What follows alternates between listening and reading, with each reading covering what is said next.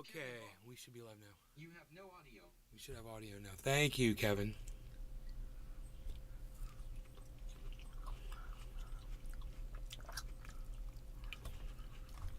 We good? You guys hear me now?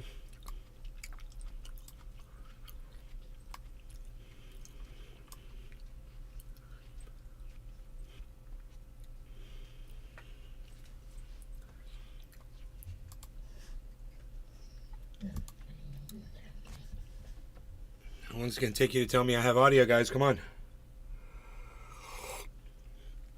It should only take a second. Okay, Nate, we can hear you fine. No, there we go. Thank you, Enoch. Sounds good. I was wondering what's taking so long. Okay, cool. Making sure we're okay here, Chili man. dog. Chile! Chile! Okay. I can hear you now. I can hear you now. Token Tony Z is here. I've got dabs for days. I've got dabs for days. Right here. So yeah, I did a little work today. I got some more things done. I put up this insulation for my Jeep on the dashboard, a carpeting. It's like a dash cover, but I made it myself, and it's really cheap and dumb, but it really works good. And it's even though it's cheap and dumb, it fits really good, and it doesn't look that bad. My hands full, LOL. Considering what it is, just a piece of carpet. But I could have done a better job, and I could have made it more. I could have fitted it better, and that can all be done in the future when if I feel like doing stuff. But for now, what I got, it's actually great. It does exactly what I need it to do. This is my dashboard cover. It's just a big piece of carpet, but you can see it's cut out. It's got a cutout down there by my feet where the brake and the accelerator are. There's a rectangle down in the middle. That's for my fans that blow out. The big square next to the steering wheel, that's my ignition and my lights and my horn. And then the round thing, that's my speedometer and my mileage and stuff. So, but what it does, besides making it look awful, it actually doesn't look that bad as far as I'm concerned. But what it really does is it keeps the heat in that comes out of that dashboard. And boy, oh boy, what a difference, man. It makes it so much nicer. So, yeah, I'll probably do a little fitting and nipping and tucking here and there, whatever. Cutting and trimming and making things look really nice and professional, eventually. But for right now, it serves a very utilitarian, basic need. And boy, it does it perfectly, man. It does exactly what it needs to do, So I'm really happy with it. Here it is from another angle. Just a little bit. Caleb Sliger. How goes it, Nay? Hey, man, it's going good. I'm just showing everybody my dashboard cover that I made for my Jeep. You guys can see it's that on the right side there. That's just the window covering going over it, but it's actually a straight line over there too. The windows cover it up a little bit, but it's actually a straight. I tried different configurations and things, but this one seems to be my favorite so far. And it's bolted in, and it's Velcroed along the top. See that top edge nice and smooth up against the window? That's all Velcroed down. And then there's bolts. The screws that hold the dashboard in, I pulled them out, poked holes through the carpet, and used those screws to fasten the thing in. I'm all proud. Look at the smile on my face. I'm all proud of myself. I might go over to my girlfriend's house later and show her.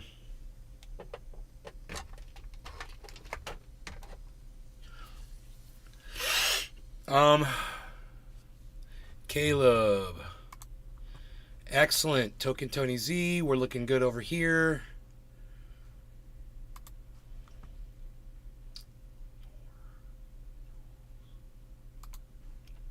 It was literally the changes in latitudes that killed Jimmy Buffet. Buffet. Good afternoon, Nay. Token Tony Z. Can't hear you. Token Tony Z. Can hear you now. Token Tony Z. May 5th. May 5th, she says. Okay, that's funny.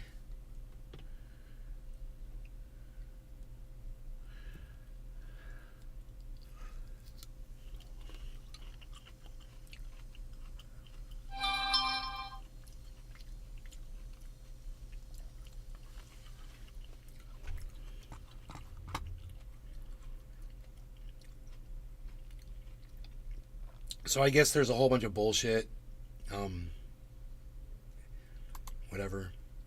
Like they said, the locals are saying it. Perhaps if they were Ukraine, they get that money and Echkatl and help right away. It's obvious. Like I said, this is a Fucking, I don't even want to watch this.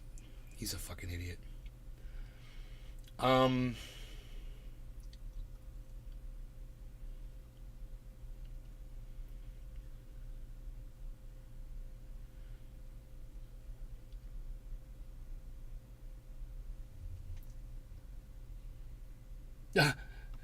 Ron DeSantis pledges to invade Mexico. That's fucking funny.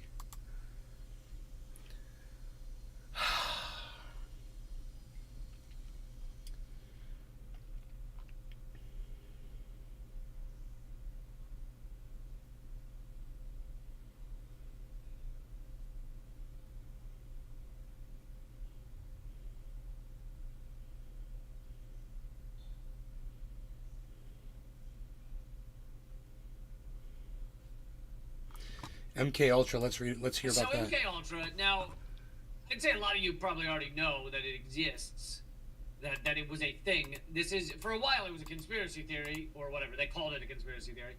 Whereas we now have documents. They've been, many of them been declassified. Truth has come out, and most people now understand that this is not a theory. This is absolutely real. But Kit Clarenberg over at Mint Press has revealed new files, declassified, revealing MK Ultra's terrifying reach, ethnic bioweapons, mind control, and disturbing experiments. In a groundbreaking investigation, renowned anthropologist Orasanmi Burton has blown the lid off a dark chapter in CIA history. Classified agency files recently obtained through the Freedom of Information Act expose shocking ties between the infamous MK Ultra program and nightmarish experiments on prisoners of color within the United States. The findings expose MK Ultra's sinister mission to develop psychological warfare and behavioral manipulation tactics specifically aimed at people of color under the guise of counterinsurgency. Among the most haunting questions is whether the agency actively pursued a race-specified mind control weapon. Because, you know, most people have known about MK Ultra, but the belief before now has always been that, well, maybe more black people got tested on, but without their knowledge, but that was just because the CIA and others were going to prisons, and since we have a racist criminal justice system, there are more black people in prisons, so you end up testing more black people. That was the belief until now, but that seems to not be accurate. Of the many medical research facilities... You just said Ron DeSantis dropped out? No, I didn't see that. I don't see that anywhere. Where did you see that? It's nowhere in the news, bro.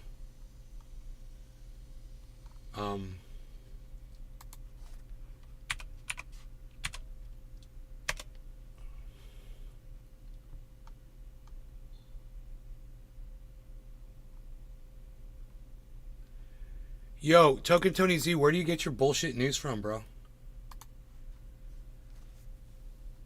The freaking Oracle. Changes in latitude. Yeah, changes in latitude killed Jimmy Buffett. Give a speech on Twitter? You saw him give a speech on Twitter.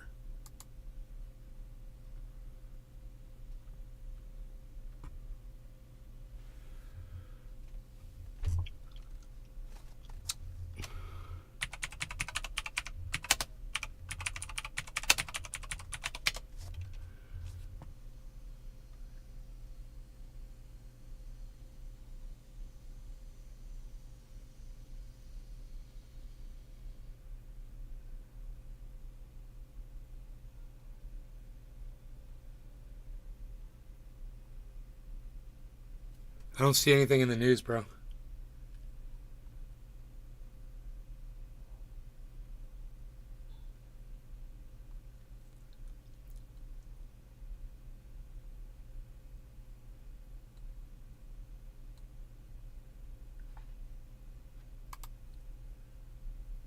Yo, Therapy Range, what's up, brother?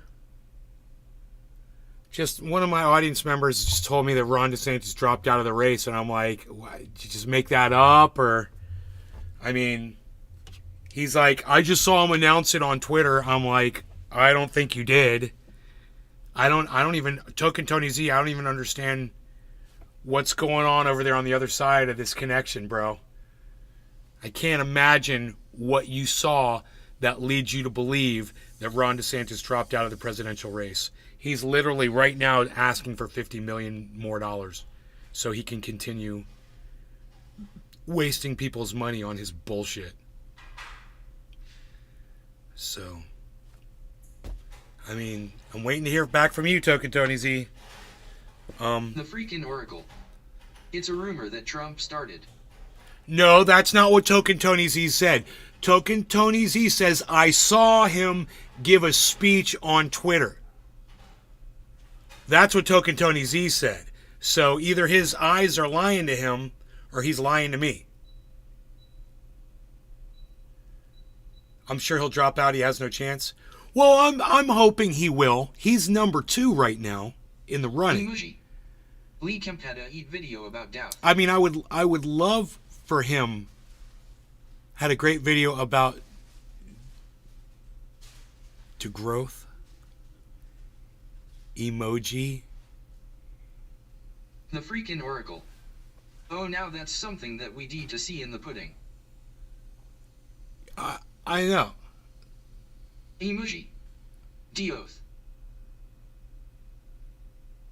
Yeah, I know what you're trying to say there. Degrowth. Like you have a growth on, like a growth you need to have removed.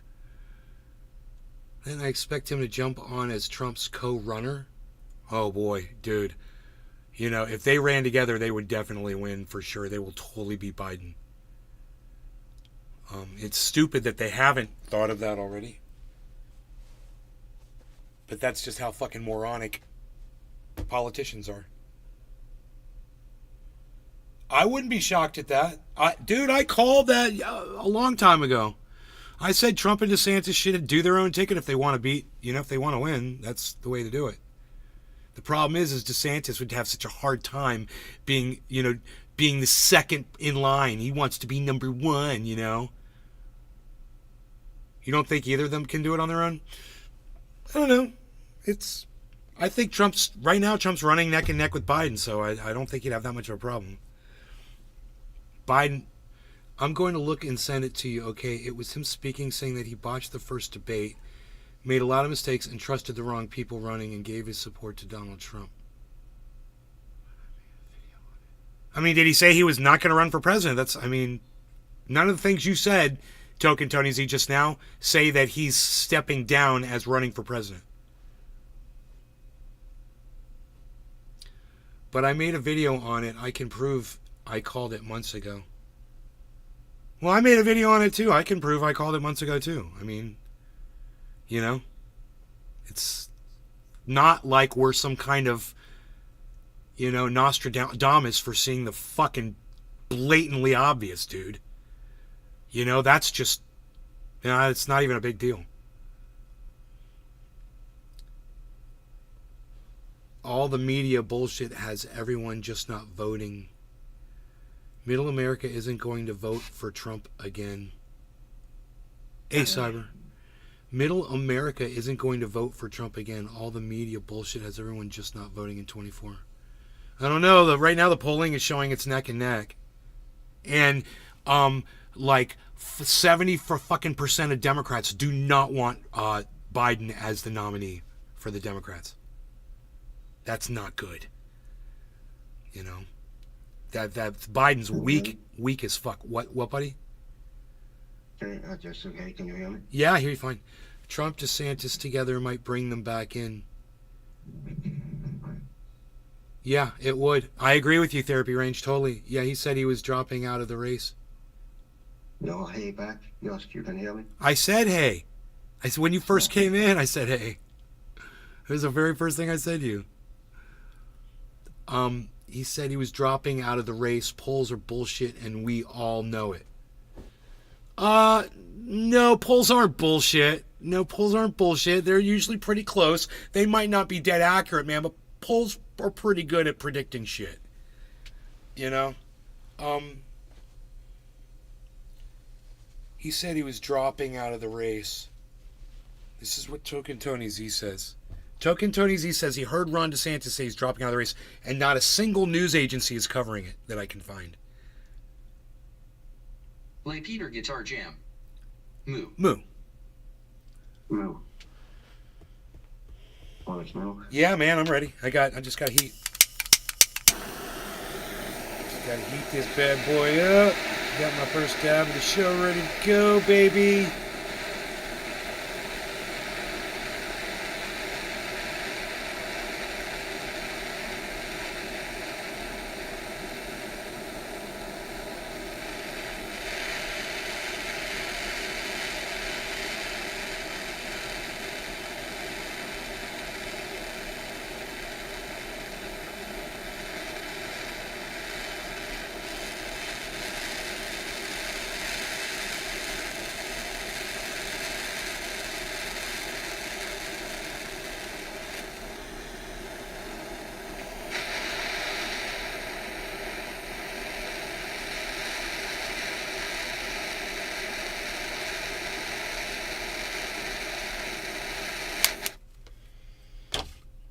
Okay.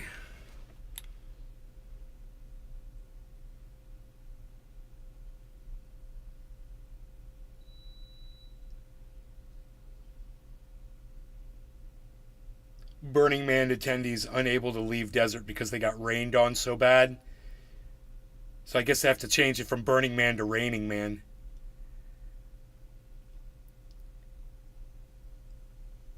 I could create a poll and only ask people who agree with me, and the outcome will be what I want it to be. Therapy, that's not how most polls are run, though, dude. You know that. Are you just going to play dumb about polls, bro? Come on, man.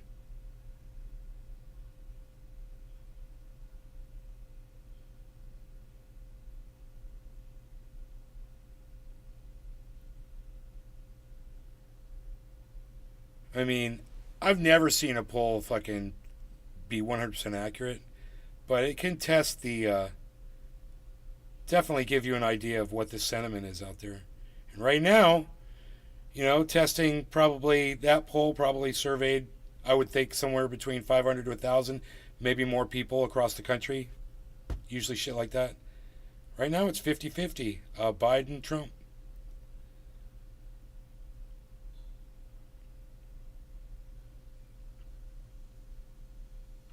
So I don't think Trump's going to have a hard time. I don't think he needs DeSantis, and I think he knows that.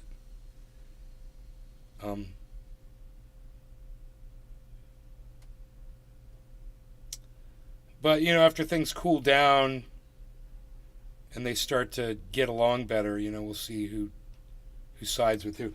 All right, cheers, Cyber. No law regarding cannabis, everybody. Cheers. Cheers. Cheers, everybody.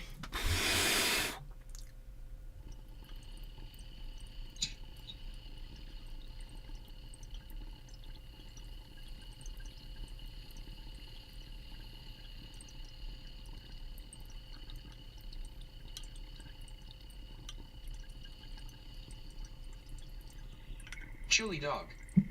Cheers.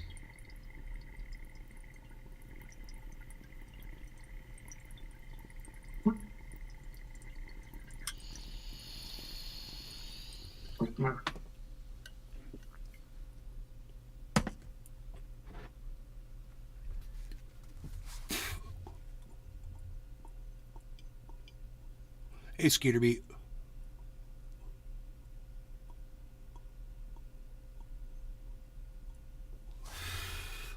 Hello, everybody on the Rumble. What's up, guys?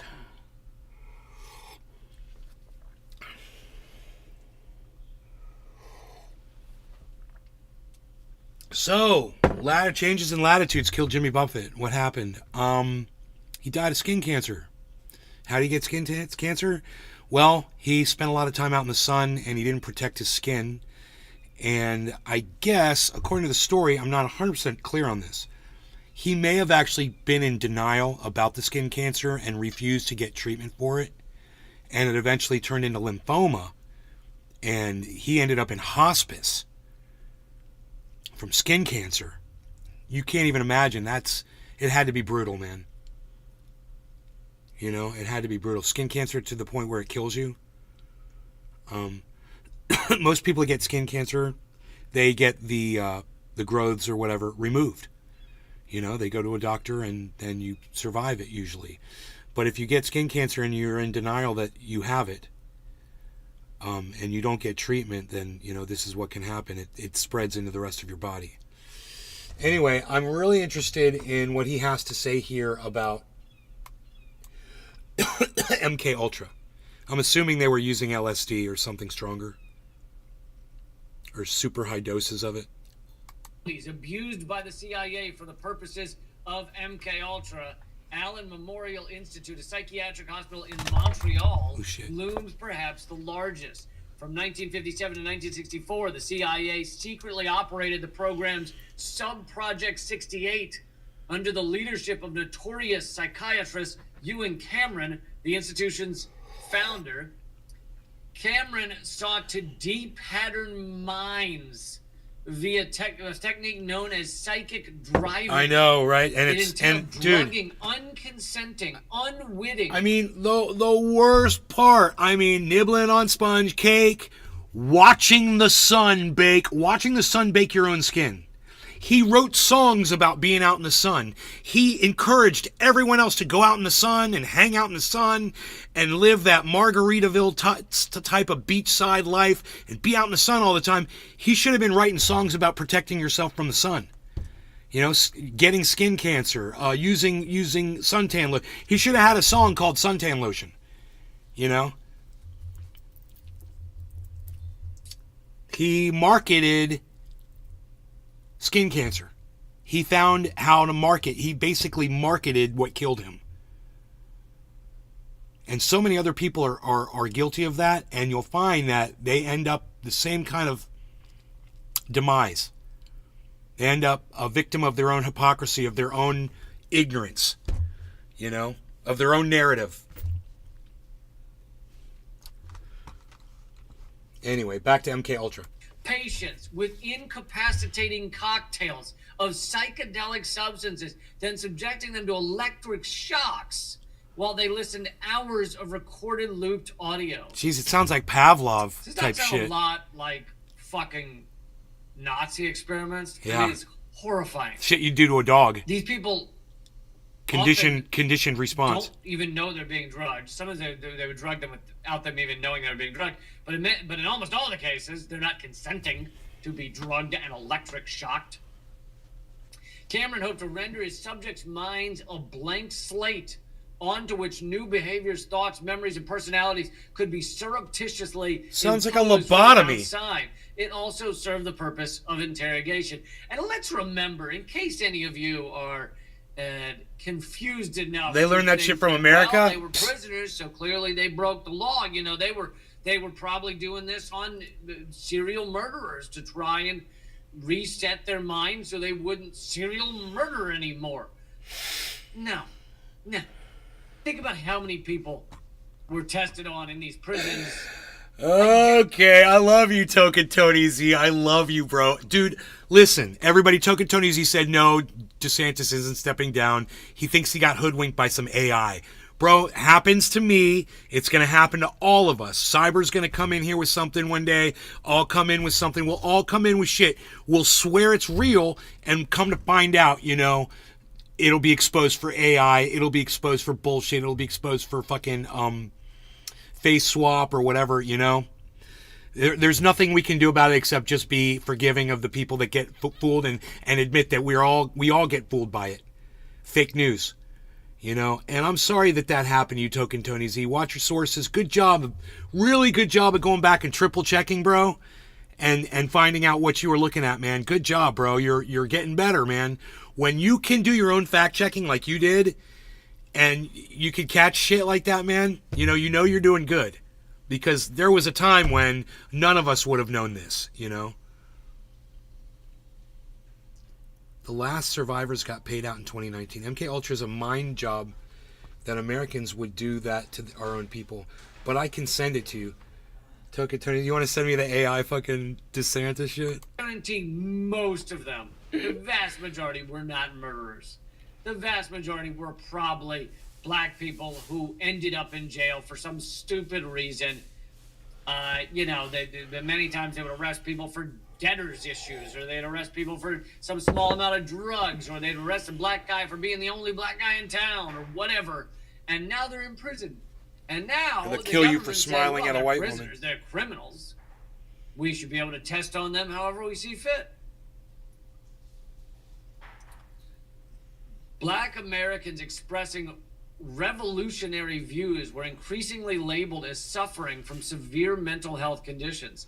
Psychiatrist Jonathan Metzl's groundbreaking work, The Protest Psychosis, uncovered how medical research articles began portraying Negro men as having a uniquely dangerous form of schizophrenia. Dude, MK Ultra wasn't using psychedelics. They were using fucking. It was LSD, right? It looks like they were using electroshock therapy and Pavlov style. According to what Lee just said, they were doing electroshock therapy. Everything I heard about MK also was that they dosed people with high amounts of LSD. I know, me too. And it doesn't seem like they were doing that. It seems like that was a bullshit narrative. Isn't that funny? Because this is documents released by the government regarding that program. And yeah, but haven't they also released governments where they clearly state they used LSD? I saw Jacob's Ladder, which was a movie. You know, I saw movies that glorified shit and talked about it, but I never saw an actual interview of a victim or a soldier or anything, and I never actually saw a study from the government that said it. I've just assumed it from all of the folk type, stories, around it. It's got like a cult type following to this. And, if it was psychedelics, I don't think he's mentioned it yet. Compared to their white counterparts. I Isn't mean, it why amazing couldn't how they use a racism mix of becomes both? science? No, they could have. I mean, I'm sure, but maybe they weren't just doing it in that. Maybe this guy, this scientist, wasn't into psychedelics. Maybe he was into shock therapy. I don't know. Yeah. How you go, well, I've done all the research and I've found that the black folks are schizophrenic while the white folks are just, There you go. There is Lee Camp doing the exact same thing that Billy Ballantyne did the other night on my show that we all got in trouble for. He's playing in character and he's acting like a racist piece of shit and he's talking like a racist would talk. It doesn't mean that he's racist.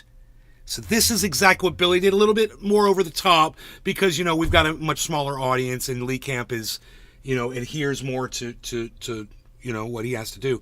But at the same time, man, this is all Billy was doing, man. He was just trying to play a character. It's like you could have a black person and a white person arrested for the same thing. One of them is diagnosed as schizophrenic simply for being black. And the other person is just, they were having a tough time. The implications from the implications from the DSM that shifted how they viewed black people. The implications were profound. Civil rights activists daring to resist were at risk of being diagnosed and institutionalized. Prisoners refusing to bend to oppressive jail regimes could be conveniently labeled as criminally insane. Think about that. All you do is you get arrested for basically being an activist, for protesting, right? People get arrested for that all the time. Protesting a war machine that at this time was involved in Vietnam, killing all the millions of Vietnamese, involved in the Korean War, killing millions of Koreans. And you protest that. You say, this is wrong. I'm standing up against it. Then they arrest you for the protest. Then you're in prison and you talk back. I don't want to stand in, I'm not standing straight enough for you. Like all that bullshit, you start becoming a problem prisoner. And now you could be labeled as criminally insane by psychiatrists. That'll get you a lobotomy. Medicine and science is used as a fucking mask over just racism and control. just Hey, Tula. outright control is masked as Tula, if I sleep on my right side, my arm will be numb for the first 15 minutes I get out of bed. But if I go into the bathroom and take my hair dryer, because I have tennis elbow and it aggravates it, and I just get this hot right here in my elbow joint and the bicep, that pain goes away pretty quick. Or if I rub triage oil on it. I'm sorry that you should be able to make a joke and not be a racist for it. I didn't make the joke. I didn't even fucking make the joke. I would never say something like that. I know better. Billy's way more over the top than me, man. He just is. He walks that fine line, you know, and I don't do that shit. You know?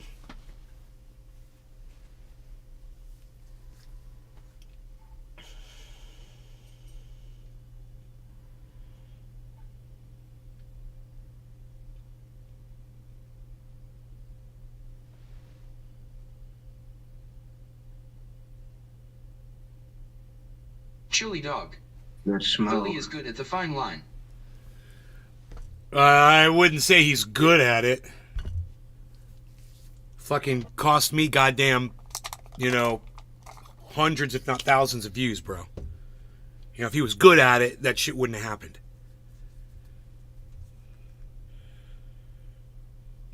But his friendship to me is fucking worth it.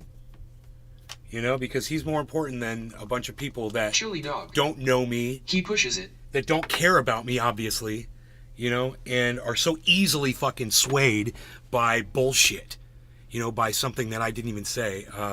I'd rather be friends with Billy. One good friend keeping it real, you know, means a lot. He keeps it fucking real, dude.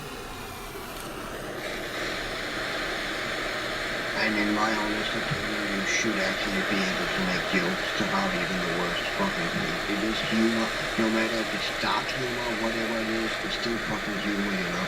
Yeah. I mean, some of those things I have been through in my life, that I fucking joke about it, still doing it to this day. That's the only fucking way I can get through it, you know? If you are all that fucking self-important and shit, you're just gonna be a miserable fucking human being, you know? In my opinion. That's exactly what Therapy and Token Tony Z were just saying in the Rumble chat. They said, seems people have forgotten about humor. Everybody needs to laugh a little more. I totally agree with you. Everybody so damn serious. Yeah. I mean, looking back, all that, just look back fucking 15, 20 years, all that jokes and shit that was allowed on TV and shit. You get fucking banned for that now on social media if you just fucking mention it and shit. I don't fucking get it, man. How we can turn around 180 degrees and fucking be so fucking nothing is basically allowed no more, man. It's fucking wild.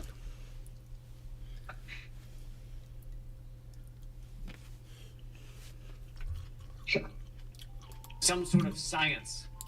In 1990, Dr. Douglas Lipton, director of the Narcotic and Drug Research Institute, exposed Danamora's chilling mission, that's another doctor, chilling mission to obliterate inmates' identities and mold them into obedient pawns. In testimony to Congress, he laid bare the devastating efficacy of these efforts, which left an indelible mark on the lives of those they ensnared. Assembling a group of 50 of the most troubled souls, described by Dr. Lipton as the worst group you had ever seen, the Allen team subjected them to a year of MK-Ultra torture. The torment they endured stripped them down to their very cores, leaving them vulnerable to re-socialization attempts bordering on mind-altering manipulation. What it does is take you back to a kind of kindergarten level and then brings you back up. Basically, they were torturing people to the level that their minds were mush.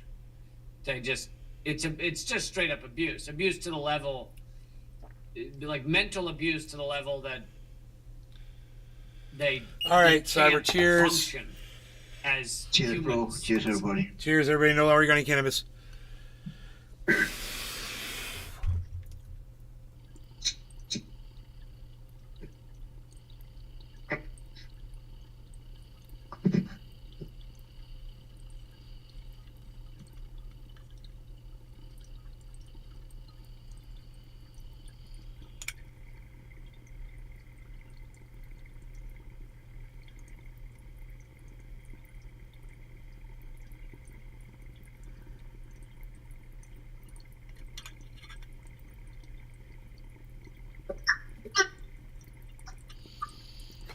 Somebody came in here yesterday or 2 days ago and said, Nay doesn't believe in God. No, Nay hates God.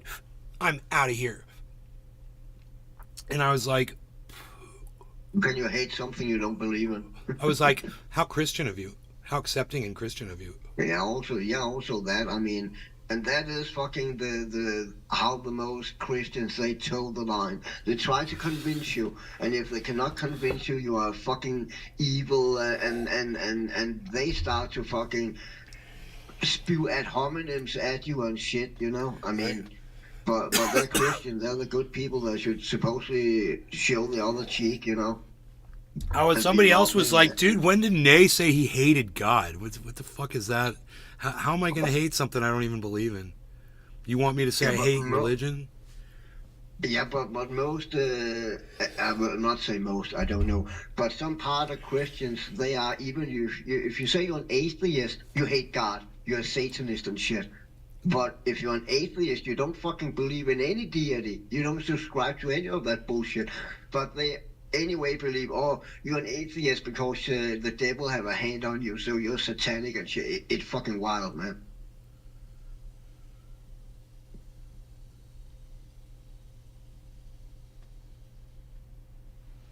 You love God, but you can't stand religion as an institution. But religion is what tells you that God exists, right? Society anymore. Really turning them back to children by just fucking destroying them. And this was our government. And they were doing it without the American... The Pope's the devil, Sea Sprite. What's up, Sea Sprite? Even if the American people had voted for this, I you know... Comedy's dead, love my rice pillow, cheap heat therapy. You know, so some people put a lot of price on, like, they do it without Americans' consent. Yes, that's wrong. Also, if they had consent, I still wouldn't have... We voted that you should be able to shock black people into fucking oblivion and erase their minds. We voted for that. It was 61% to 49%, so I think it's fine. No, I don't care whether we voted for it or not. But obviously. Lee is doing stand-up tonight on Zoom for $5. I don't know what time. Huh. That's good, man. Because fuck COVID. He can still make you laugh from, wherever he is and wherever you are. I mean, we make each other laugh all day on the internet.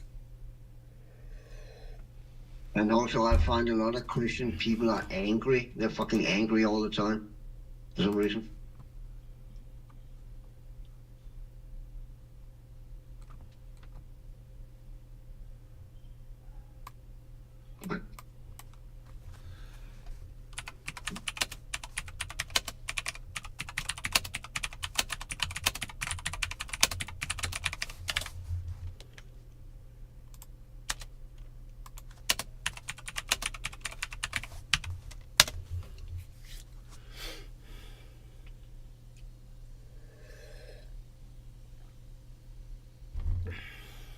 Dude, people take my shit on here seriously, like I'm,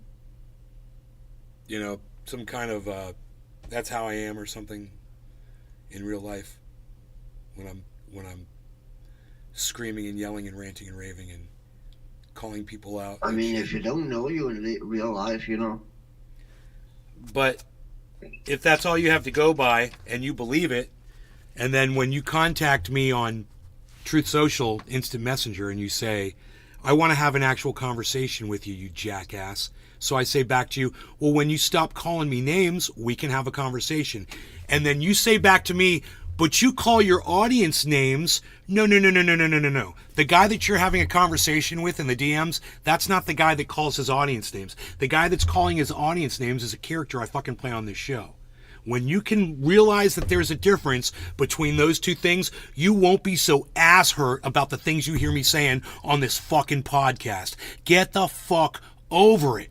Jesus fucking Christ, man. It's like you think I actually want to have a conversation with you? And all you can do is sit there and call me fucking names in private messaging? Come on my show, you fucking cunt. Come on my fucking show and let's have it out, man. Let's fucking have come on my show and let's have fucking free and open discussion.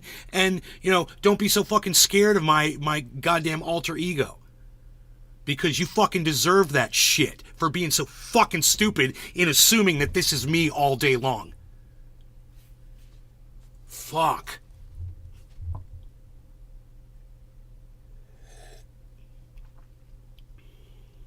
Testify token.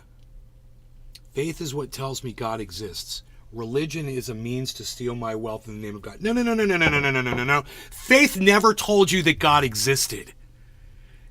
Faith was that thing that when you put your hand on a burner the first time and you burned your hand, and the next time you saw it was orange, you had faith in knowing that that fucker was going to burn you again, and you didn't fucking put your hand on it. That's faith.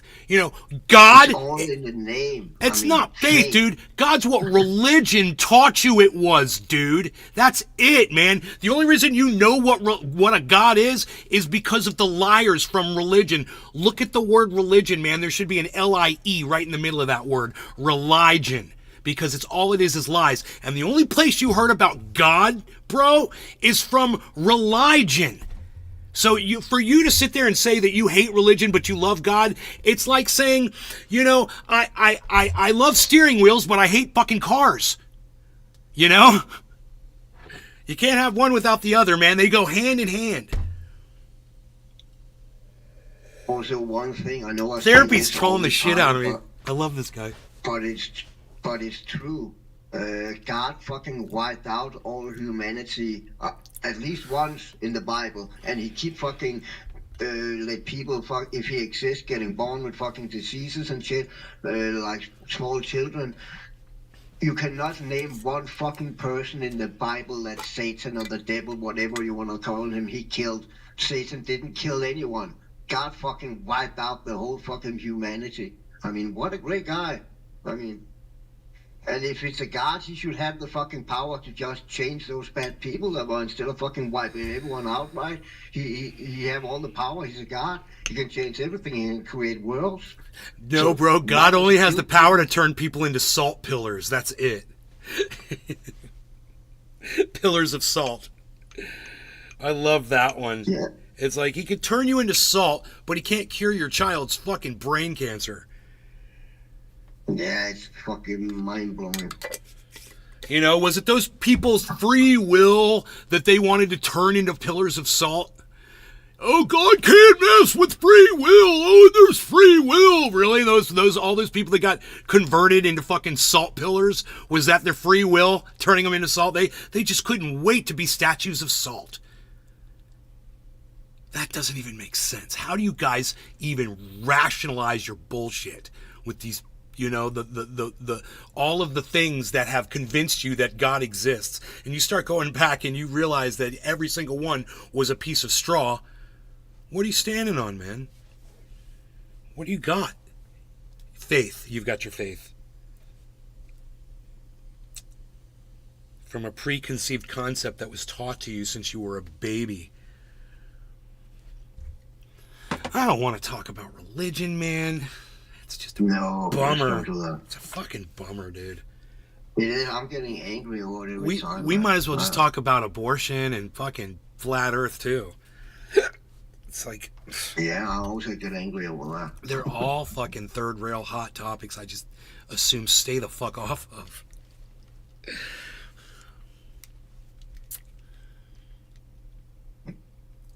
It's a shame that people are that naive. Flat Earth. What's flat Earth, dude? I proved that the Earth was round. I literally did my own experiment. I came up with like my own fucking experiment to prove that the Earth was round. You want to hear it? It's so fucking cool. It's up on my channels and shit. It's on my Twitter too. It's a little video, and when I used to live in California, I would see the sun would hit the tops of the trees, the very tips of the trees, because I had like 150-foot trees in my yard. So the very, very top of the tree would light up, but then the rest of the tree was still in the dark, still in the shadows. Religion is humanity's way of coping with servitude. Christianity is for slaves. The literal meaning of life is whatever you are doing that prevents you from killing yourself. Albert Camus. It's a very interesting quote. Thank you for sharing that, Miss Anthropic and Out of Coffee. So I made a video and I said, you see the sunlight hitting the tops of the trees. I said, the reason why it's not hitting the rest of the trees is because the curvature of the earth is covering up the rest of the tree. And you know, not a single flat earther could debunk what I said. I put it on my Facebook, I put it on YouTube, I put it on Twitter. Not a single flat earther. I even showed my friend Daniel, who's a flat earther. Friend of mine. Good guy. I was like, bro, explain this. And do you know what his answer is? That's not how light works. And I go, yes, that's exactly how light works. And I go, I can prove how light works. And he's like, how? I took a styrofoam ball, right? And I stuck a toothpick in it, and I took a flashlight. And I showed him as I raised the flashlight up, you could only see the tip of the toothpick. Right? I go, this is the same concept at a different level. I said, but it's the same concept. You've got an object on a ball, and as the light is exposed from this angle, you can only see the top of the toothpick sticking out of the globe, right? And then as the light comes up, the light moves down the toothpick or the trees. As that, and there's a flat earther. If you tell them that, they will not have a response. Usually they've got a response for everything. It's stupid. It will be refraction, bro. Yeah, refraction. That's the way light works. You don't know how light works or whatever. But I'm like, that's exactly how it works. The most common debunk will be refraction, because most people don't really understand refraction, because it is actually quite complicated. But it is fucking refraction, and everything you see is refracted. Even the hand you hold out in front of your face that's 1 feet or 2 feet away from you, that is refracted. You don't actually see the hand in the exact position where it is, because you see it through a medium and the lights get refracted. Everything get fucking refracted. And how are people able to hit a bullseye target with like a dart or a bullet if they're not seeing?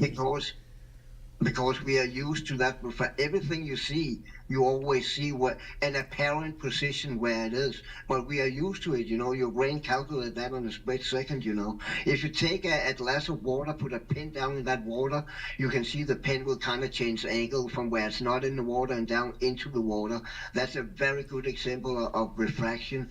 If you have an aquarium, where there's only water in it, and you take a laser light and flash it in through one end of the aquarium, the laser beam will bend in the water. It will literally bend in the water. You see it bending. That's also refraction. And everything does that. Air is a medium. Everything going through the medium will get refraction. It's just a matter of how severe that refraction is, but there's always a refraction. Where you see the sun in the sky is not where the sun is at all. It's in that area, but the sun is never where you see it is, because it gets refracted through the atmosphere, through the medium of the air and shit. So, yeah. Agree to disagree. I'm joking. Like a flat earther. Agree to disagree with that. And actually, a really good example of the curvature of the Earth and how things refract.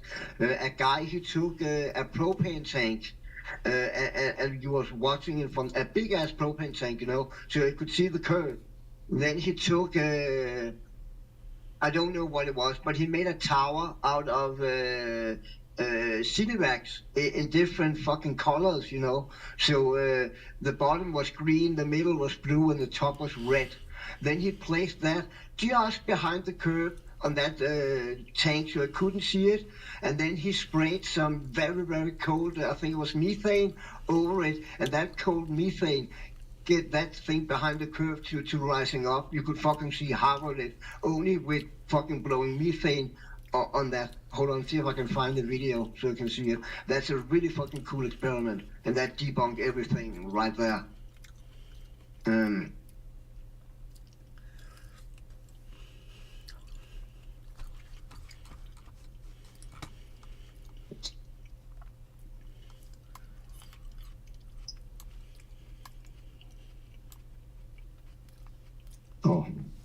Therapy Range wants us to talk about Flat Earth. It's so funny.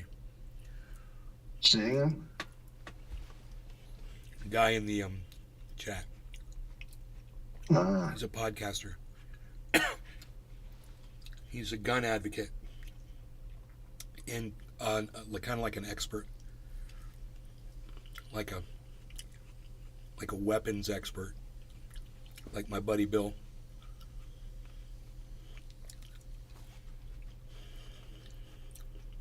This other guy's friend of his, Justin, he's into him as well. He says he buys like a gun every week. Bonsai House. oh wow. Jimmy Buffet's dead? Damn it. I was gonna eat the bottomless pasta salad. It's funny because he said buffet. Eating. Hold on, hold on. I'm like 3 minutes out, 4 minutes out.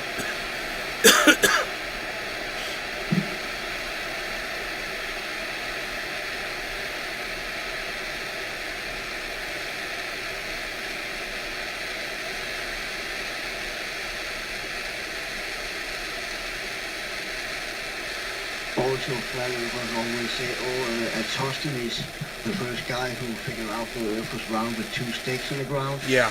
Oh, you cannot do that. And Neil deGrasse Tyson even said you cannot use that experiment. The problem is, Neil deGrasse Tyson said that, but he also said if you use just as much as 3 stakes, you can no longer debunk it. and then they always forgot to mention shit like that. They fucking cherry pick like fucking everything they cherry pick.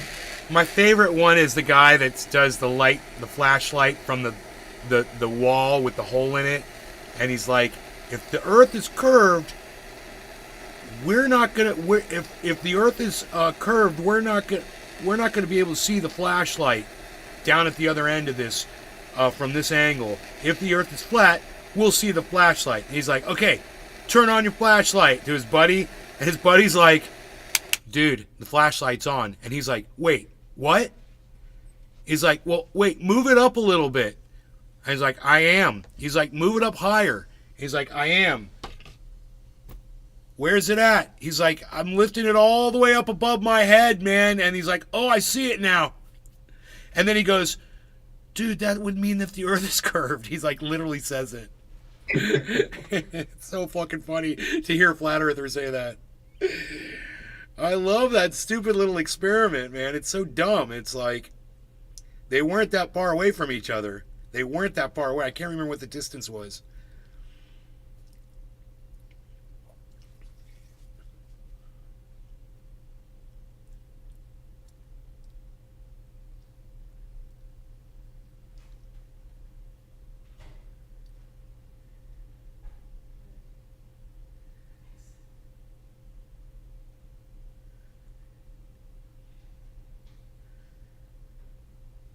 Do you know anybody that can prove the Bible is right? What are you talking about? Sea Sprite says, so the Bible is wrong. Oh, I see what you're talking. You're responding to them. So the Bible is wrong. Funny, a lot of Bible truths are happening.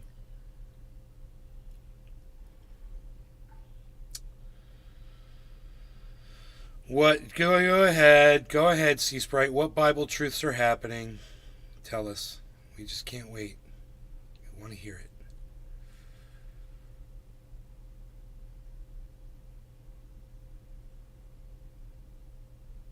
Bonsai House. I was shown with simple binoculars on the beach by my uncle when I was 6. We watched ships disappear. It was like 12 miles or some shit. Tony Z says those can be applied to anything. Here we go again, Therapy Range. Therapy, you're happy. Alright, I'm good. Cyber, are you good? You packed? Yeah, I'm back. No law regarding cannabis. Cheers, Cyber. Cheers, everybody. OG Kush this time. Cheers, everyone. From the big gym camp.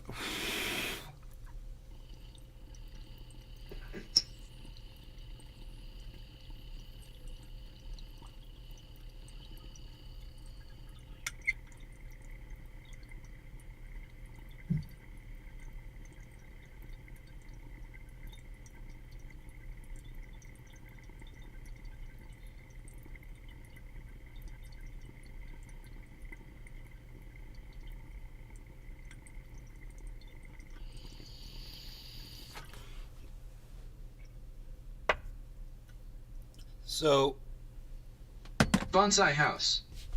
Bible truths? That's like saying vegan meat. Ha ha ha ha ha ha.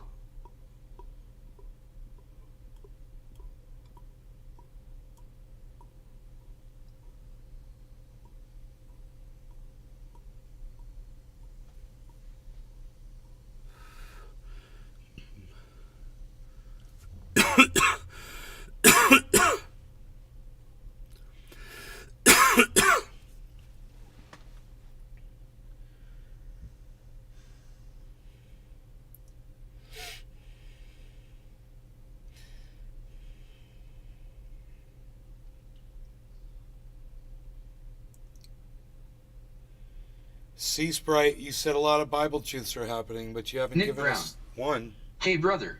Went fishing today. Ah, hope you had a good day. Well, even a bad day fishing is better than a good day at work.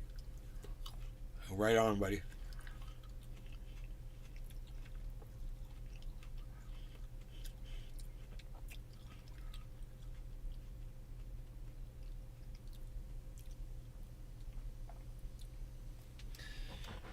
Got my Beazle in front of me here. Beazle. My Beazle. Sea Sprite. Bonsai house. What Bible truth? One Bible truth that's coming through is water into wine. I used yeast. Pretty cool. You know, I got grapes that are turning into wine. Right here. I threw one out the window on this show. Actually, it tasted like wine. I didn't even bother saying anything about it. It's happened enough times now. They literally ferment.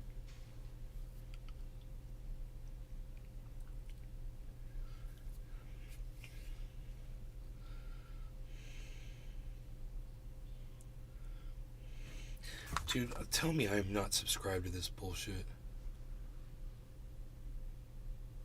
I wish I could block channels on Rumble so I don't have to see their fucking... You cannot block channels on Rumble? I don't think so.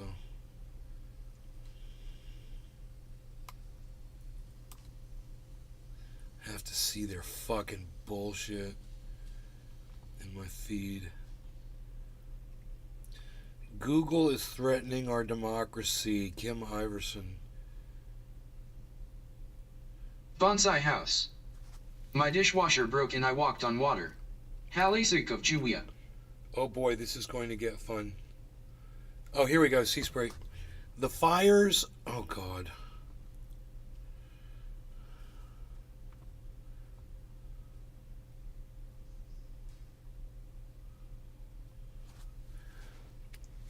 Look,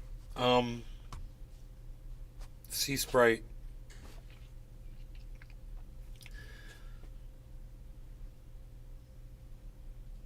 The fires are from climate change, not because the Bible predicted it. And people turning against God. There've always been people against God. God's people being killed for their religion. Where? Where are God's people being killed for their religion? Sea Sprite. What are you talking about? I see more religious people who kill in God's name because they want to turn people around, you know, all the holy wars, you know, all the jihads. So, kind of more proof of that. Yeah, I've seen a lot of Christians kill people, right? Yeah, so Yep. I've seen a lot of Christians kill people. It's funny, when you go into graveyards from military and shit, you see how many crosses you see from all the Christians that are killing each other? Crazy, right? Bonsai house. Emma dump a box of toads off the roof of a church at high noon. They're gonna shit themselves. China? What, was China used to be Christian or something? I didn't know when was China Christian, Cyber? Since they used, I don't know what, I just know since the CCP took over, they outbanned all religion. They shut down all the temples and churches and shit, and you're not allowed to be religious in China. You are allowed to be, there's some place you're allowed to be Muslim and Christian, but they are under certain rules where you basically are not a Christian or Muslim anymore, you know. So show me where the prediction is in the Bible that says all this. That's what I want to see. Do I even watch world news?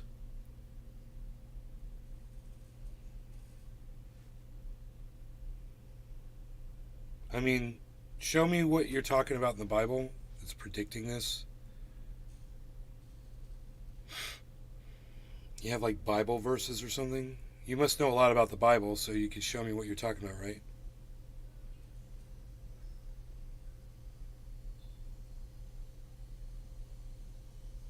Did the Bible make predictions? Like Armageddon or some shit?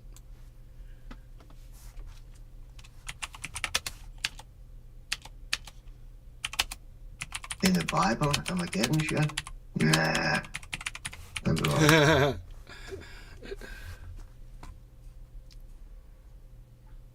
Bonsai House. The Chinese government officially recognizes 5 zones: Jiao, Buddhism, Catholicism, Yeah. Islam, Protestantism, Predictions and of Taoism. But Chinese apocalyptic communism events. does not condone religion. Predictions of apocalyptic events that would result in the extinction of humanity. Yeah, well, that's happening. A collapse of civilization. Yeah, but civilizations always collapse. Or the destruction of the planet have been made since at least the beginning of the Common Era. Most predictions are related to Abrahamic religions, often standing for or similar to the eschatological events described in their scriptures. Christian predictions typically refer to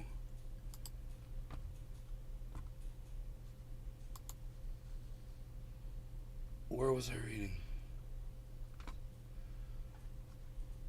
This is just some fucking bullshit.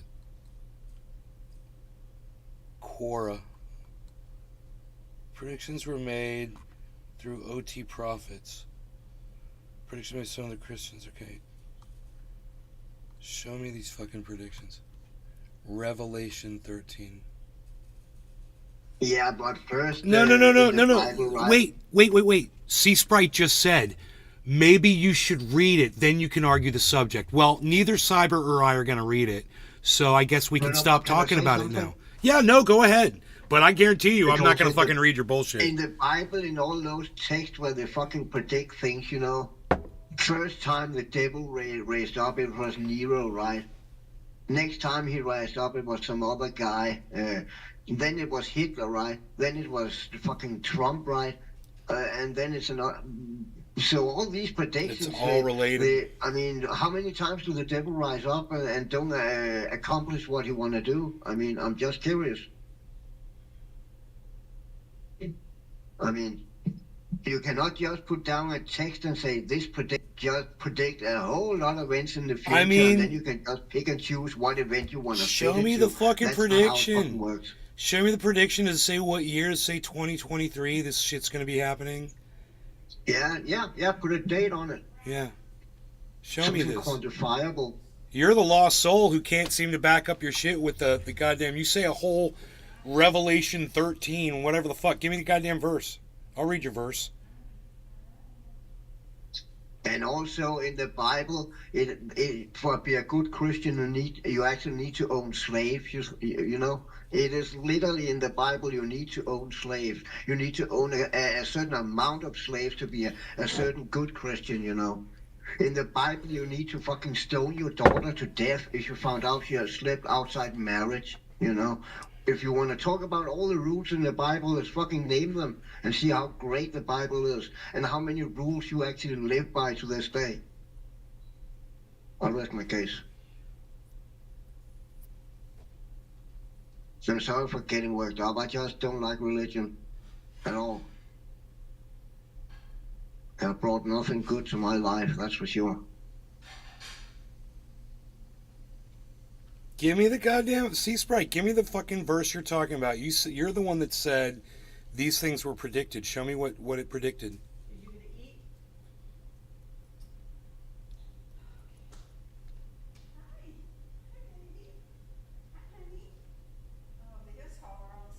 And I'm not angry at you, C-Sprite. Sorry for fucking yelling. I didn't mean. I just worked up a little bit.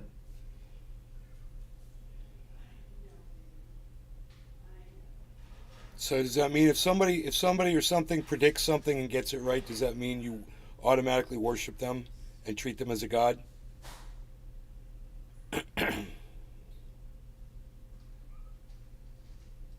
Now I know why you watch my show and you love my shit. Because I predict shit and I get it right all the time. So I'm just as powerful as your Bible is. Nay, it's a fucking deity. Nostradamus.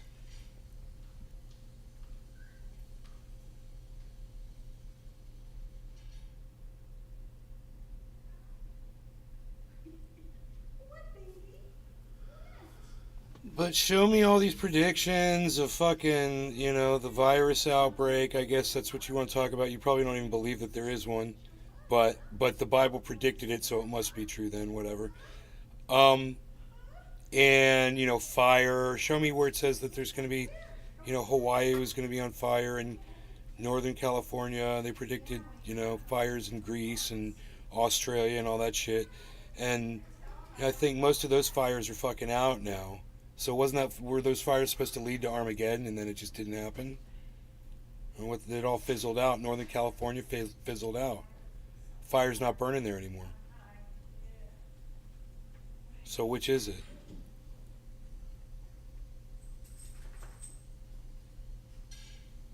I mean, if you're familiar with people that do like fortune telling or anyone who do cold readings. Yeah, Bonsai house. Magic type. Big difference between logical predictions and spiritual predictions. One uses realism to predict common sense outcomes and the other is bullshit. I mean, they said there were going to be fires and disease and famine and humankind was going to go extinct. Okay, so is that proof that Jesus died for your sins? Is that how it works? Because they got their predictions right? Because, if the Bible did predict all this shit, is that supposed to mean that I'm supposed to start believing in it, in the whole goddamn thing and become a Christian? And you kind of have to be a narcissistic God if you're only gonna save the people that believe in you. I'm only gonna save the people that worship me. If you don't fucking do everything I say and worship me, live by my rules, your life is forfeit. I mean, Jesus fucking Christ, dude.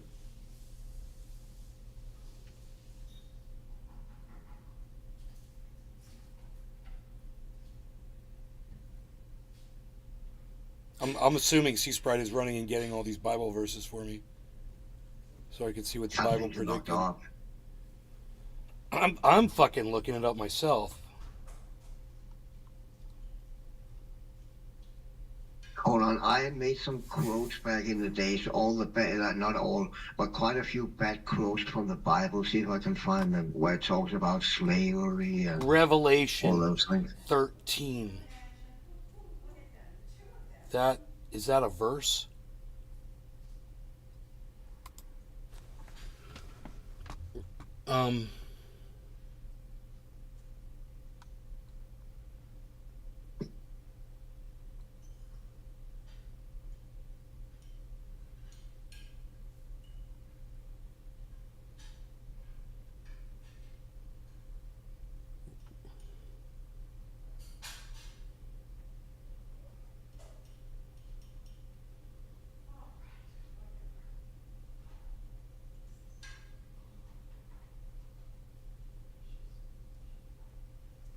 This is an interesting one. Listen to this.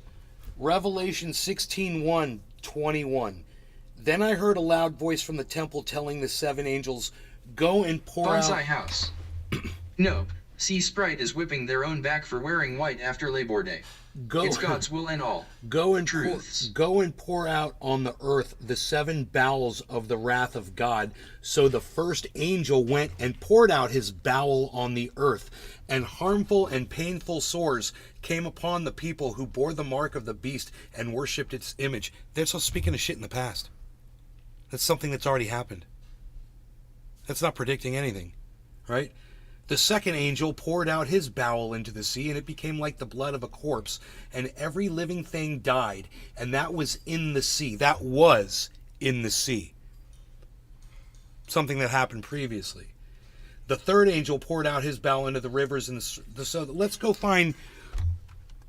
They became blood, and I heard the angel in charge of the water say, "Just are you, O Holy One, who is and who was for you brought these judgments. Past tense. So Revelation, here it is, Revelation 13. Here it is.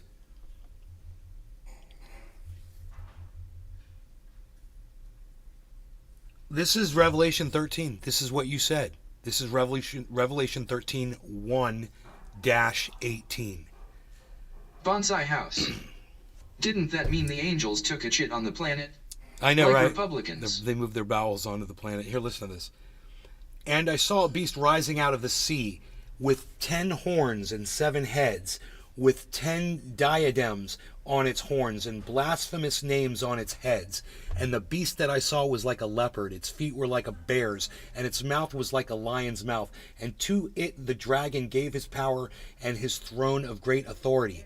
And one of its heads seemed to have a mortal wound, but its mortal wound was healed. And the whole earth marveled as they followed the beast, and they worshipped the dragon, for he had given his authority to the beast. And they worshipped the beast, saying, "Who is like the beast, and who can fight against it?" And the beast was given a mouth uttering haughty and blasphemous words, and it was allowed to exercise authority for 42 months. Past tense, Revelation. There must be something else in Revelation 13, so let's find it.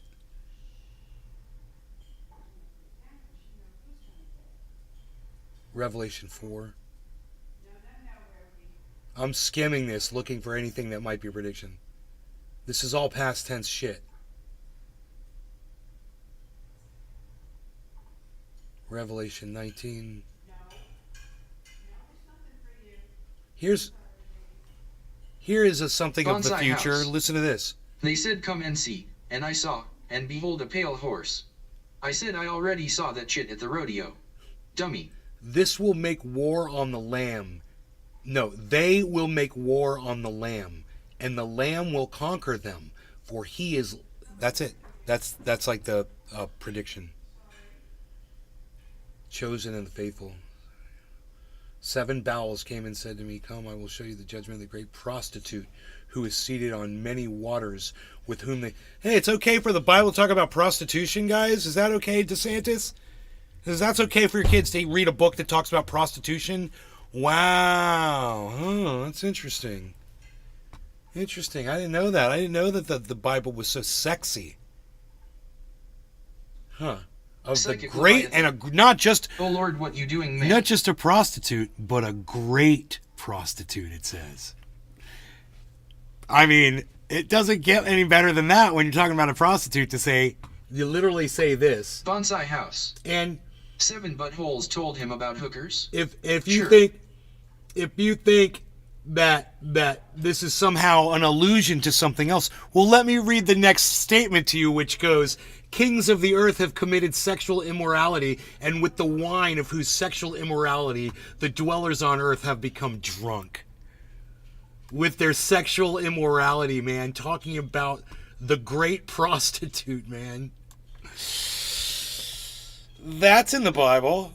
That's Revelation 17. You told me to look up Revelation. There you go. What kind of garbage is this? It's filth.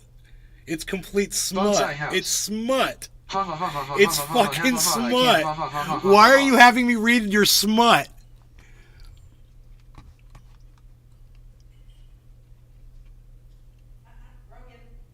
You think Sea Sprite left? Yeah, I think he did. I think Sea Sprite's a woman. Oh, Yeah. she probably think we are Satanists and shit.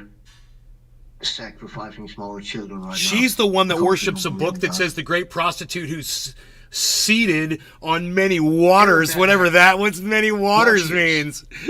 The prostitute who's seated on many waters, with whom the kings of the earth have committed sexual immorality, and with the wine of whose sexual immorality the dwellers on earth have become drunk.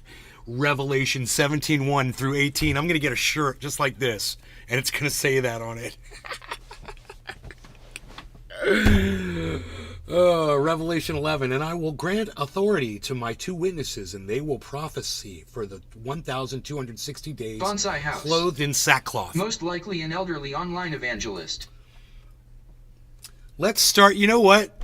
Let's start a new bit on here. Let's call it Bible translations with Nay in the garden, where I read and translate for you what they're really trying to say here. See, it says, then one of the 7 angels who had the 7 bowels came and said to me, come, I will show you the judgment of the great prostitute. You know, the 7 bowels, because that prostitute, she gets Bonsai some house. big bucks. Yes. It takes it up the butt. It says right there, had 7 bowels. Bonsai house. I want in on that. Oh, then one of the 7 angels who had the 7 bowels came and said to me, come, come. This is very sexy. Come. I will show you the judgment. I will show you the judgment of the great prostitute who is seated on many waters. I take that judgment. You guys, it's Revelation 17:1-18. Everyone should know that the Bible says this. Bonsai house. It's the One angel someone with tells 7 me to look up buttholes, Revelation, and 7 bowels dude, I'm would just equal 7 skimming, rectums. and I'm like, whoa, ho, beep, beep, beep. Let's back it up there, folks. Let's back it up to the 7-boweled prostitute that's seated on many waters. Oh boy, as my dabs are as well. Arafat Nakba. The Book of Madness. My dabs are seated on many waters. Well, I wonder what other sorts of filth we might uncover in this book of sexuality and filth. And murder. There's a lot of murders in the Bible. A lot of people getting killed.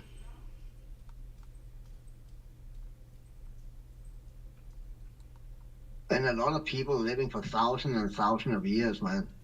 Good times back there. the 6th angel poured out its bowel. It's An bowel or angel bowl? poured bowels. It says bowl right there, bowl. Bonsai house. Chit, how's about Abraham?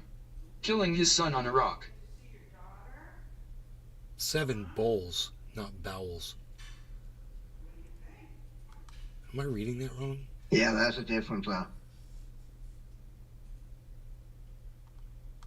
I got confused from bowels and bowls. Arafat Nakba. Hu Ishmael.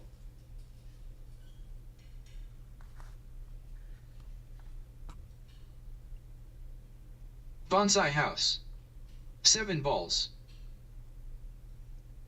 Bonsai house. 17ths. 7 bowls of what? Then one of the 7 angels who had the 7 bowls, I read this wrong, came and said to me, "Come, I will show you the judgment of the great prostitute." I read that right. Who's seated on many waters, with whom the kings of the earth have committed sexual immorality, and with the wine of whose sexual immorality the dwellers on earth have become drunk.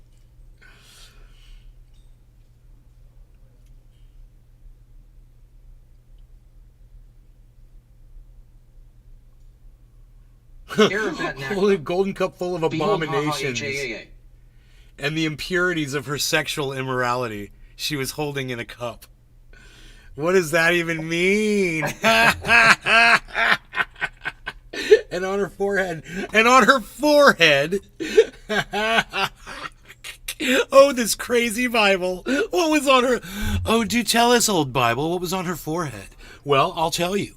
On her forehead was written a name of mystery, Babylon Bonsai the house. Great, mother of Let's prostitutes get down to brass tacks here. and of Was there a earth's number for the abominations. prostitute? Remember, we just learned I'm afraid to abominations, her.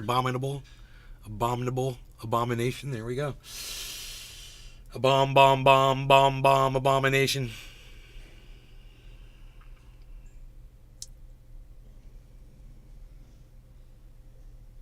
Can you believe back in the day they would use this book to demonize other books? Therapy, they're still doing it to this day. What are you talking about, bro? Somebody just came in here and tried to demonize me with this fucking book. You know? It's their weapon, you know? It's their weapon of choice. And as I looked through it, I see it's all just a bunch of jumbled garbage. It doesn't make any Trendy sense at Dick. all. There's no... 2 girls, 1 book. You totally went there. Yes, you did. All right, Revelation 11:3, and I will grant authority to my 2 witnesses. Yeah, you know, where's this Revelation?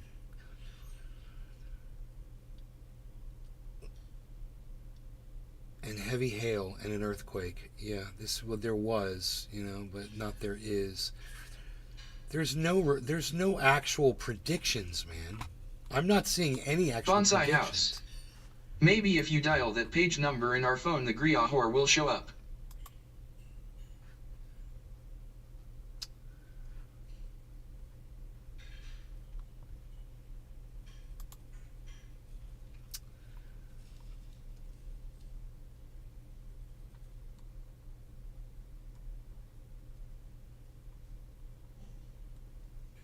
I want to see Revelations just 13. I think if I click on it, I can find it, dude. Here, wait, I got an idea. Wait, it's Revelation or Revelations? Revelation. 13. There it is.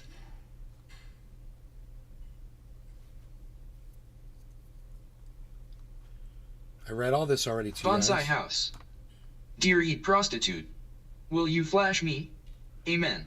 Dude, I just read 13.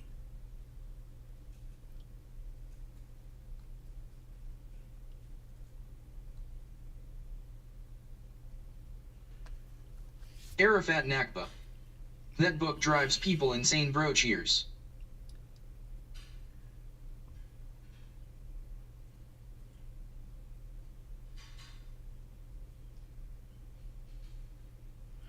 Well, I just want to see. There was nothing. I could see how you could look at it and make your own. It's just like any magician or whatever. It's so vague that you can make whatever you want out of it, right? You make whatever you want out of it. There's no dates, there's no predictions, it's just words. And if you look at those words one way, it'll mean one thing, and if you look at them another, it'll mean something else. But if you look at them with a critical eye, you'll realize that they're not really saying anything. Right. It's all just weird bullshit.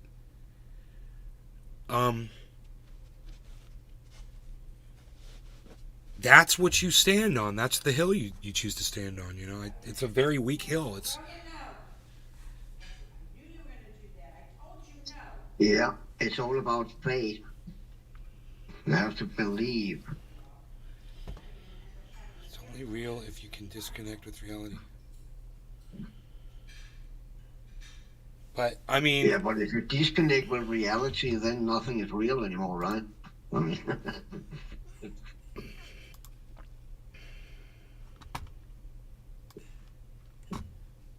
Bonsai House. You are right. Look at it one way, it's bullshit, and look at it another way, and it's horse shit. And people can, you know, use that however they want, and a priest or a preacher or someone can manipulate people with it however they want, with guilt. It's just like it's like a handbook for the suckers.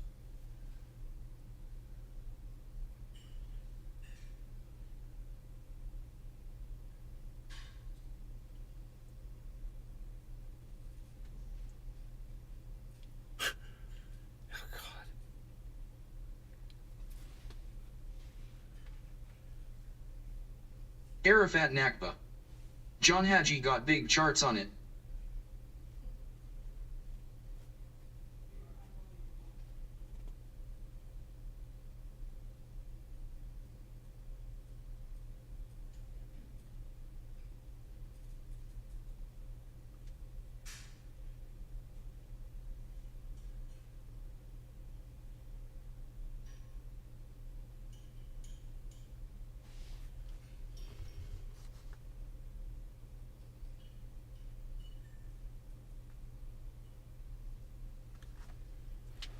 Company set to depart on 3-year cruise. Says people are so enthused that they're going to Bonsai continue House. the journey indefinitely. Yup. The whole book is a pyramid scheme. Start as a choir boy. And before you know it, you'll be the one doing the molesting. Well, Goals. after looking at that and seeing what someone said to me in here, I see it for exactly what it is. I've never really read Bible verses before. Never had a reason to.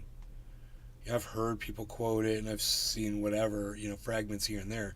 But I never really tried to read like a whole fucking paragraph of it and try to make sense of it. And I'm like, what the fuck are you getting out of this? I don't even, You need a goddamn priest or someone to explain it to you, and they could say whatever the fuck they want to you, and you're going to believe it. Just like a flat earther can be very convincing with their pseudoscience. It's magic.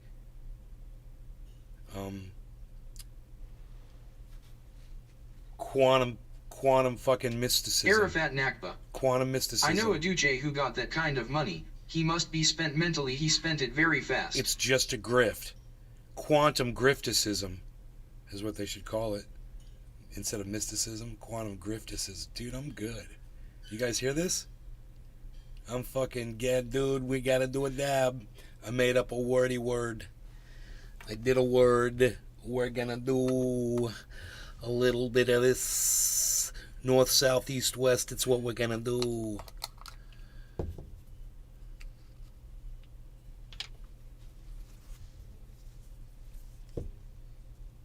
Arafat Nakba. Harley cheers. Harley cheers. So, I should get a thing to clean this with, man. I need a thing. See how hard it is to do. Pinoy told me it's the way to go. He's like, you don't have to fucking burn the Bonsai shit out house. of it every time. Quantum ifting. That's good, man. All religion, basically. That's gold. I'm just afraid I'm gonna do it and I'm gonna get it stuck in there and I'm gonna get cotton swab shit stuck in there. Now, if you just heat it a little bit and then wipe it down, it shouldn't get stuck. Right? Okay. That's what I figured. If you just do it without heating it up, it will definitely get stuck. But if you just heat it up a little bit, it don't get stuck. Alright, I'll get mine. I got some bamboo tips.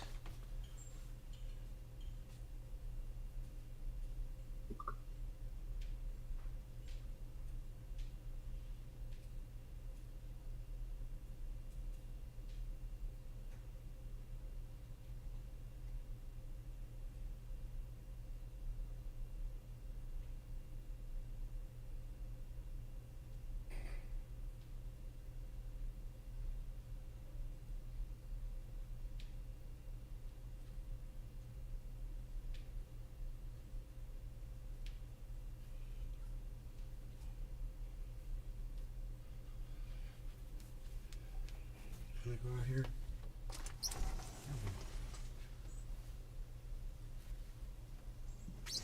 Also about religion, there are so many different different genres. Like you could be a Protestant, you can be a Catholic, you know what I mean, or you could be a Buddhist, you could be a Jehovah's Witness. Who's to say which the right one? They all believe they have the right one. I mean. All right, let's see here.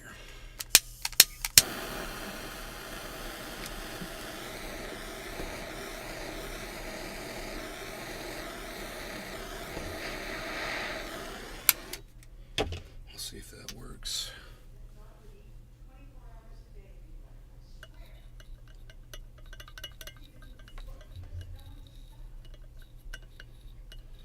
Holy shit, dude. It's loose in there though, and so I can't get a lot of pressure against it. Damn. I mean, can you reuse it? You reuse the Q-tip, I wonder?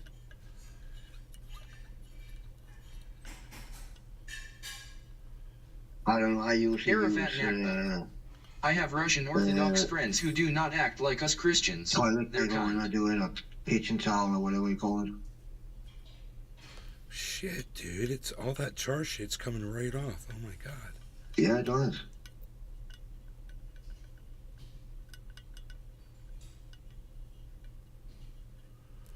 Whoa. Okay.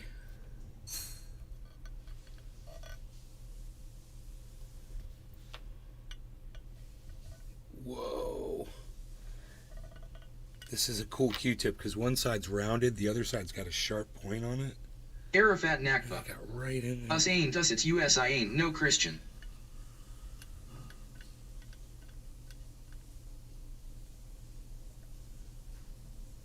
Nay hates God. Bye. That was so funny. And fucked up.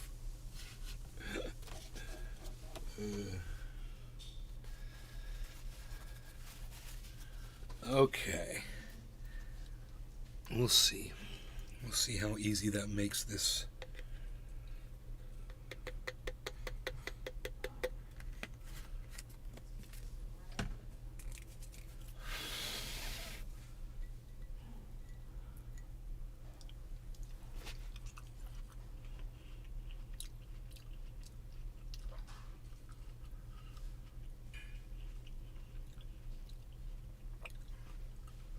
It's so funny you say back in the day they'd use this book to demonize Arafat Nakba. other books. I'm pissed at God. Pro wrestling, it's like if you can disconnect reality.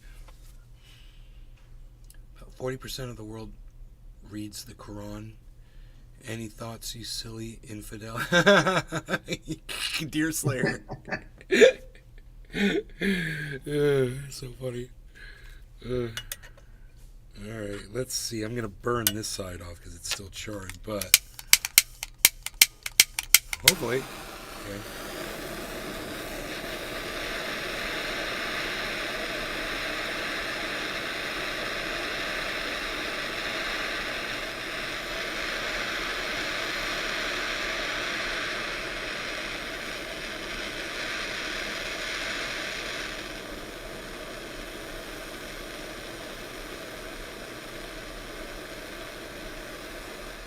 Bonsai house.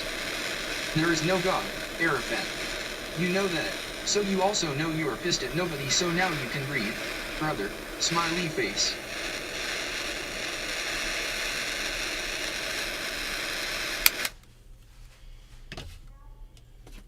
Oh shit, it's smoking. There's oil at the bottom of it still. It's 1,000 degrees.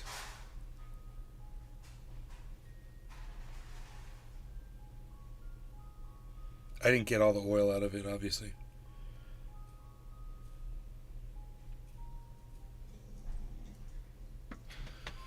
Top of the hour, 6 o'clock here on the east coast of the United States. Arafat Nakba. Ha ha ha, Billy cheers. Nay, are you a lefty? Yes, I am left-handed. Get in this religious... Okay. Do you make your own dab stuff? No, this comes from some really good friends. Shit, my shit's sitting in the sun. I don't want my cannabis sitting in direct sunlight. Yeah. Yep. Dave fishing. That's hilarious, I'm left-handed.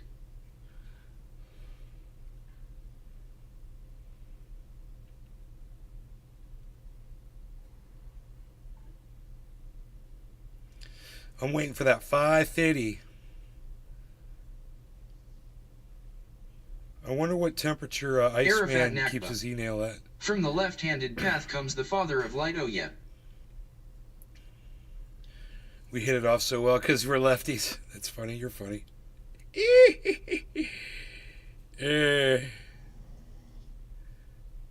All right. No law regarding cannabis. Bonsai everybody. house. Cheers, Yes, therapy left-handed. range, Deer You Slayer. should see his wand doodle. It points the opposite direction. JK. Bonsai, Billy, Arafat, Dave Fishing. I'm going on your show tomorrow, Therapy. Are we cool like that? Cheers, guys. Cheers. Cheers, Cyber. Oh, you will remember me.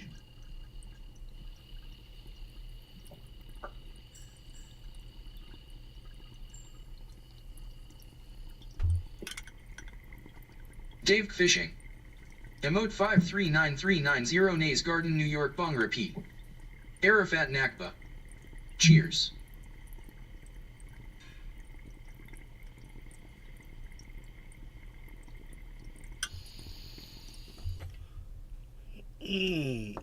Oh my goodness.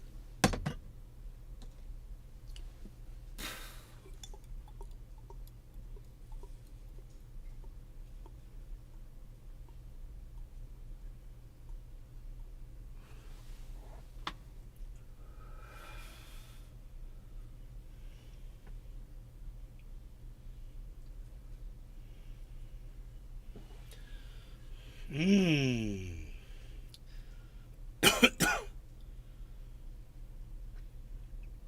left most of that dab on the dabber. I didn't realize it. But it's still really good. Holy moly. Out at Kafef. It's official. Psst.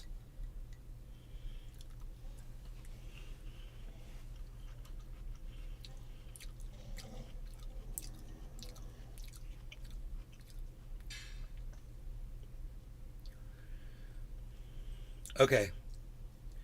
10:30 Eastern.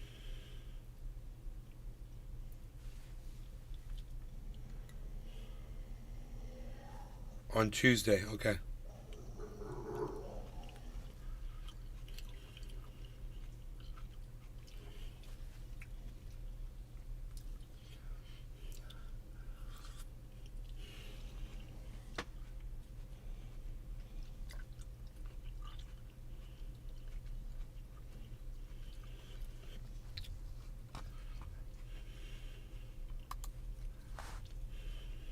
Oh, Bill Richardson dies, 75 years old. The former New Mexico governor.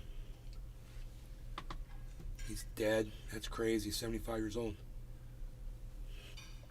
Biden and Trump are virtually tied in polls.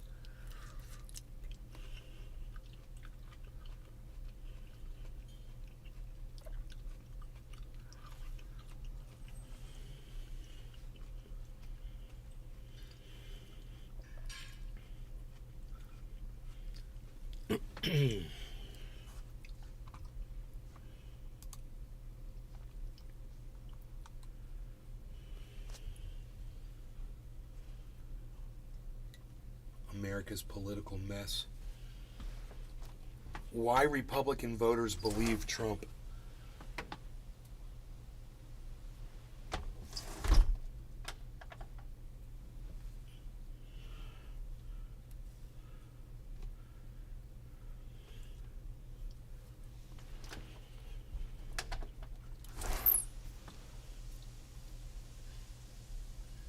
Arafat Nakba. Because they're delusional.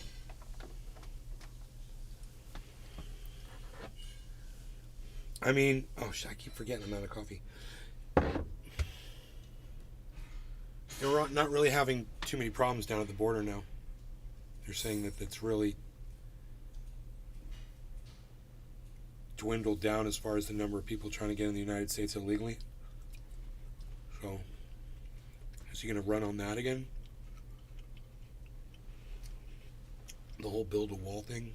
I don't know if that's going to drum up as much support. He had a whole bunch of people donate a lot of money to that.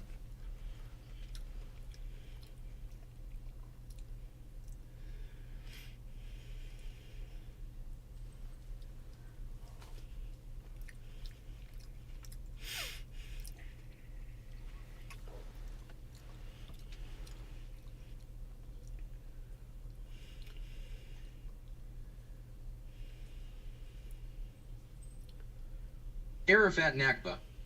Walls are trouble. Well, no, not really. I mean, in this specific case, I don't think it's a bad thing if they can enforce the wall and enforce the border and keep people coming through legally. I support that 100%. I have no problem with that. You know, there'd be a lot less brutality down there. That's for goddamn sure. With people trying to sneak in, kids dying on the en route. You know, I wonder how many kids have lost their lives trying to make that fucking journey. You never hear about them because their parents just bury them along the way, you know? Fuck, dude. 100% for legal immigration. Hell yeah, therapy. You and I agree, man. Nothing wrong with Arafat Nakba. Too many. that. I mean, you want to build your wall, you want to have Mexico pay for it, you want to have America pay for it, whatever. I don't care. Do it. You fix that thing so, you know, it basically eliminates coyotes and their ability to traffic human beings. You know, and all the drugs have to come through the American fucking borders, come through the point of entry. I think you're going to cut down the amount of fentanyl coming in. It's a win-win, man. Everybody wins. The fact that it's never been done, it just hasn't been enforced or whatever. Donald Trump had 4 years to address it. He's building the wall, whatever. I personally would have gone more for drones, satellite type things. You know, I would have thought differently. I would have thought that maybe a physical wall wouldn't be important if you had the ability to monitor that border with satellites and, you know, sensors out in the desert and, you know, response teams and whatever the fuck. But, you know, wall's a good deterrent. It just fucks with a lot of shit, and I would have tried to do something else, but, you know, whatever works. Lots of jobs. No, it's not a lot of jobs. Not everybody builds walls on the fucking border of the United States, bro. It's not a common thing. And, you know, once the wall's built, then what are those people supposed to do? It's, you know, it's almost done anyway. The wall's almost fucking complete anyway, right? How many jobs is that going to make if it's almost done? This is it. You put the wall up everywhere that you can, and where you've got eminent domain or whatever issues around people with private property or migrating animals or whatever the fuck, you leave it open, and then you enforce that with other means, you know? You do both. Arafat Create a shitload of Nakba. jobs. Graffiti art time. Well, we already did it. It didn't create. How many jobs did it create while we were doing it when Trump was in office? How many jobs did building that wall really create? I mean, it's only a temporary thing. Once the wall's built, it's done. You know, I like jobs that people keep and they can, you know, get paid more and they can progress and do more things. I don't like a job that just you work for a few months or a couple of years and then you don't have a job anymore. You know, because thank you very much, we don't need you anymore. We finished the wall. You know? There's almost no wall in place. Barbed wire fence. What? Well, I don't know how much of that area is traversable, bro. I don't know how accessible those areas are. I don't know. I don't understand how the border's set up. That is messed up that the United States are the only pigs that try to build walls around the United States. Bunch of dicks. You make it sound like people can get in for thousands of miles all over the country, so they must just be coming in everywhere, right? No, I believe you. I totally believe you, bro. I don't need to look it up. If you say there's thousands of miles of barbed wire fence that people can just cut right through with a pair of wire snips, I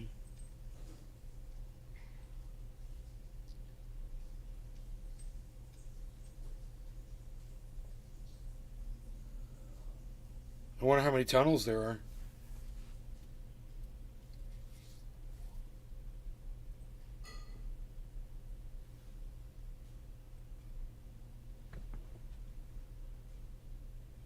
Bonsai house. Yeah, they didn't finish the wall. At all. He's telling the truth. So are you telling me that Donald Trump didn't honor his campaign promise? That he was going to build a wall? That's something Biden's going to be able to use against him. That's not good. He said he was going to build a wall. That's what he kept saying. He's going to build a wall. I remember them being these huge, obnoxious fucking 30-foot, Bonsai house. 30-foot tall fucking Correct. panels that they were bringing out there and setting up, and sinking in the ground 10 feet. You know what, like 20-foot tall walls with a 10-foot.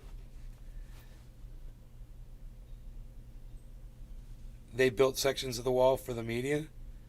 How much money was spent, I wonder, on Donald Trump's wall during his administration? He had all those people pay him millions and millions of dollars. He made millions of dollars towards that wall.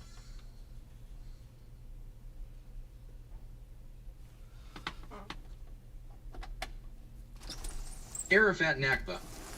Harley bro. Harley, bro. Harley, bro. Why Republican voters believe Trump. I wonder how many of his campaign promises he kept. He kept a few, you know. He said he was going to do some things, and he did them. He did some of the things he said he was going to do. He said he was going to replace judges with pro-life judges. He did. He said he was going to install Republican judges. He did. He fucking did a lot of shit, bro. He signed a lot of bills. Bonsai house. Held it up. It's a bicycle skyscraper beams driven into the ground vertically. It's dumb. I can fit between them if I wanted. You could fit between them?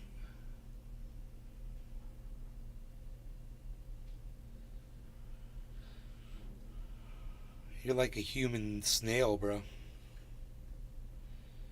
Once you get past cities, there's almost no fence at all. Not even close. Well, maybe you can't survive out there or something, bro. Maybe that's why they're not worried about it. Maybe it's like, you know, 100-mile trek in the sun and no one can even do it. But Vice just did a special about it, covering how open the border is. So he could run on finishing the wall, even though it's something that we probably don't need to spend money on because there's not like an epidemic of immigrants coming into the country right now. But that's going to change because it gets hotter and hotter. Arafat Nakba. I watched Saul last HT getting the money. He looked a bit warm. All right, I got your map up, bro. Bonsai house. I'm a snake. A snake.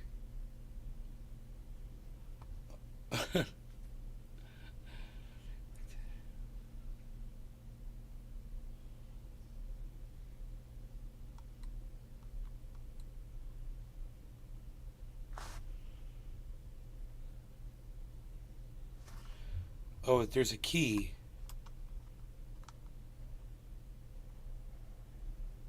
Texas, full of gaps.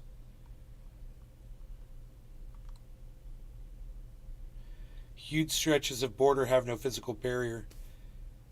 Yeah, but I mean, people can't travel on foot this far. I have a feeling that's why those areas aren't protected. You know?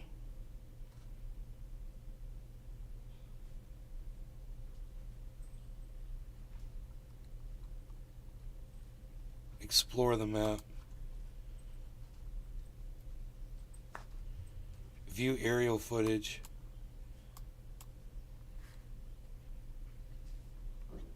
So, I'm assuming you're seeing these fences are up where there's cities, right?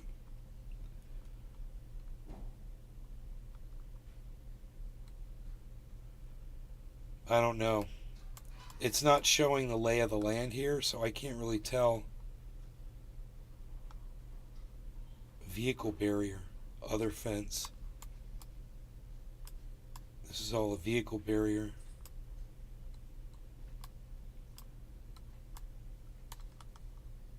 Florida mountains? That's weird.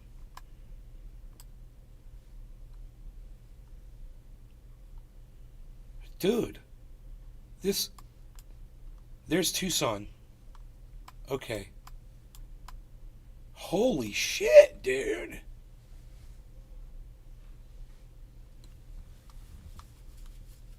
Wait a minute, bro. I mean, That's gotta be. There's no. It's not giving me the scale. Bro, what good is this without the scale? I can't see how many miles it would be to walk. Like there's Tucson International Airport, and there's a fucking river. I guess that's the Rio Grande, I'm assuming, but there's fence there. It's pedestrian fence, and then there's vehicle barrier here, and then it's all wide open. But they're not showing if these are mountains, and maybe they don't need fence there because they're mountains. You know, like this, for instance, this looks like there's something there, and it's not showing me what. But I think it's elevation. I think it's elevation. Hell yeah, there's a place called Devil's Highway southwest of Tucson where people drop dead from heat. Well, I mean, it's actually...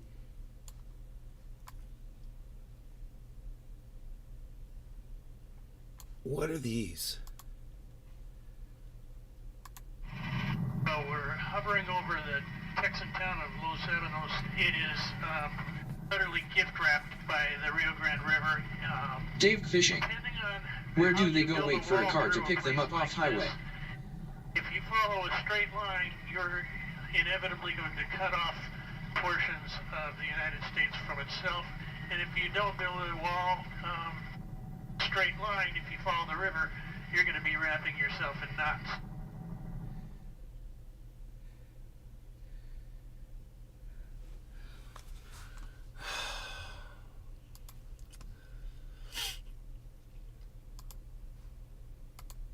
We're flying over Laredo right now. Here is where President Trump, it's the only place he's known to have actually visited the border. He did so during the campaign, and walked out onto one of the river bridges in white golf shoes, and he was wearing, for the first time ever, the ball cap with the motto of his campaign, "Make America Great Again." He had, just prior to this visit, he had talked about Mexico exporting to the United States rapists and criminals. There were protesters there, but there's also a contingency of Border Patrol agents. Thank you. Bye-bye. Cheered him on as he spoke at the bridge. Wow.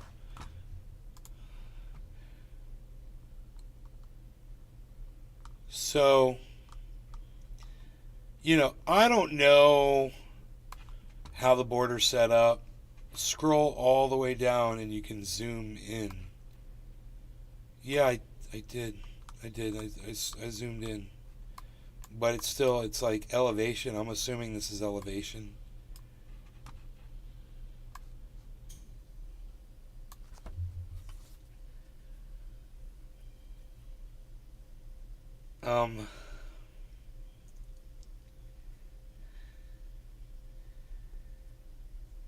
People are out there dying daily, out there trying to make that walk.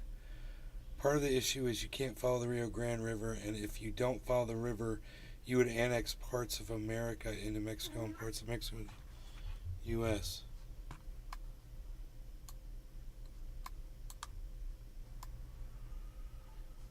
Well, I mean, there's other ways Arafat Nakba. to enforce that border. Harley bro.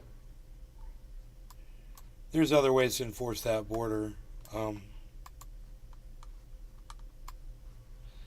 This map is very limited. Won't let you scroll around and shit. But, you know, I just let you out, man. Go on, go, go.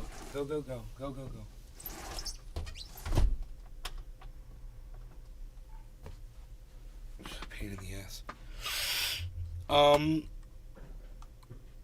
I mean, what's crazy is Mexico has a border that is 1/100th the width of our border down at the south. And if they enforced their border down there, it would take 1/100th of the manpower and infrastructure. Why is this rocket science? Here, let me just show you what I'm talking about.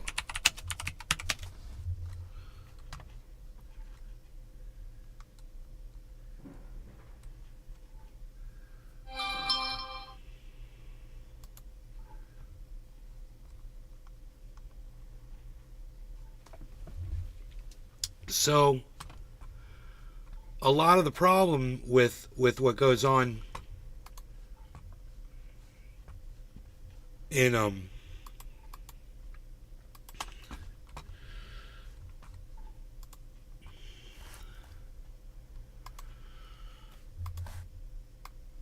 with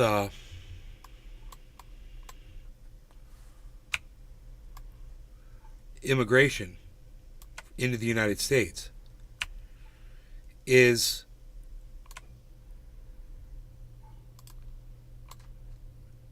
people coming in aren't just from Mexico, right? You've got all of South America down here, and we have countries down there where we have a bunch of immigrants coming in as well, right? Now, the border that we are attempting to enforce, right, is from here. Oh, you can't see my fucking mouse? Hold on.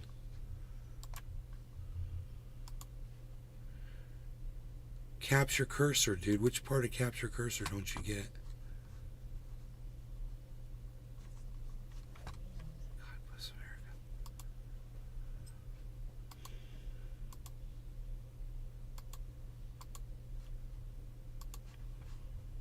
Still not going to show my fucking cursor?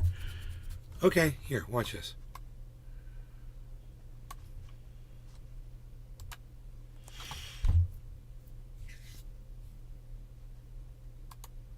Okay, great.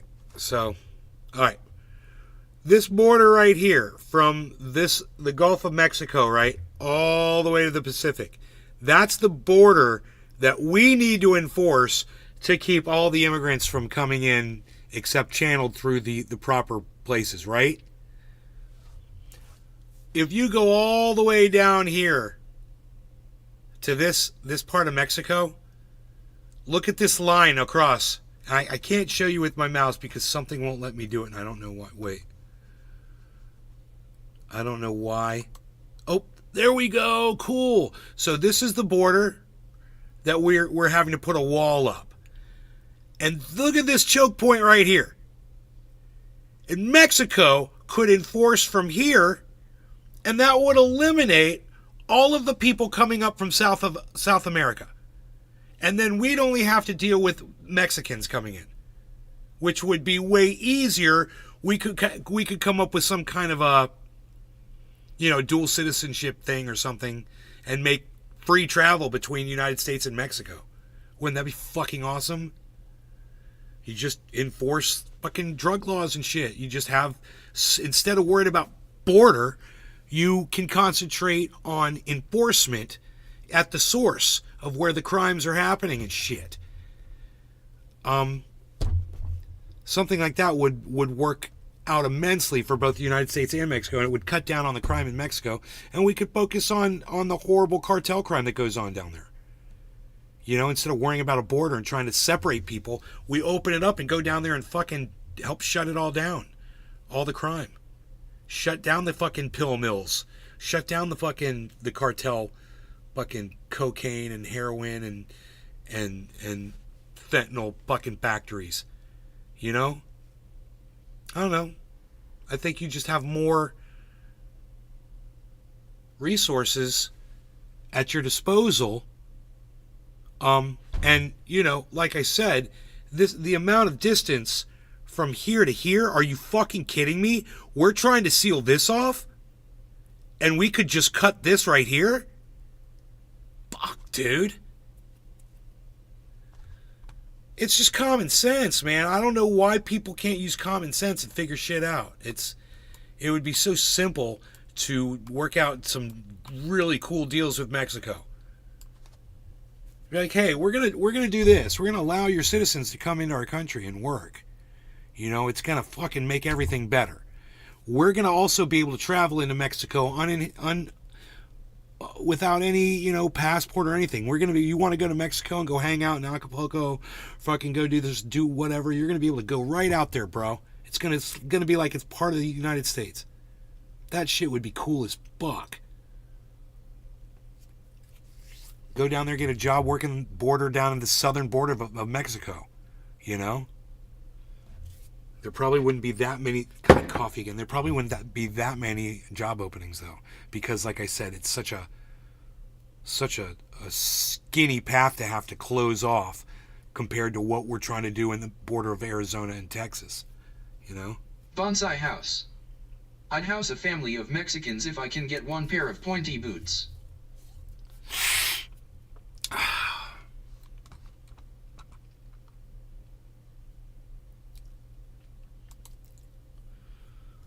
Maps prove the Earth is flat.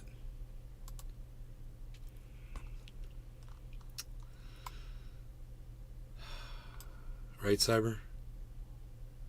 Yeah. I mean, if the Earth wasn't flat, why are maps flat? Yeah. Arafat Nakba.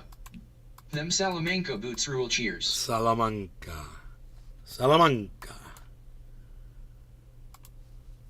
Hector Salamanca.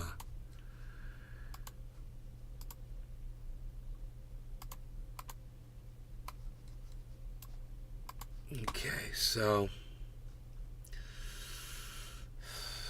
Son of a gun. You guys ready for that 26,250? Hell yeah. Google is threatening our democracy. Kim Iverson. We should watch that. I think we should watch that.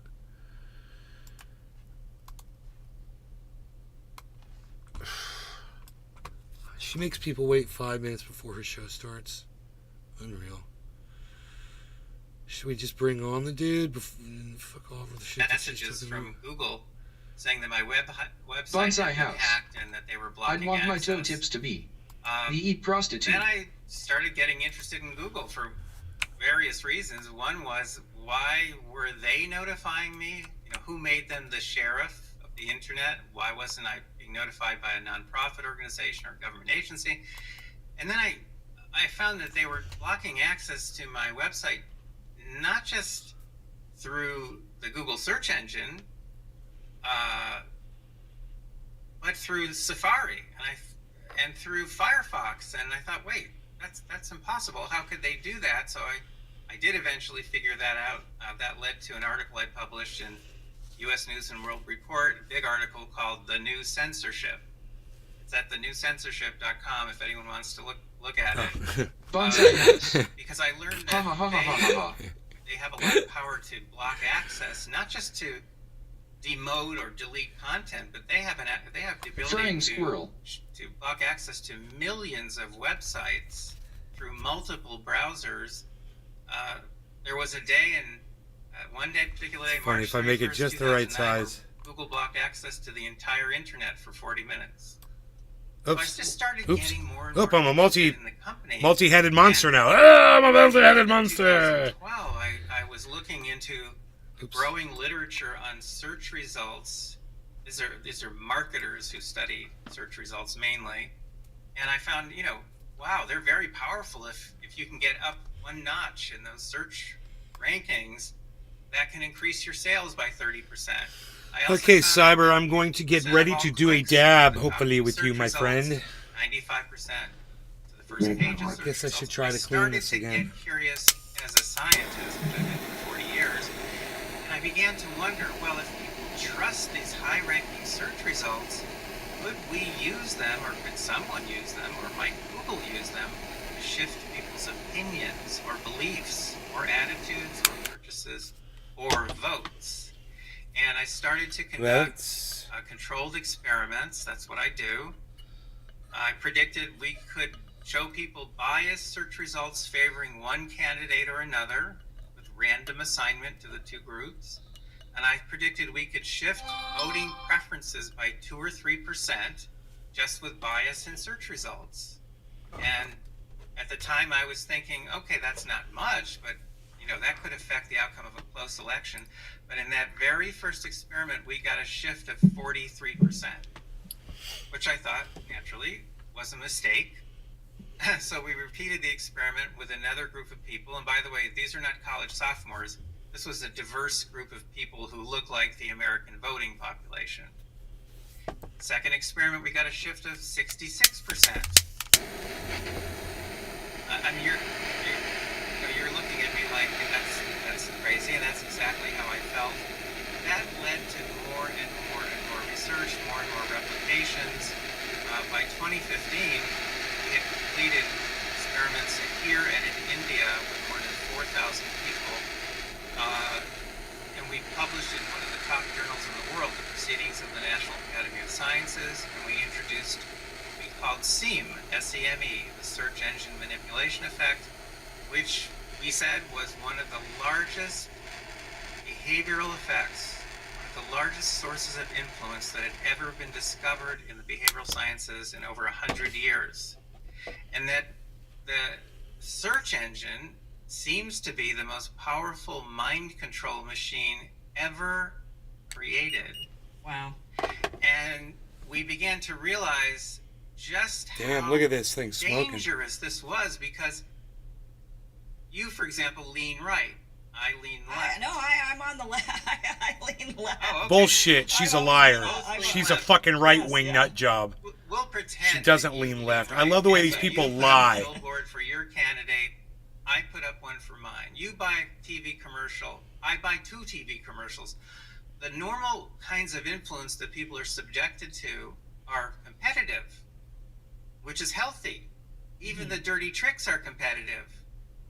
But if Google, which now controls 93% of search worldwide, if Google wants to support a particular candidate or party, there is no way to counteract what they're doing. In fact, generally, you can't even see what they're doing. So we have learned now over a period of more than 11 years about a dozen different techniques like this, manipulation techniques that the internet has made possible. A lot of them are controlled exclusively All right, Cyber, by cheers. Google. And if Google wants bro. to use Cheers, them, Cheers, everybody. there's nothing No you longer can on do to cannabis. counteract. And it costs them nothing. If they want to shift votes in an election, for example, in 2020, they shifted more than 6 million votes to Joe Biden. We have incontrovertible data proving this. If they want to shift a lot of votes in an election, Arafat Nakba. there's Hashtag nothing NLRC you can cheers. do to stop them. Well, of course, since then we've figured out how we can stop them. But the point is that they have power, the likes of which no government, no dictator, You just claimed something no that was company proven has false. ever had. And she just sat there with her left-leaning let's get fucking into the face on psychology and of didn't this, say a being word. a psychologist and all. Because this isn't forcing people. Yeah, 6 million people to were believe shifted. They support a certain candidate or I'll be right back. forcing them to vote a certain way. This is just the information they're given. And, a lot of us, I think, when we watch the whole Russiagate narrative, I mean, there was just after the 2016 election, it was Russia did this to us. They were manipulating us by putting out a bunch of information. They bought a bunch of ads on Facebook. People saw these ads and it impacted them. And a lot of us sort of scoffed at this, like, really? You're just going to say that because some ads on Facebook that Russia bought, that this actually swayed the election in favor of Donald Trump? First of all, from your perspective of seeing this and seeing that Google and search engines are able to do this, was that a possibility? I mean, was Russia able to actually manipulate the election by buying advertisements on Facebook? They shifted a few votes, but most of these kinds of manipulations are competitive. They're buying Facebook ads, but so's the other side. They're buying Right. Facebook ads too. The fact that they were trying to shift any votes in our election, I find disturbing. But no, did they have a big impact? No. Neither did Cambridge Analytica, by the way. Seamer have a big Cannabis. impact. Okay. NLRC cheers What I have trendy as been Dabbers at Edney's discovering Garden and cheers studying and trendis. quantifying now for a long time is totally different, because it is shifting opinions and votes on a massive scale, not hundreds or thousands of votes, but millions of votes. And generally speaking, you can't see what these companies are doing, and you certainly cannot counteract what they're doing, which is the really, really scary part. And the more we've learned about this, I'll give you an example. One of the early studies we did was a nationwide study, more than 2,000 people in all 50 states, using a simulator of Google, which we call Cadoodle. It works exactly like Google. We used real search results, real web pages. We randomly assigned people to different groups. So in one group, they're seeing search results that favor candidate A. In the other group, they're seeing search results that favor the opposing candidate. It's the only difference between the two groups is the ordering of the search results. That's it. That's the only difference. We produced an enormous shift in voting preferences among undecided voters of over 40%. But that study was large enough so that we actually had a few people in there, a couple of hundred people, who could spot the bias. See, normally you can't see the bias. So that makes this incredibly dangerous. If someone's forcing you to vote a certain way, they're putting a gun to your head, you can see the source of the influence, and you can resent it, and you can fight back maybe at some point. But if you can't see it, right. So in this study, we had enough people, because the study was so big, that we actually found a few hundred people who said, wait, these search results look biased to me. Guess what? Those people shifted even farther in the direction of the bias. And people who couldn't spot the bias. What do you mean? So they actually, so if the bias was liberal, if it was like support the liberal candidate, then they actually were more likely to support the liberal candidate even though they saw the bias? Yes, and that difference was statistically significant. So why would that be? Well, because people trust algorithms. They think algorithms give unbiased and impartial results because they don't know what algorithms are. They don't understand the role that humans are playing in the background. They don't understand about blacklists, and there's a trust. Now, people also trust Google. Obviously, you and your colleagues trust Google because I happen to know you use a lot of Google platforms for your show, and so there's a trust there. I mean, it's not that we trust them. Oh, yes. I don't trust them in a lot of ways because they own YouTube and they screw us over all the time. I also but that guy said that there were 6 million fucking votes that got. I don't know, and that he had the proof of it. I don't understand how she can sit there and act like this guy is some kind of a source of information when he made a claim like that, and it's just so provably false. You crazy son of a bitch. What's up, Buck Biden 1 2 3 4? How's it going, buddy? Make sure to hit the thumbs up button, guys. Where did you get that bubbler? I got it at the store right down the street from my house. Sciences, and we introduced what we called SEME, S-E-M-E, the search engine manipulation effect, which we said was one of the largest behavioral effects, one of the largest sources of influence that had ever been discovered in the behavioral sciences in over 100 years. This is 12 minutes in. And that the search engine seems to be the most powerful mind control machine ever created. Wow. And we began to realize just how dangerous this was because you, for example, lean right. I lean left. I'm on the left. I lean left. Oh, okay. I've always been both lean left. Yes, yeah. We'll pretend that you lean right. And okay. So you put up a billboard for your candidate. I put up one for mine. You buy a TV commercial. I buy 2 TV commercials. The normal kinds of influence that people are subjected to are competitive, which is healthy. Even the dirty tricks are competitive. But if Google, which now controls 93% of search worldwide, if Google wants to support a particular candidate or party, there's no way to counteract what they're doing. In fact, generally, you can't even see. Well, this I subscribe to, and this I completely believe, and this I understand how it works. I mean, I know. if Elon Musk wants to favor Ron DeSantis, if Mark Zuckerberg wants to favor Joe Biden or Kamala Harris, these motherfuckers do that shit, and we know they do. So I do believe this. See what they're doing. So we have learned now over a period of more than 11 years about a dozen different techniques like this. This is why I listen to people I disagree with, the internet guys. has made possible. You know, a lot of them are controlled exclusively by Google. I can't stand Kim Iverson because she's a right winger in lefty clothing, and she's like Jimmy Dore. She can't fucking admit it. You know, she's a complete anti-vaxxer, and I understand a lot of you are too, but understand, she's an anti-vaxxer who claims that that she leans left. If you guys are anti-vaxxers and you lean right, well, you're being honest about your politics. You're being honest about your social values. It would be more of a right-wing ideology to be against vaccines. It's just, you know, Republicans today, because of the nature of the party, just don't trust government as much as Democrats do. Democrats want the government to control every aspect of their lives. I understand that. I'm not an idiot. That's why you watch me.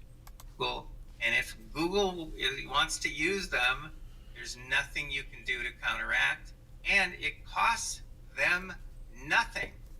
If they want to shift votes in an election, I ordered a new mask from Amazon today. Check this out. They shifted. Check this out.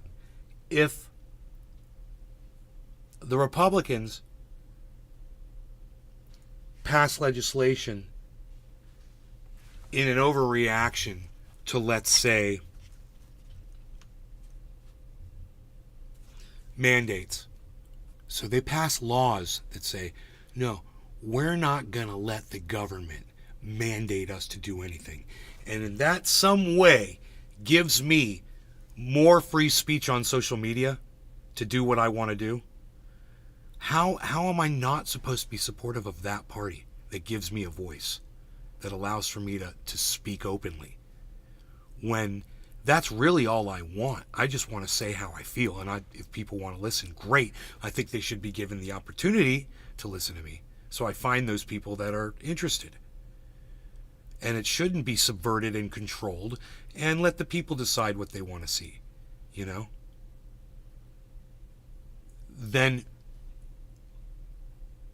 should I not be supportive of the party that allows that?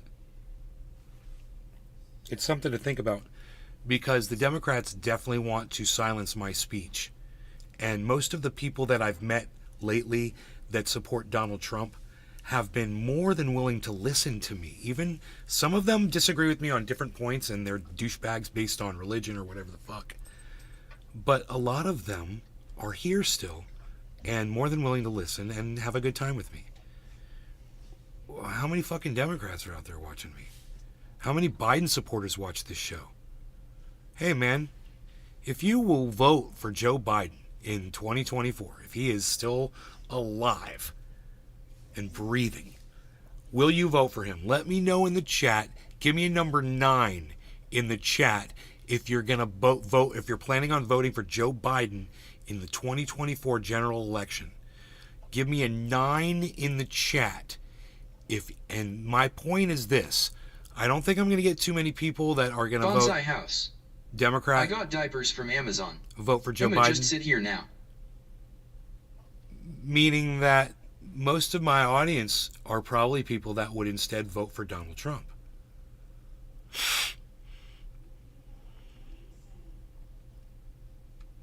Those are the people that want to listen to me. How am I supposed to? What am I supposed to?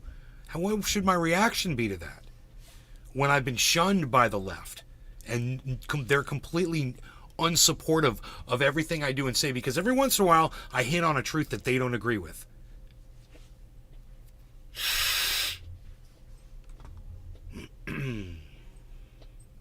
Flat earther bastard, says Buck Fiden. More than 6 million votes to Joe Biden. There it is. We have Wow. Dude, I just paused right on the part I was looking for. Isn't that crazy? So this is 13... Arafat Nakba. Yet Ozzy wrote a song about it. Number 9, No One Gets Out. 1347. Listen to this. For example, in 2020, they shifted more than 6 million votes to Joe Biden. They shifted. He's talking about Google.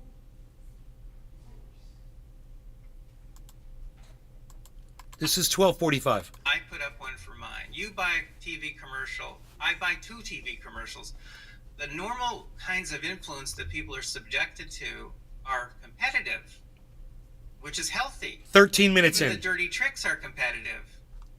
But if Google, which now controls 93% of search worldwide, if Google wants to support a particular candidate or party, there's no way to counteract what they're doing. I mean, this guy literally thinks that Americans are so dumb that they base their political vote based on Google searches. Like, I have a feeling that most people that are on the internet that are using Google for whatever reason, they've already made up their minds pretty much politically and socially about shit.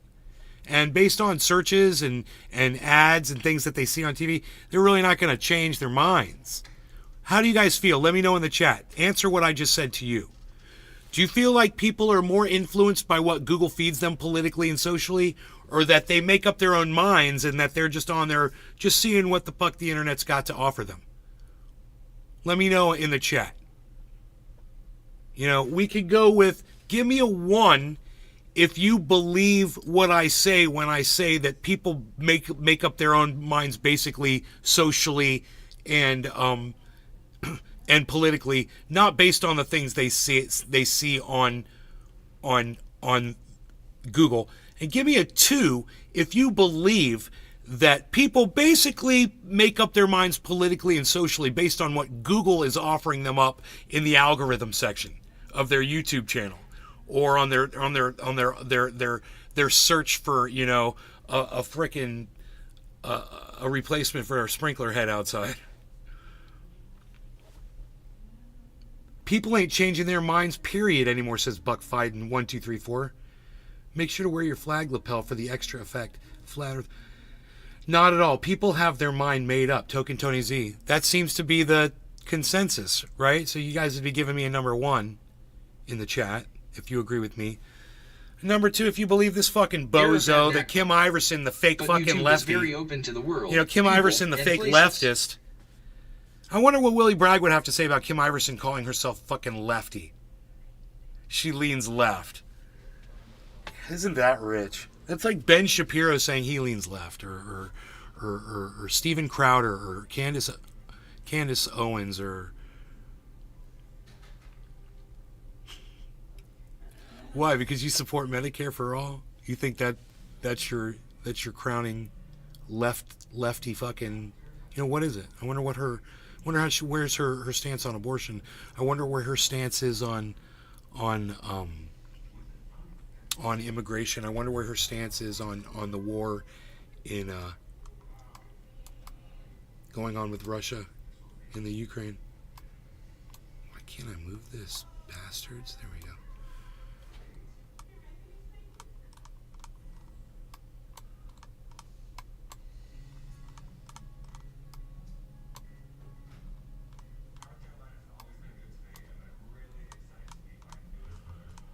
We're ready to go up to 250. Say 26,250, folks. We're going to do it. I'm If telling Medicare you. is so eat, why do their prescriptions de-assistance? Cheers.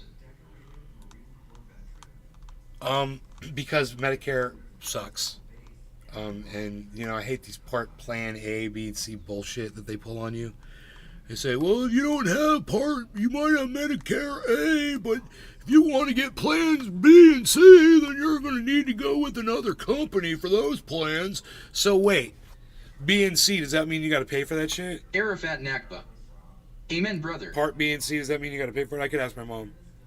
I think you do. Why would there be companies selling you shit on the if they weren't making money off of it? So I'm sure these additional plan, you know, B and C's, fucking Medicare or whatever, they're costing people money. It's bullshit. Crowder sucks balls, says Buckfied1234. There's a base of people that form opinions of social media. If the Google search agrees with what they believe already, then yes, it influences security. GSP girl. I mean, how many fucking morons do you think are out there, GSP girl, that let a goddamn, you know, the selection of videos that come Arafat up on their Nakba. video feed Pharma madness. allow them to determine how they feel politically. How many people do you think that is? You know, are you influenced by the selection of videos and the items that you see flashing before you on the internet?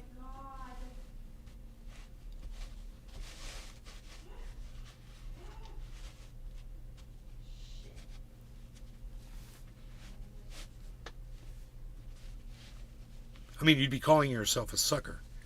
How dumb do you think people are? I mean, voting Americans, how dumb do you think voting Americans are? Seamer cannabis. How did I get blocked? How did you get blocked from what? What got blocked? And you type if you're blocked. Yeah, if you're blocked, how can you type? Base people that form options of social media. Crowder sucks balls. C and D.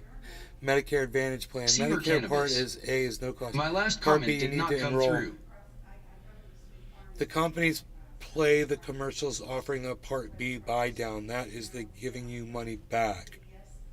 Them giving you money back. I'm in the insurance game. It's all a racket. I absolutely am not influenced by that. But if someone Seamer finds cannabis. what they want to find on It was Google, on they'll Brandon win. in election. Yes, says you, GSP girl. What are you? Are you a psychologist? Have you done a study on people and how they're influenced by Google? Arafat Nakba. What makes you an expert You in hit this a field? magic I'm just word, bro, kind of cheers. curious. That's a hell of a statement coming from someone who herself says is not influenced by the garbage she sees. So if you're not influenced by the garbage you see on the internet, why is everyone else? You think you're special? You think you're smarter than everybody else on the internet? I got news for you. You're not, and neither am I. There's a lot of people on the internet and people who vote who are way more intelligent than you and I could ever hope to be. We're pretty dumb. You know? We are. We're pretty dumb.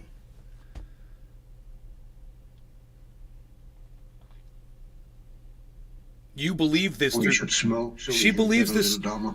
She believes this through conversations with people in person. Oh, well, you've interviewed so many people about what their political beliefs are based on what Google has fed them and how they're going to vote. Really? That seems so specialized that you've had that conversation with people. Subliminally, we're all That just seems influenced, so perfectly accurate to exactly what random thing we're talking about today, GSP girl, doesn't it? That's scarily accurate. Scarily. I want to hear about these conversations, and I want to know how many people you've had this exact conversation with, GSP girl. How have you been influenced politically and socially based on what you've been fed on the internet? Go. Tell me how many of those conversations you've had. Because I'll tell you right now how many times I've had that conversation. I've had that conversation with as many people as Cyber Reload has had that conversation with, as much as everyone else in my chat has had that conversation with people, and that would be zero. I guarantee it. No one's ever had this conversation about this with other people they know, ever. It's so random and specialized. It's like you hit all of the lotto numbers tonight. How is that possible? So tell me how many of those conversations you've been engaged in with how many people. Because you say, I believe this through conversations with people in person. How many of those in-person conversations? This is so interesting. Follow politics and just watch stupid shows all day. I have to pay for eye and dental outright. Dear Slayer. Yes, Medicare doesn't give you any additional, like, vision, dental, hearing. Buck Fiden, how old are you? You're in like your 30s or something? And daddy needs a new pair of damn glasses, says Dear Slayer. Some Medicare Advantage plans include some minimal procedures, Buck Fiden. If you're in Florida, it's a good deal. Good luck. God, you guys are so knowledgeable. This is crazy. We've stepped up the knowledge base of the audience here. So that's why I'm hoping for a really good response from GSP girl about how many times she's had this very conversation with other people in person. Remember, the conversation is, how much really have you been influenced by what you've seen on the internet, socially and politically? How much of an influence has that had on you? Has it changed your vote? And how many people have you had that conversation with? Have you not had a conversation with someone that believes something and you ask them why they believe it? They say they Googled it. No, that's not what I asked you at all. I Google information all the time. I don't let it tell me how to fucking vote or how to feel about people. Maybe that might have a different, be of a different, fly a different flag than me. Let's just say that. I wouldn't let it do that. I love all people. Why would I let a Google search fucking change how I feel about people? I'm not going to vote for Democrat or Republican. How would I let a Google search influence that? I'm just kind of wondering. So, I mean, I asked you specifically how many times you had a conversation with people asking them this very thing that we're talking about. So far, you haven't given me a single person that you've had the conversation with. I'm just saying. Your response to me when me asking you a very legitimate question, I'm being legitimate here. So I want to know how many people you've had this conversation with, because you said you basing it on the conversation. You're the one that offered it. So I'm just saying, I mean, you could probably start naming all the people that you've had this very conversation with. So your answer was, have you not had a conversation with someone that believes something and you ask them why they believe it and they say they Googled it? No, I don't even think I've had that conversation, but that seems kind of general and generic compared to what you claimed you've been talking to numerous people about, because you formed a whole opinion on how people are in general based on these conversations that you claimed you had. So I offer this. Maybe sometimes we're so convinced of our own narrative that we're willing to say things and claim that we've had conversations and whatever, not calling you a liar, but that we're just kind of bolstering our own narrative and not really thinking about, well, wait, have I really? I mean, this conversation we're having right now seems kind of familiar. Maybe that's because we're having it right now and I'm high. I don't know if you are. And maybe you're just having a little deja vu going on there. And it's not really that you've had this actual conversation with people and formed your own opinion based on how people vote and think socially because of what algorithms. This guy said 6 million people changed their votes based on what they saw on Google. Well, I thought your argument was that the votes were all fake, that they were they were hacked. So which is it? Which is the argument now? Because that goes against what My Pillow guy and the Kraken lady are saying, doesn't it? It goes against the whole narrative, doesn't it? Oh, I thought you won the election. He's claiming, no, those 6 million people did vote against Trump. And they were influenced by Google searches. It's psychotic, and you guys should see the gist of that. Just doing this, guys. You should all be doing this right now and going, you're right, that doesn't add up. It's weird. He's like got glasses on. He's got like a nice background. He's on the Kim Iverson show. He seems like he'd be a legitimate person. And I'm here to tell you, Kim Iverson is a fucking grifter. Okay, she lies to her audience. She just told everybody that she leans left. It's hilarious. It'd be like Tulsi Gabbard saying that. And someday Kim Iverson's going to come out as a Republican. There, I said it. September 2nd at the 7 p.m. mark on this show. You remember that. Kim Iverson magically comes out as a Republican all of a sudden. I'm switching parties. I'm voting for Trump. I'm a Republican now. Just like Tulsi Gabbard. Kim Iverson, she'll do the exact same thing. She's not leaning left on anything. 100% covered in jail by the taxpayers. It's 100% covered in jail by the taxpayers. That's what I'm saying. Get better coverage in jail. Right. I apologize. I'm speaking in general, not related to how it affects their vote. Oh, right on, GSP girl. That was easy. I spent a lot of time on that. I kind of feel like I spent way too much time. But thank you for saying that. It seemed a little hyperbolic to me, and like it was really suiting your narrative at that moment. So, thank you for that. I love you for saying that. That's really cool. And that's how we have conversations. And when one of us is saying something, the other person's like, hey, blah, blah, blah. And the other person's like, oh, yeah, you're right. Then we can move on to the next thing and keep talking. Wait a second. Did we go down? I'm scaled. No, I think about it. You're still out of Jensen. Oh, I'm sorry, bro. I was talking about crypto. It actually went up. Oh. We went up. So I'm telling you guys, 26,250. Still, that's the game. We're gonna do it, and I'm not lying about it. I will get a dab on deck. Get a dab on deck. It's the Jiffy peanut butter. Because choosy moms choose Jif dabs. Okay, I want to hear this guy say that again about the 6 million because it totally goes against your narrative, guys, that Trump won. This guy is totally refuting that Trump won based on, you know, the votes were there and everyone's just lying about the actual turnout of the votes. To two are competitive, 13. which is healthy. Even the dirty tricks are competitive. But if Google, which now controls 93% of search worldwide, if Google wants to support a particular candidate or party, there is no way to counteract what they're doing. In fact, generally, you can't even see what they're doing. 1320. So we have learned now over a period of more than 11 years about a dozen different techniques like this, manipulation techniques that the internet has made possible. A lot of them are controlled exclusively by Google, and if Google wants to use them, there's nothing you can do to counteract, and it costs them nothing. If they want to shift votes in an election, for example, in 2020, they shifted more than 6 million votes to Joe Biden. We have incontrovertible data proving this.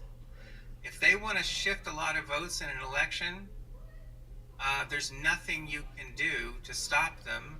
Where are the links to the incontrovertible evidence that Google shifted 6 million fucking votes?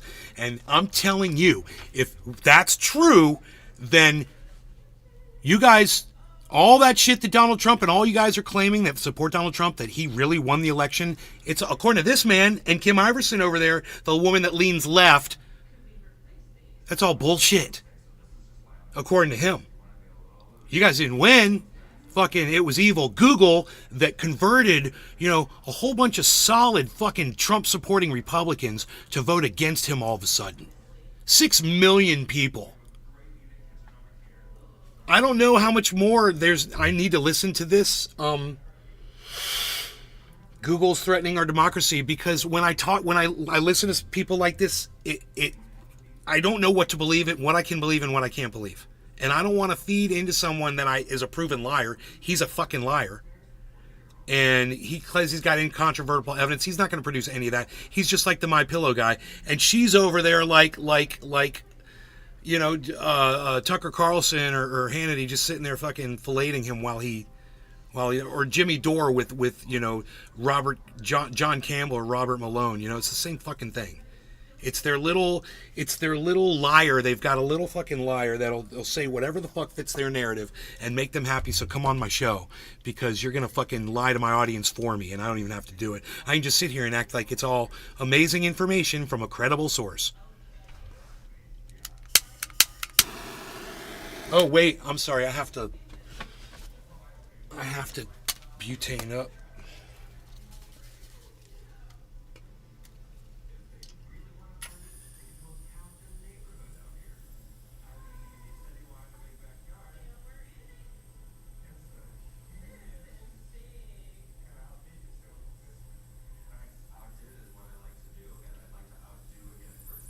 There it goes. 16 seconds. I heard my exhausting. Okay, heating now.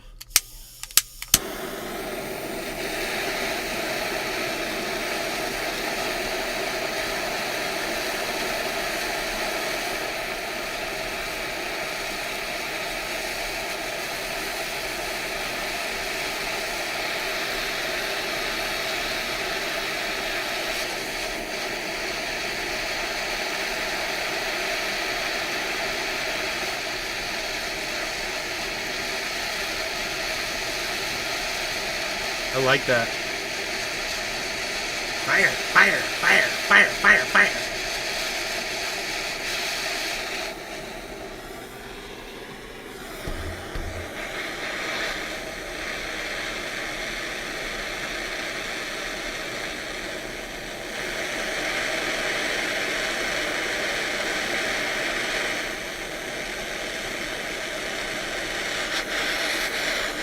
Wow, I can, when it's full of butane like this, I can clean this really fast.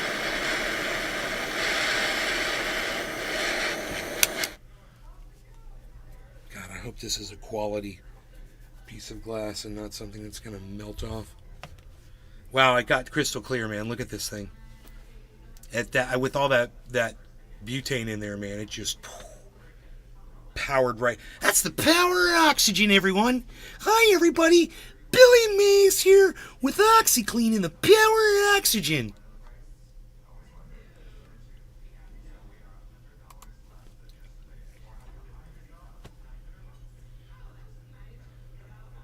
It's literally the changes in latitudes that killed Jimmy Buffett. 3 people watching. Over on Rumble, 31 though. According to that, but Arafat Nakba. Yeah, the Flex Seal family.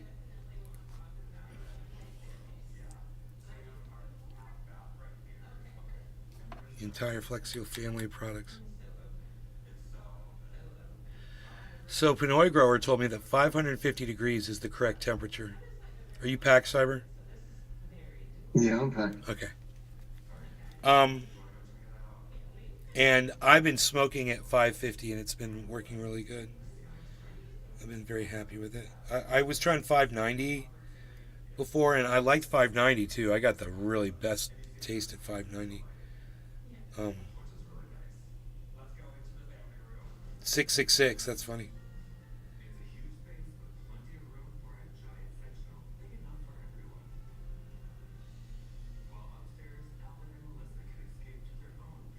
Okay. No law regarding cannabis. Cheers, Cyber. Cheers, everybody. Yeah, bro. Cheers, everybody.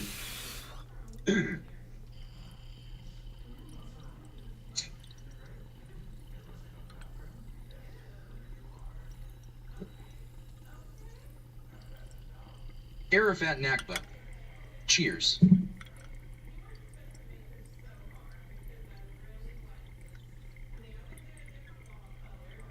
Seamer Cannabis. Cheers.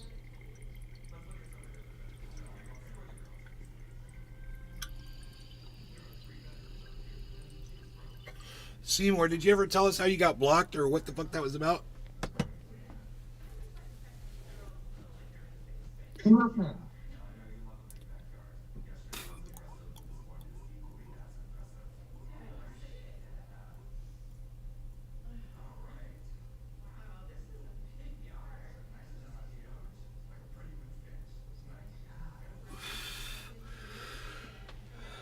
Okay, Google.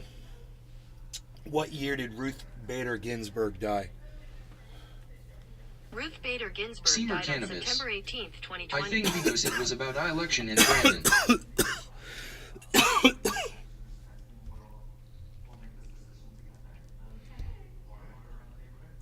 Okay, Google.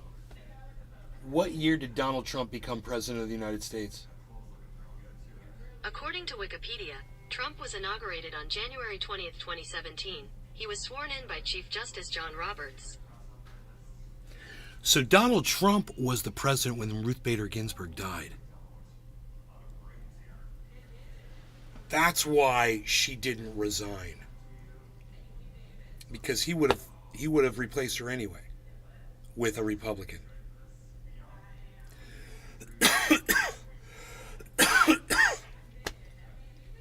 Seamer Cannabis. I get it. Yes. I think it was because about election in Brandon. You got, what did you get? Which one of your channels got blocked, bro? What are you talking about? Hey, everybody on Rumble, welcome to the show. How's it going? You guys want me to tell you what happened to Jimmy Buffett? He got skin cancer. And so the change in latitude was when he originally came from, let's find out. Okay, Google. Where did Jimmy Buffett come from originally before he moved to the Keys? According to PBS, James William Buffett was born on Christmas Day 1946 Alabama. in Pascagoula, Mississippi, and raised in the port Mississippi, town of Mobile, Alabama. He Right. Right? graduated from the University of Southern Mississippi in Hattiesburg, Mississippi. So that changed his whole lifestyle. So he's in Mississippi, Alabama. He goes and he moves to the Keys in Florida, And he does a whole album called Changes in Latitudes, Changes in Attitudes. Or Changes in Attitudes, Changes in Latitudes. It's one or the other. And he starts living this lifestyle of being out on the beach. He's singing about it, you know, nibbling on sponge cake, watching the sun bake. Being outside, being out in the sun all the time. Not wearing sunscreen, not wearing suntan lotion. What I said earlier was he should have written a song called Suntan Lotion. He could have had a funny song and he should have promoted that. Supposedly, I'm not 100% sure. I may have misheard this because it just seems crazy. But he may have not really gotten the proper medical care after he was diagnosed with skin cancer, or he may have avoided diagnosis as long as possible and may have ignored warnings. I'm not sure. But one thing is for sure. Most people, when they get skin cancer, most of the people I know, they can just have it removed and they survive. This turned into lymphoma and killed him. So it spread. And Seymour Cannabis. Keywords I believe are blocked automatically by YouTube on the top parties in Power Bro. maybe. What? Oh, no, he makes sense. He's saying, like, if the Democrats are in power right now, they're going to prevent you from promoting Donald Trump or talking. Yeah, he has a point there. I mean, it just depends on, you know, what Matt Taibbi was talking about. The United States government and politicians and corporations are tied into Twitter and YouTube and Facebook and able to silence accounts, you know. I'd love to be able to access the information that shows who the people are that get people silenced, you know, and what the extent of that silencing is, how damaging it is for channels. Oh, I'd love to see that. I'd love to see who did me. You know, I'd love to see who did me. It'd probably be me. It'd be a picture of me. You know, you did it to yourself, motherfucker. You know what you were doing there, kiddo. You fucked it all up. Hey, remember what I told you, 26,250, because that's where we're going, and I told you we were. There was a right side up Head and Shoulders, but it was immediately followed by an inverse Head and Shoulders, so we're fine. Those canceled each other out on the way up. Still moving up, slowly, but moving up. It got up to 25,982. That's the highest, but it's going to go up to 26,250. I'm not letting go of that prediction. You will see it happen. It might happen on this show. God, I thought it was going to happen yesterday when we were live. I was all excited about it. And it didn't happen. It just kind of stopped. So, I can literally see it when it happened too. It got up nice and high. Got up to, like, you know, 25,930 and shit. I was like, ooh. But it hit Seymour a point Cannabis. of resistance, and 2,265, you say? I say 26,250. 26,250.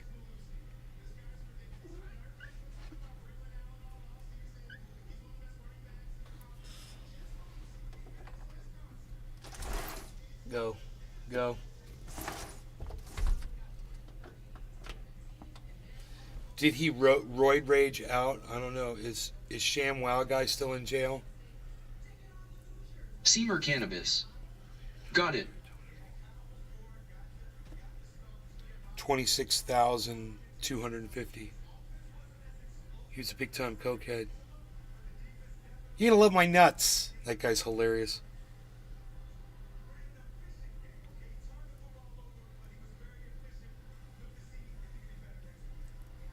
Bonsai House says Buck Fiden.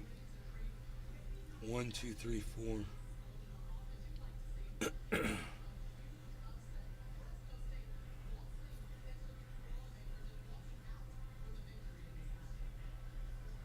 Dave Fishing, you still there?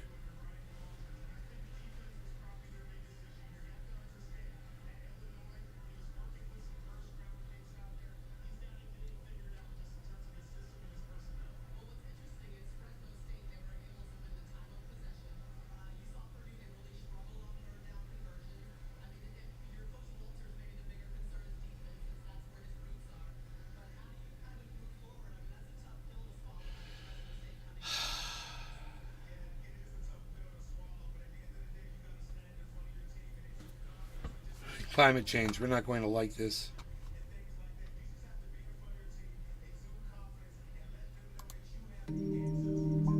This should be interesting. It's getting hot outside. Nowadays, it's difficult to turn on the news without hearing someone talking about global warming. Headlines are filled with references to rising temperature levels, fossil fuels, and encroaching danger. And the discussion around the subject has gotten as heated as the weather. This has been a topic I've been wary about weighing in on, simply because of how sensitive a subject it has become in recent times. I've sat on this particular video for 3 years. Wow. Occasionally updating it, but not quite feeling it was the right time to release it. Dude. I didn't want to simply create more noise. You should have warned people, bro, when you had However, time. I do now 7:10, we missed something worth 7:10 adding 6 to the minutes ago. discussion. After all, there is plenty we hear about the current temperature of the planet. What is often not talked about is the patterns of temperature change that existed in the past that contextualize that modern temperature. Are we really the Is that hottest we've ever Steve been? Mold channel? Scientists believe that in the last 100 years, the Astrum, global it's called temperature has been ASTRUM. Okay. Yeah. increasing.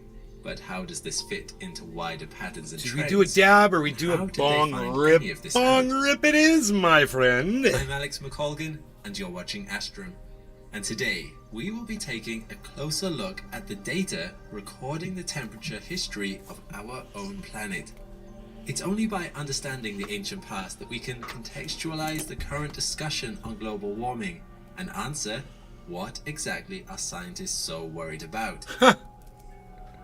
So, to begin, how do we know what the temperature used to be? Current global temperature today, all you need is a thermometer, and you can go outside and take a reading. With enough readings taken at different locations around the globe. Oh, he understands you can global find average an temperature. Average temperature for the whole planet. Excellent. Yes, that's how it works. Scientists have actually been Chris doing this Mars since weather, you 1850, idiot. meaning that our records on average global temperatures are fairly accurate since this date. However, mercury thermometers were only invented in 1714. So how do we know what the temperature was before Ice. global readings started being Ice. taken? How do we know the Ice, temperature 1,000 tubes. years ago, or even 1,000,000 years ago, before humans were on the scene? Is that what they're going to say? Some of you may already know the answer, or at least a partial answer. Scientists can approximate global temperatures in the past through ice coring. Coring. Essentially, when snow falls, because it is powdery, it traps little bubbles of air where it lands. If this snow doesn't melt, but Cyber has more unpacked. snowfall on it later, such as in a very cold Unpacked. place. like Cheers, a glacier, Cyber. you can Cheers, end up with layers of Randy snow and ice Token trapped Tony air Z, bubbles Buck going back Fiden, for many, Deer many Slayer, years. It creates something similar to the rings on a Dave tree. Fishing. I think he's got Yeah, two. By bro. collecting ice from this way, Fill the skull up with scientists smoke can take sections halfway. to a lab and melt it, releasing the air relating to specific years. They then can measure the different ratios of gases released from the air bubbles, which tells them the atmospheric composition at that time. And So because we cool. can test how much heat Some is Raiders of the retained by Lost a Ark gas shit. when Air of exposed that to a NACPA. constant temperature like the Cheers. sun. For instance, Restream.io. CO2 retains more heat, while Congratulations. oxygen retains less. You've received With enough 100 samples, messages today with scientists can Restream Chat. calculate roughly what the global temperature was during that year. However, Oh, Cyber. the oldest Dude. This troll came in this morning when I was live. He had a piece of software. He could listen to all he could do.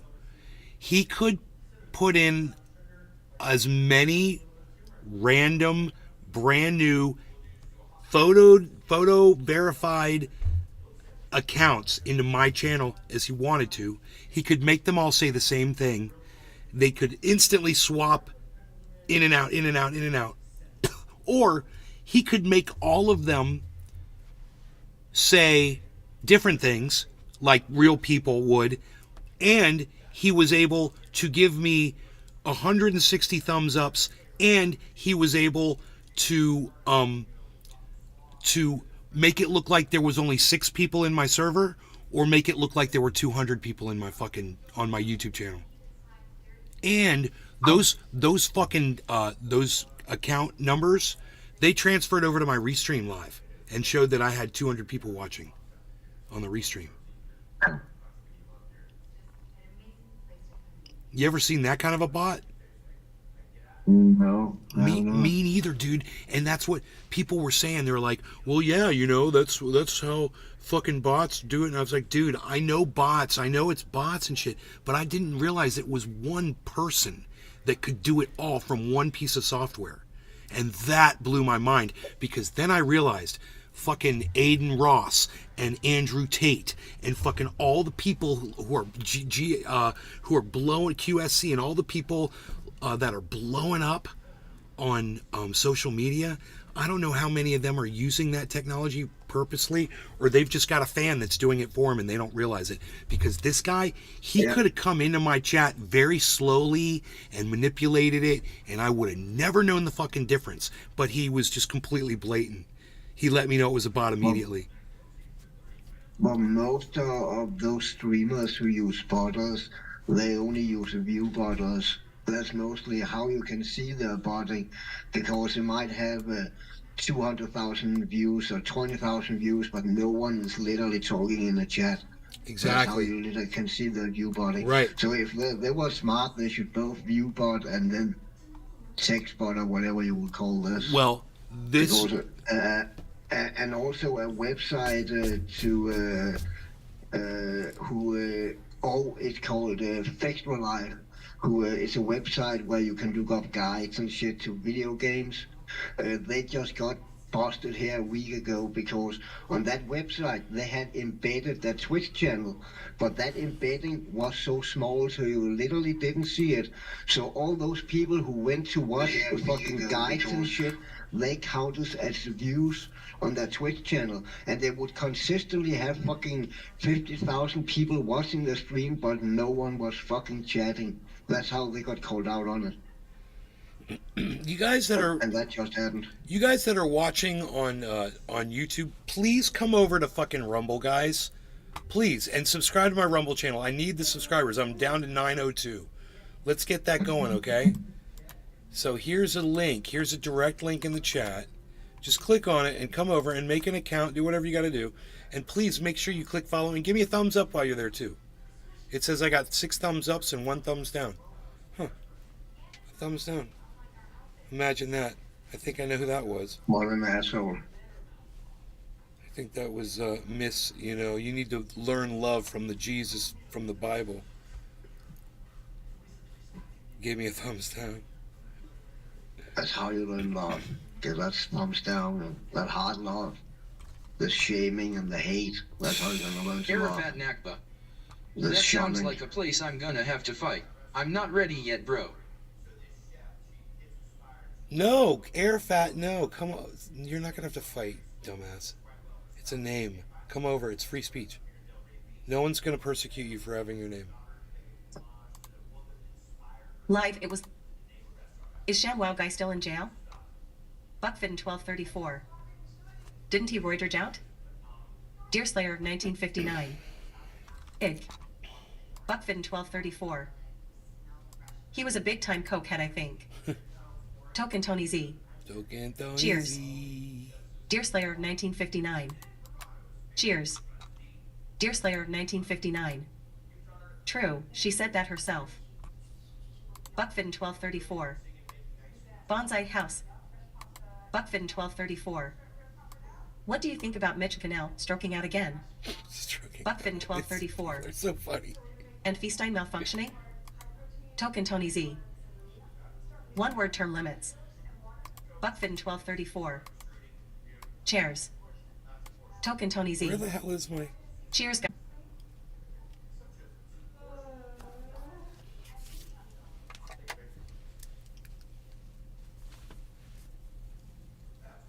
Every time I fucking clean these glasses out. I guess you didn't send any notifications on, I guess. No, probably not yet. No. I bet you that dude I bet you that hacker dude that was in earlier, he wasn't even on my main channel, but I bet you that guy could have sent out notifications, bro. Play Peter Guitar Jam. Oh yeah, probably. God, I should have asked. I was like, dude, can you send out notifications from my channel to tell people I'm live? Like to everybody? To all 25,000 subscribers? I should have asked him that. Oh, dude. I don't know if I... Because I told him, he's like, he made me an offer. He's like, if you delete that video, I won't do business with you unless you delete the video. I go, I don't want to delete the video. He goes, well, if you don't delete the video, he's like, I'll delete your channel. And I'm like, okay. I'm like, he's like, just the video on this one channel that I'm on right now. And I'm like, okay, I will do that. I'll delete that video.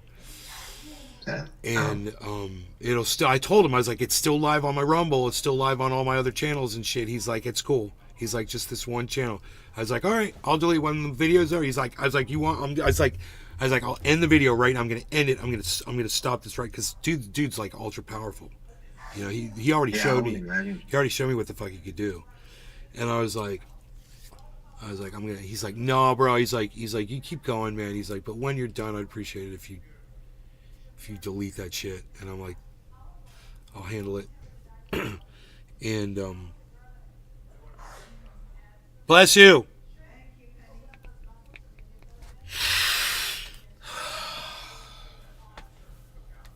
She sneezes 9 times in a row. Damn. I know.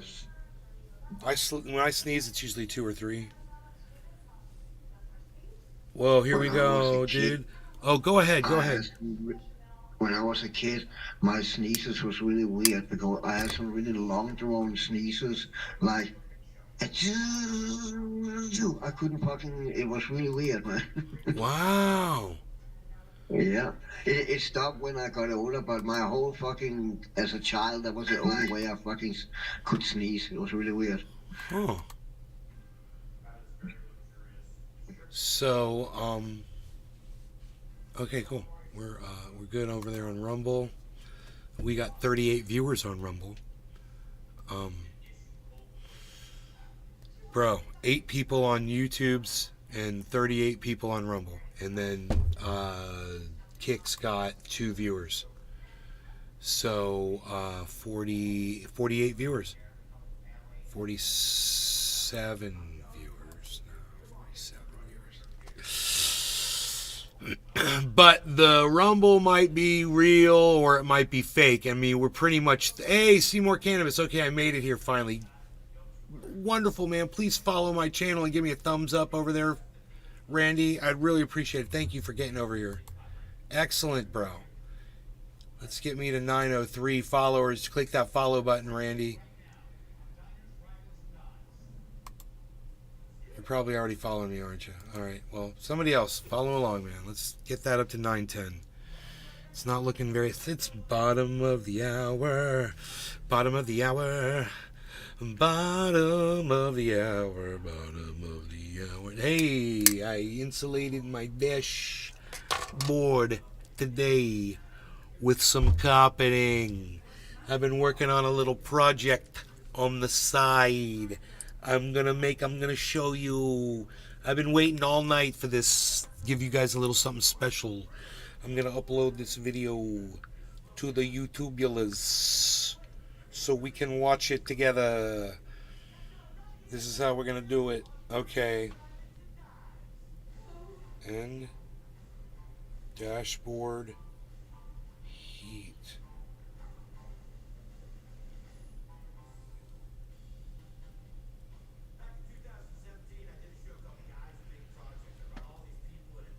Okay, we're going. It's not made for kids. Upload. Publish, bitch. Bitch. We're gonna publish.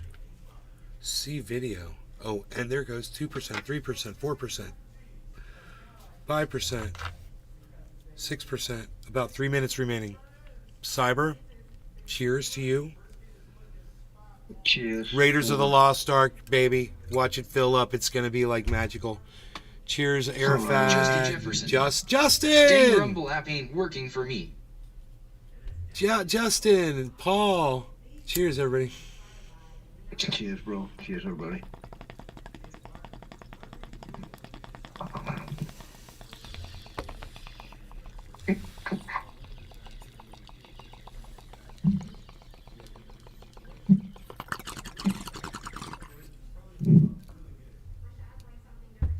Justin Jefferson.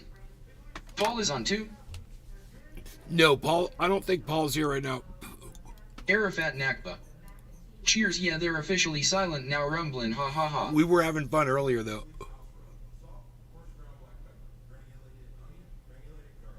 He was trolling me hard. It was so fun. He was like, talk about this. Now talk about this. He's like, yeah, that's good. Talk more about that. Justin I'm Jefferson. like, why are you controlling Paul me? wrote you back on Facebook. Why are you controlling me like a puppet master? He told me on here, bro. He's like, come do it on Tuesday, 10:30. I'm like, hell yeah. Are those AM or PMs? I'm fine with either. I'm down for whatever, son. Does he do night shows? I'm assuming with that heavy music, it's got to be a night show. But then again, 10:30 a.m. would make more sense, wouldn't it? No. He's doing a night show. I'm going to say night, right? I can't tell. Justin Jefferson. Night. Night, yeah. Yeah. Justin Jefferson. Yat HT. Justin Jefferson. Damn phone. Dude, Justin, were you on earlier today when that troll came in with the when was able to boost my numbers up to 200 viewers on my YouTube channel? Did you see that? I'd like to see my first response to that. Because I turned off, I saw it come in, so I immediately turned off my chat before my audience could hear it. And nobody else was on that channel, really. It was an old channel of mine. He wasn't even on the main channel. It's up on my Rumble. Yeah, I was on Rumble. Oh, you saw that shit? Well, that shit was crazy, wasn't it? Oh my, I was telling Cyber about that.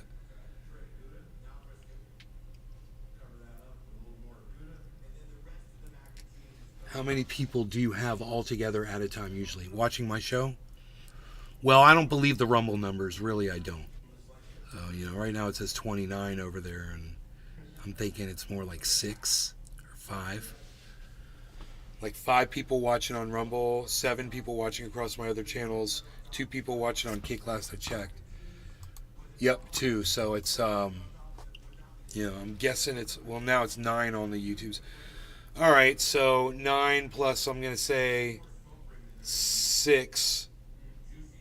I'm guessing Justin there's Jefferson. really only 6 people watching on I Rumble. was trying to find out if the Chinese girl was real or fake.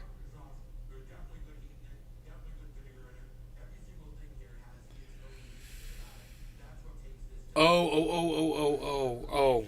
Yeah, I thought that was a dude. I thought that was a guy, man. I didn't think that was a girl. I think he was hanging out with a couple of girls, I think he said. Or a girl and a guy. I just assumed it was a dude. I don't know. The dude from China that was in the Philippines? Cyber could have had a great conversation with that dude. I wonder if he followed me. What was his name? I can't remember.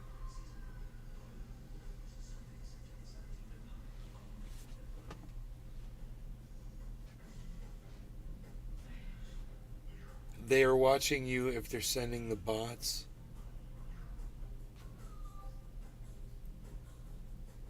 Justin Jefferson. If you type in that account on Rumble, it shows nothing. But yes, it was a female LMFA Olia. It was a female. How do you know it was a female?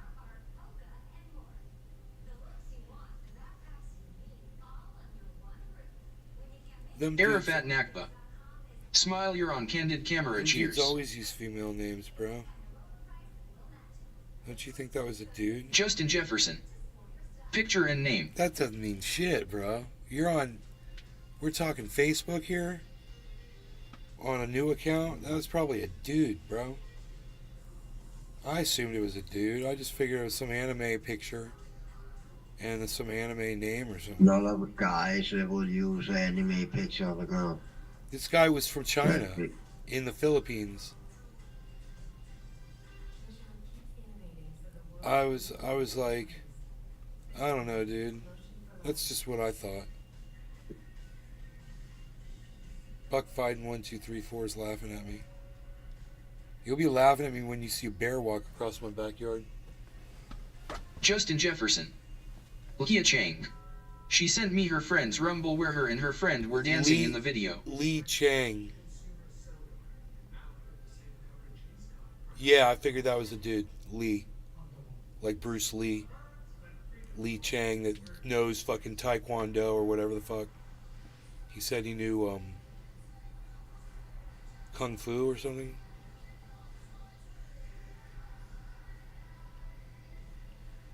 I figured that wasn't a woman, you know.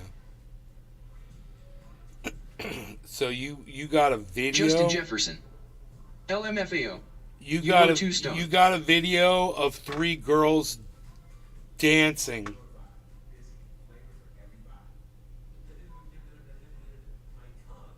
You got your bank account now. When you click that link, you got all your info. Dude.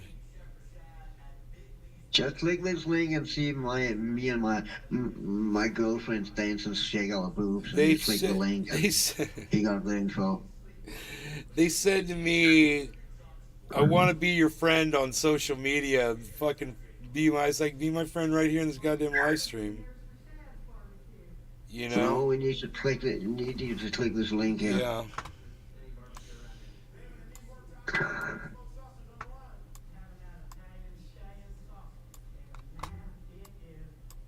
I'm on here every day. Fucking come hang out with us.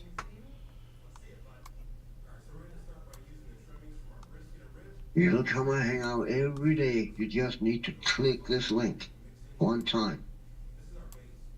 And we'd be best friends forever. I'm in that Celsius bullshit, the Asco.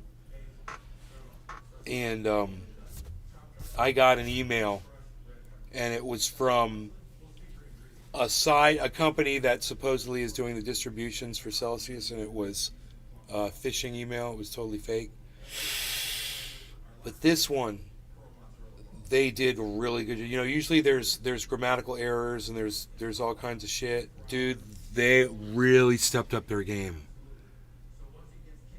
And I'm pretty sure I deleted the email. I could probably still fetch it from the server, but it's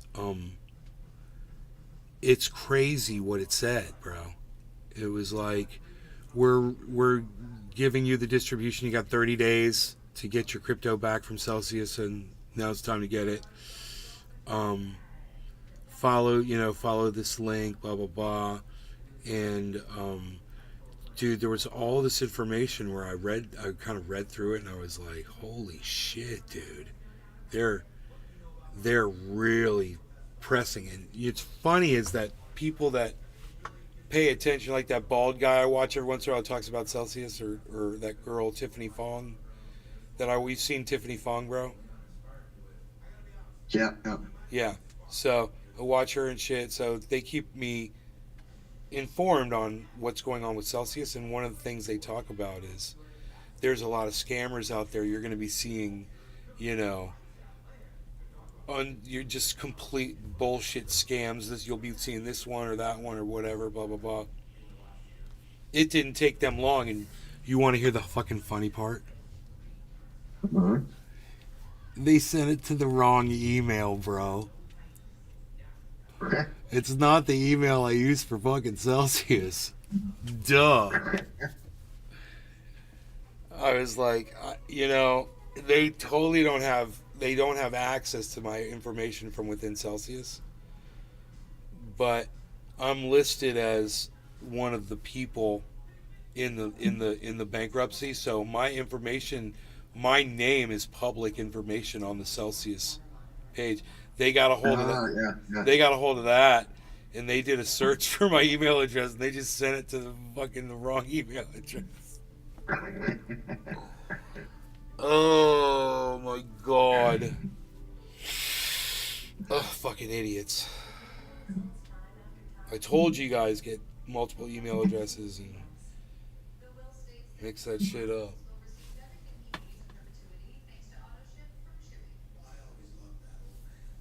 Dude, I'm expecting a visitor of the bear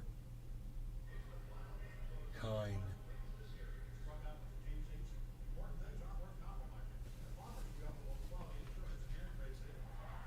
That yard is primed and perfect for some bear destruction. I'm going to come out tomorrow and all my plants are just going to be destroyed. The orange trees are doing good. They're this big and they're starting to show real growth. Like they're starting to root and really pump out leaf now. So I'm really excited. You guys, I told you 26,250, right? It's going to happen. I just like to raise my arms and stretch sometimes while I'm talking.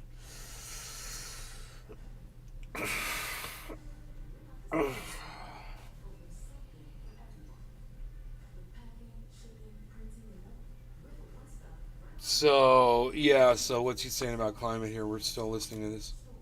Glaciers are only a million or so I'll years play old. some guitar on my to get acoustic. a good idea of the trends that govern global temperatures, we're going to have to go back much earlier than that. How do we know what the global temperature was over a million years ago? The answer might surprise you. Clams. Actually, not clams. Oh, this has a broken but something string, similar. son of a bitch. A tiny single cellular organism, no larger than a full That's two stop, guitars with called broken strings. Foraminifera. Like clams, these organisms produce shells around themselves, and these shells are slightly porous. Oxygen in particular is taken into the shell and trapped there, remaining in place even when the Foraminifera dies.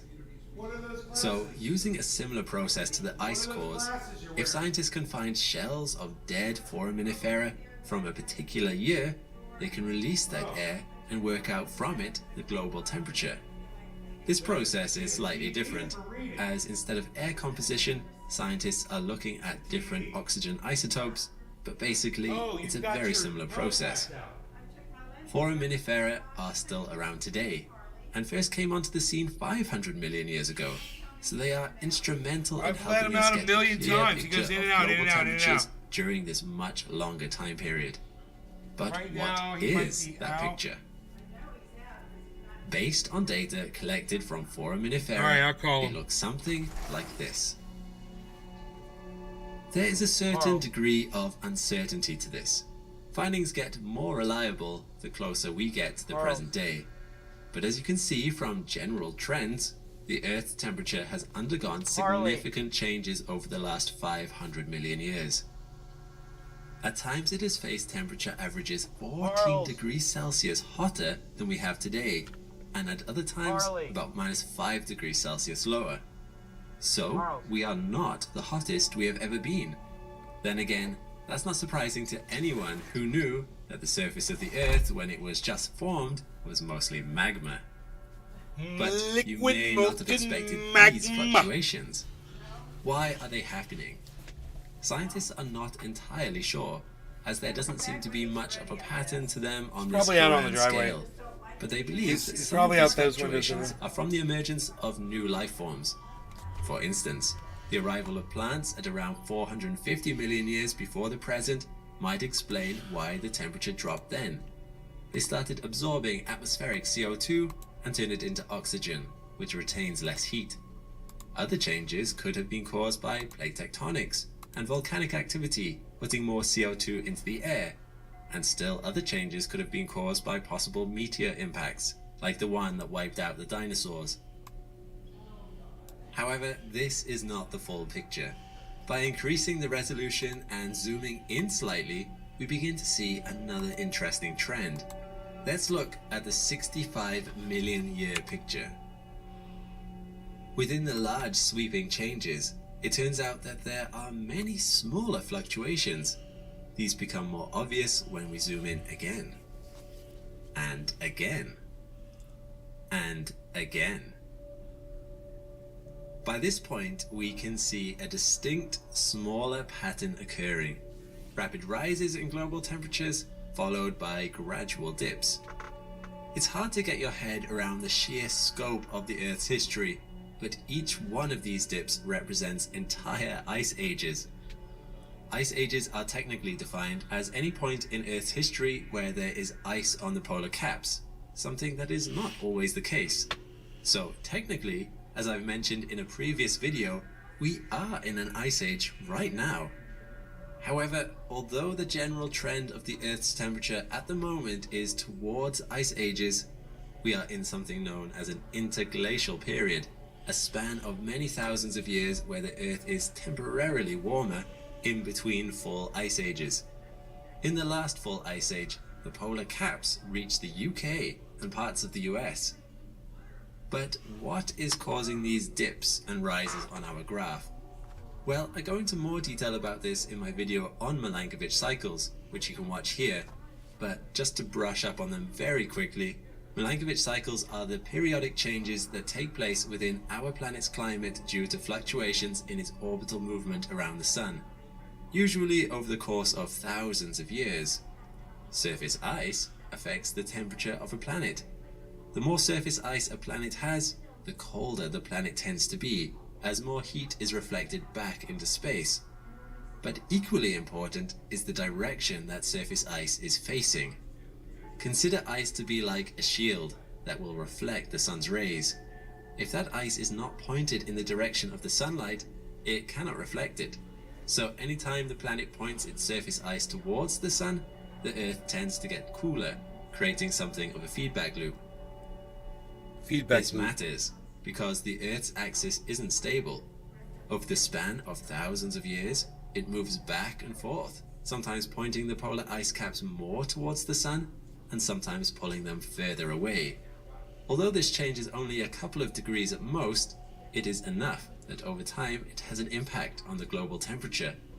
The temperature drops as the ice shield faces the sun and rises again as it points away. This fluctuation is one HCMC lawsuit. I don't know what that is, but fine.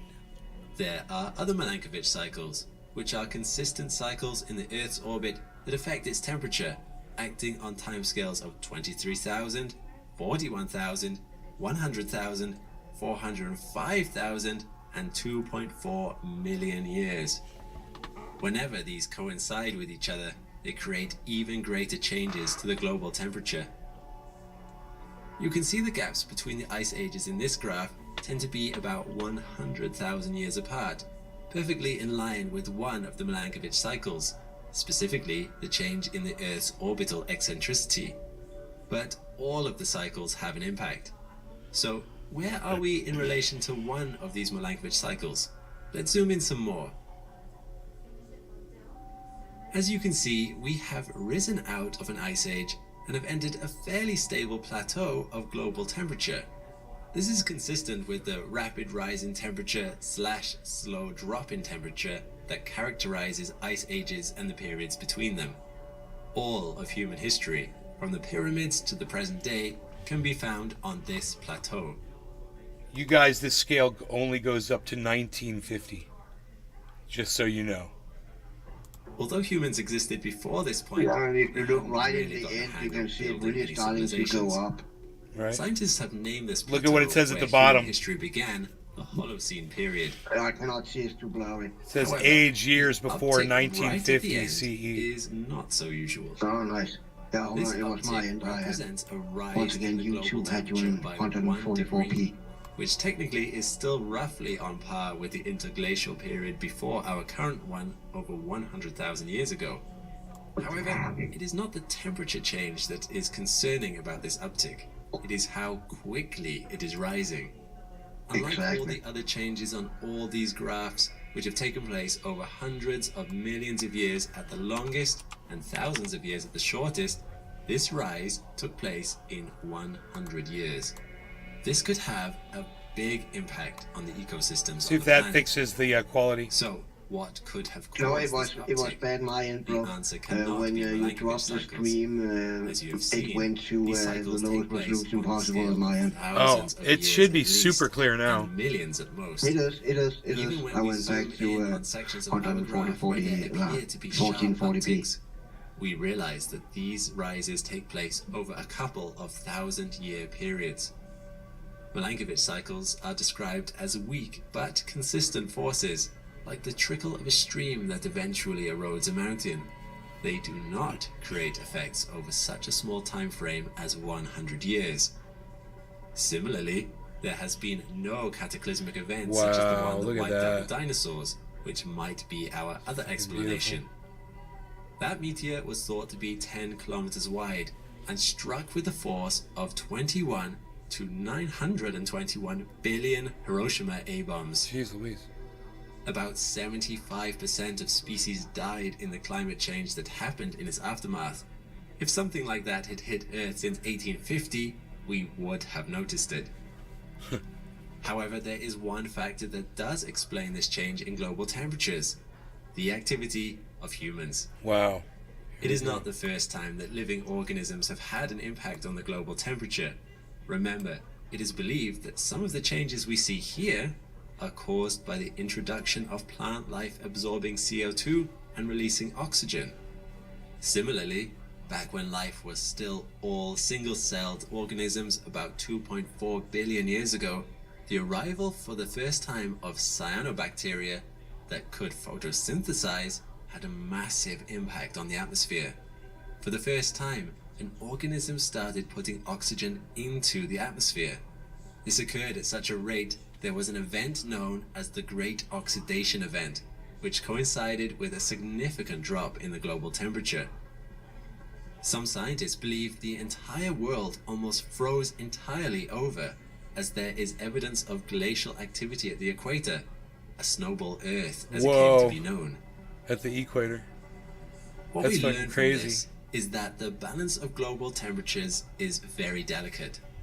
A single species that starts to change the atmospheric ratio of gases can have a massive impact, overloading the subtler effects of Milankovitch cycles. And since 1850, humans have definitely changed the way we have been interacting with the atmosphere. Unlike the previous roughly 10,000 years of human history, since 1760 and the Industrial Revolution, human activity has produced vast amounts of greenhouse gases as a waste product of industrialization and farming. In the last 4 decades, each decade has been the hottest decade on record since we started tracking global temperatures in 1850. Okay. That is so important that you guys hear what he said. It's the exact same words that Thunderfoot uses. Alright, so this is 1457. We're going to 1447. Listen to this. And farming. In the last 4 decades, each decade has been the hottest decade on record since we started tracking global temperatures in 1850. CO2 levels are now at a global average of 410 parts per million, and methane at 1,866 parts per billion, which is higher than we have seen in the last 800,000 years, which means since before about 8 ice ages and interglacial periods between them. And importantly, the global cover of surface ice has been retreating consistently since 1950, something scientists do not believe to have happened for the last 2,000 years. As you will recall, this has a knock-on effect on Milankovitch cycles, as a planet with less surface ice does not reflect as much heat from the sun, so tends to get even hotter. Like pushing a cart down a hill, these changes have a certain amount of momentum to them. And sadly, rapid changes in global temperature tends to lead to species going extinct. It normally takes thousands of years for life to adapt to the conditions you might find during an ice age, woolly mammoths, to conditions today, elephants. Natural selection takes time to develop in a species the traits they need to thrive in a new environment. If species are not given this time, they either have to move to a new environment better suited to them, or they will die out. As the habitable zones begin to migrate towards the poles, some zones will vanish completely, while new, hot desert environments will be created that life in general is poorly adapted to. It's important to note that these events are not unstoppable. Global temperature change does have some momentum, but if we as humans find ways to stop changing the atmosphere's ratio, then in time, Milankovitch cycles will take over again and the rise will stop. That's why it's so important for governments to listen to reports by institutions like the IPCC. How hot does this guy think it's going to get And at what point does he think that humans can control the heating up of this planet right now, I wonder? An international group of scientists funded by multiple governments tasked with finding out the realities of climate change, who in 2021 released their 6th assessment report explaining the physical science basis. In it, they stated that it is unequivocal that human influence has warmed the atmosphere, ocean, and land. However, they also offered suggestions, namely the importance of halting or rapidly reducing CO2 emissions towards net zero, right? As CO2 is the largest contributor towards climate change, followed by but methane. We're not doing it. They also recommended the development of carbon dioxide removal facilities to be established worldwide. No. Some of these are... No, because Thunderfoot proved that those things don't do anything. Already in operation, such as Project Longship in Norway. Their aim is to take CO2 out of the atmosphere and bury it beneath the ground in depleted fossil fuel. According to Thunderfoot, that'll bury it for about a year. Reservoirs. The IPCC says that actions like this, if widespread enough, he doesn't will address reduce it, global surface the temperature. things that we watch Thunderfoot, huh? Certain other processes like acidification of the oceans. Right. Personally, I'm not super convinced by current carbon capture projects, but they do exist.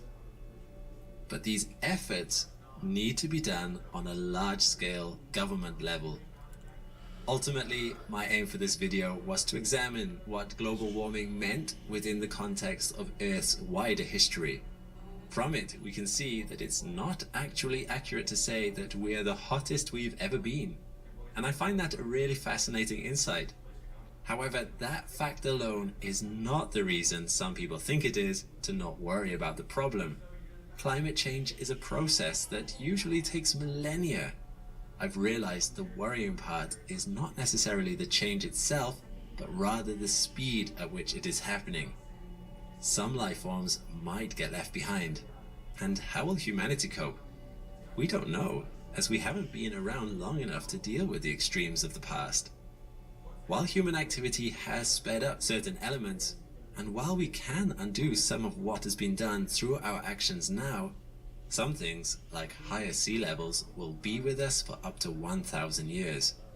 According to the latest IPCC report, we are past the point of no return for 1.5 degrees Celsius, and will need to make rapid, fundamental changes to our society this decade to stop it going any further than that. This will be hard. There's no way we as a species will be able to achieve this hard path unless we can agree on the facts that underpin it, though. Without the broader context of agreed upon data, it will forever be perfectly possible to arrive at a wide range of conclusions and different paths we should take. That is why, when it comes to any discussion, context is so important. By looking at the pattern of our planet's history, we see that the current uptick in global temperatures is an induced event that doesn't match already existing patterns, and it perfectly coincides with human activity. Debate what you want to do with that information and the best path to take in light of it, but these are the facts, set in ice and the bones of organisms long dead. They will brook no argument. Dealing with all the crises that the world seems to throw at you daily can get a little overwhelming. Sometimes it's important to take care of yourself. That's why you should tune in to Nay's Garden every night, every day, and every afternoon and get right with your brain. With Trendy Nay and Cyber Reload, we're here to help.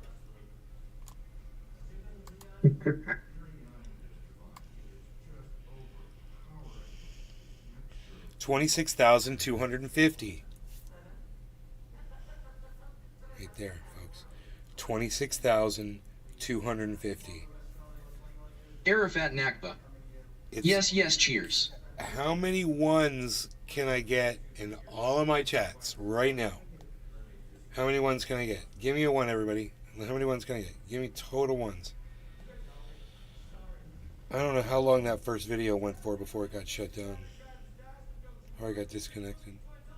It was because I was trying to do too much on my screen. Lay Peter Guitar Jam. 1. I'm just gonna delete stuff. Cyber gave me a 1. How many more ones can I get, folks? According to this, there's Butcher. 1. 39, 41 people watching, Cyber. If I go by the numbers. Tula Tetro. 1. Hey, Tula. Arafat Nakba. 1. Hey, Tula. 3 ones. 2 ones. Hey, GSP girl. Token Tony Z. Only 2 ones on the Rumble. Out of 26 supposed viewers.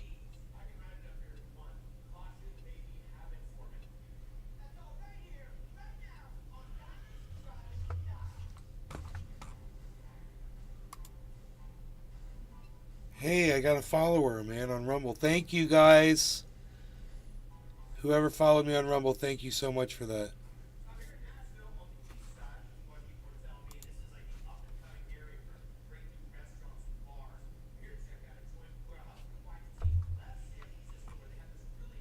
Whoa, Moonscape is down 82.8% over the last 24 hours.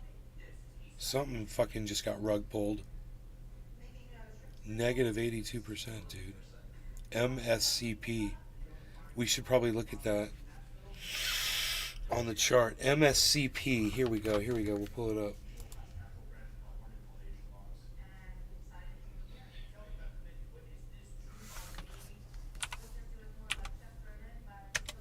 MSCP.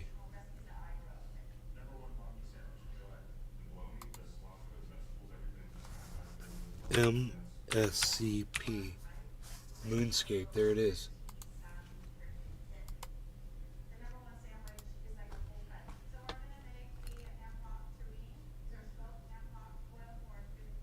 Uh, 7 day. That's the 1 day.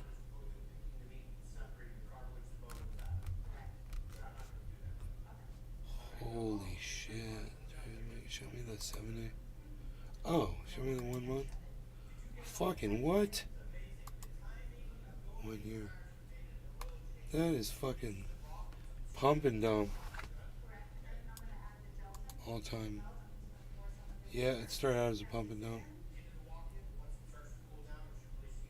They pumped and dumped. They got it all the way up to fucking 2 pennies, dude. Oh, they pumped that motherfucker. Look at what you did. What did you do? You got it all the way up to almost, you got up to almost 3 cents, these fuckers. And now it's at 0.00024. I wonder how many people lost their shit on that one. Holy moly. Hey, we're looking at the dashboard here. Looking at this. The dashboard.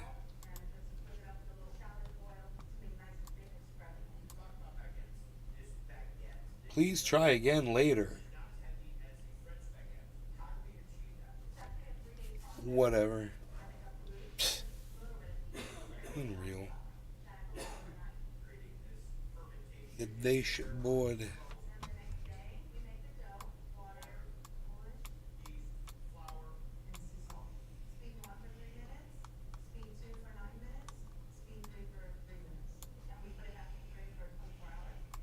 Wow.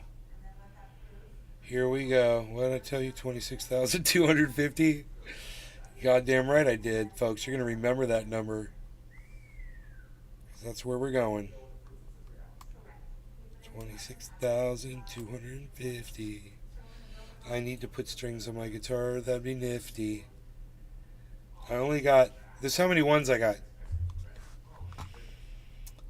And 1, 2, 3, 4, 5, 6, 7. I got 7 ones, folks. 7. GSP Girl, Token Tony Z, Seymour Cannabis, Lay Peter Guitar Jam, Butcher, Tula Tetro, and Arafat Nakba. Those are the ones. And nothing on the cake.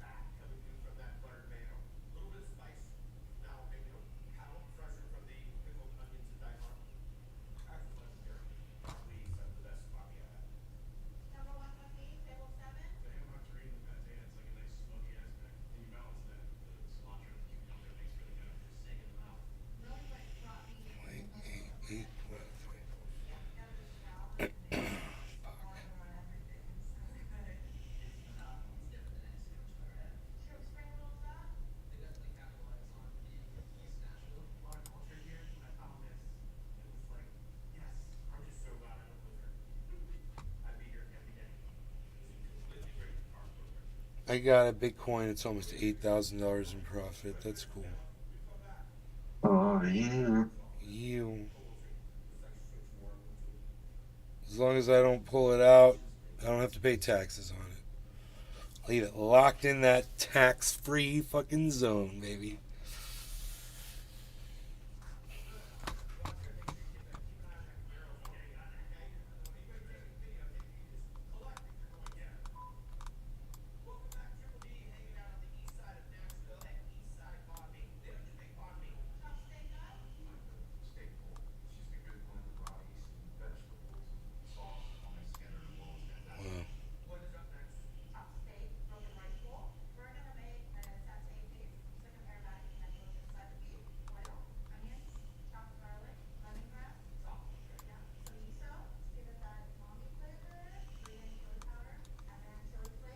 Wow. Whoa, what the fuck just... Dude, did Ethereum just blow up?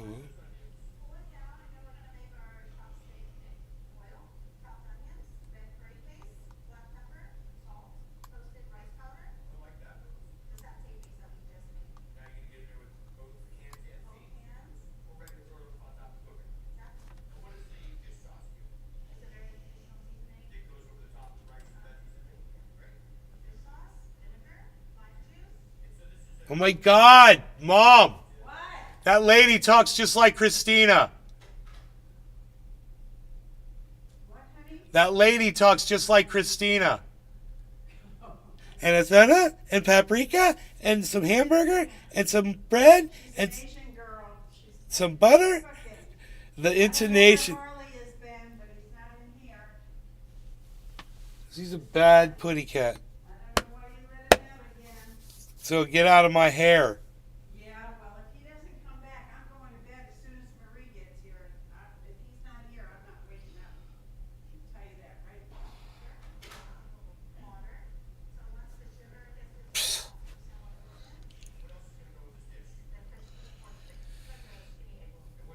I'm gonna go make some food and watch a movie or something. Bon appetit, brother. Take care. Right back at you, bro. I'll see you later. All right. Hey, and goodbye, everyone. Have a good one. Sounds like a good idea. I don't know what I'm gonna eat though. There's nothing here. Oh no, I got this fucking stuff. I had so much goddamn chicken. Chicken. Even though this chicken's a little healthier, it's still chicken. Chicken all the time. It is nothing. Arafat Nakba. Feel better, Cyber. It is nothing but the chicken. It is nothing but the chicken. Chicken.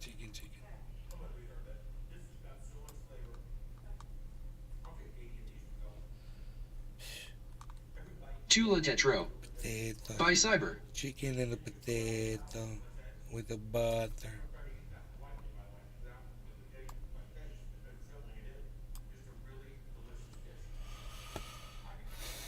$26,250. My prediction will come to fruition. Just watch for my next edition. Ha!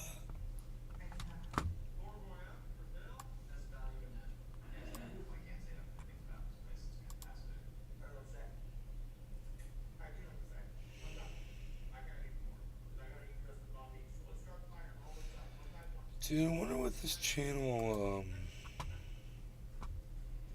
videos.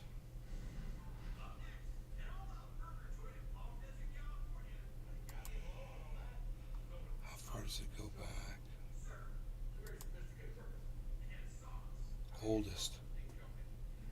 2 years ago. That doesn't seem right.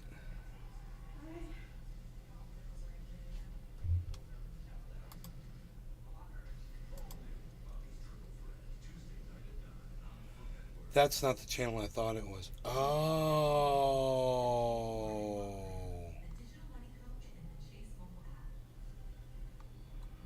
That's why, man. This is the wrong. Okay, that's. It says 2 years ago.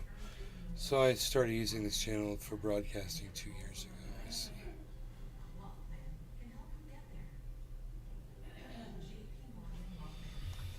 Got it, bro.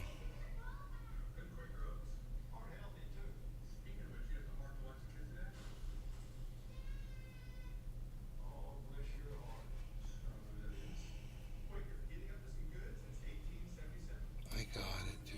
If I could log into that old channel, that'd be cool.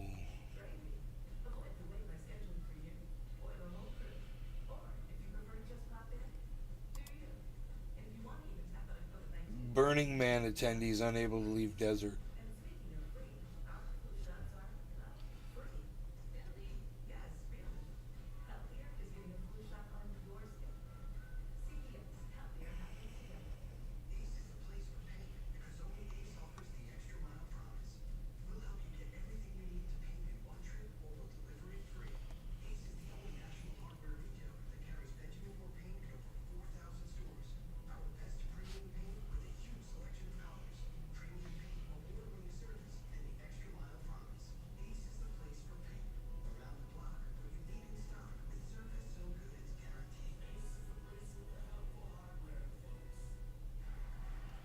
Alligator bites child at New Orleans area beach.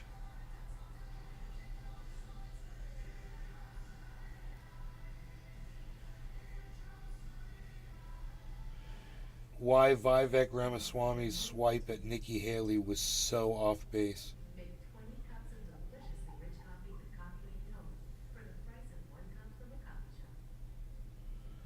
5 deaths in Virginia from meningococcal disease outbreak.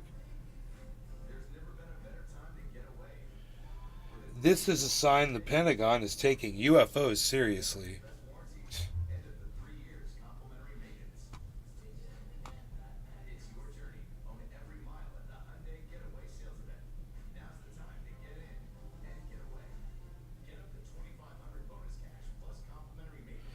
"19-year-old from Texas went overboard from a Royal Caribbean cruise.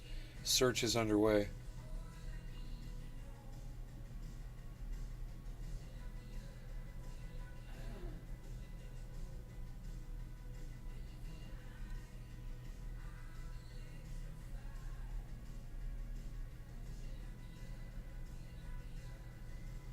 Arafat Nakba.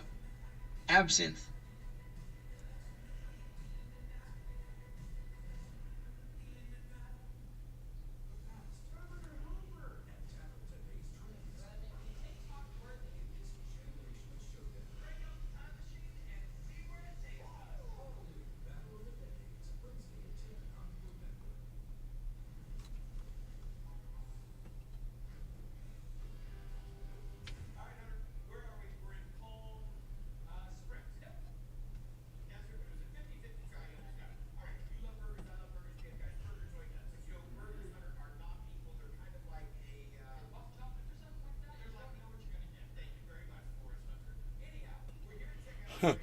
Fucking India fucking crashed their goddamn thing on the moon.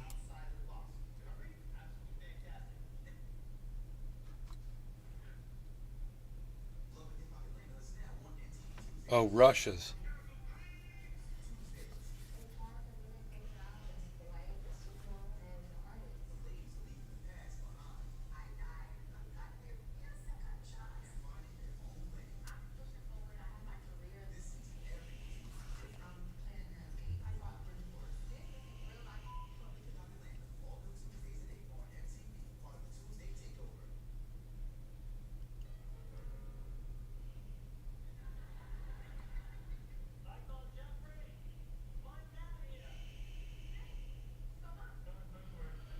So Russia crashed a fucking orbiter lander on the moon, like that game, Lunar Lander. You guys ever played that shit? And created a crater. Now there's a crater on the moon from Russia crashing into the moon. So, you're welcome for that information. Doctor, okay. Overboard. Yeah, right? More like underboard.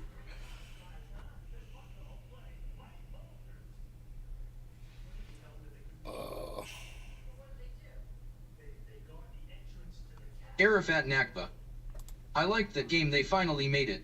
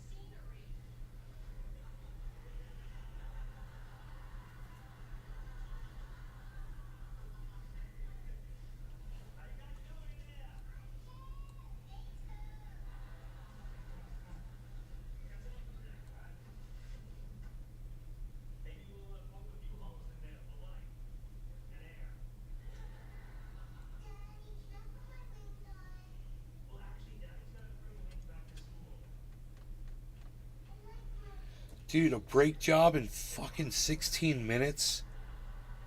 That's fucking impressive. That can't be the whole vehicle.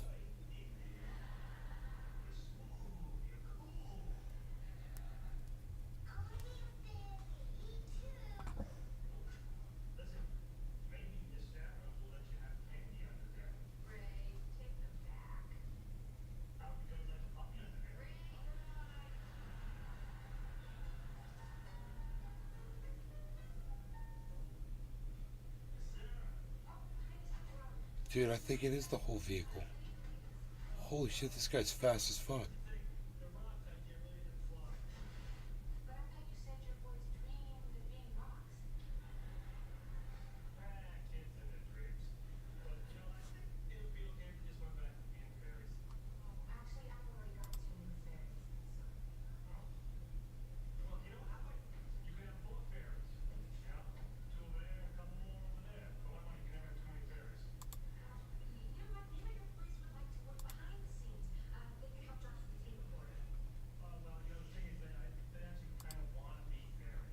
There are many flavors of this fad, and a bit later we will get to the meat of the deception, which invariably involves misuse of the word quantum and deliberate misinterpretation of something called the double slit experiment. But I would like to start somewhere more fundamental. Let's begin with the core confusion that enables the whole show. Much like other scams and pseudoscience, it all stems from a misunderstanding of basic scientific concepts and terminology. In this case, it is the word energy. What is energy? Even just hearing that word out loud, dozens of connotations probably come to mind.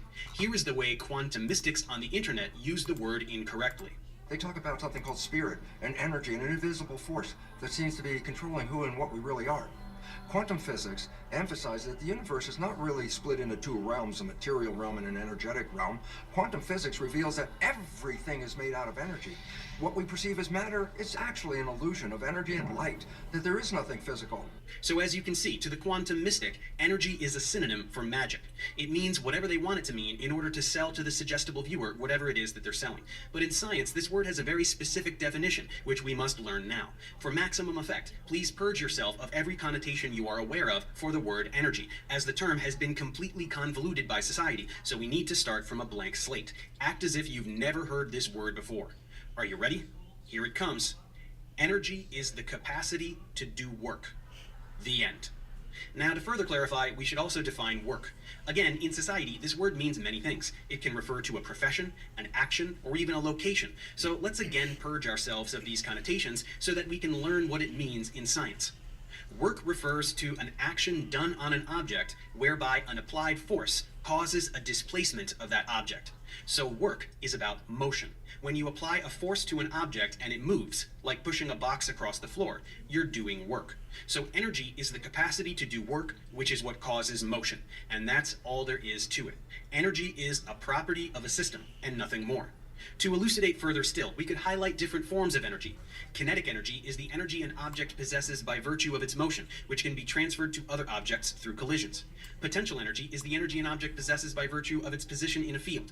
Lifting an object into the air increases its gravitational potential energy, which is then converted into kinetic energy as it falls, just the way a compressed spring has a lot of potential energy, which is released as it expands.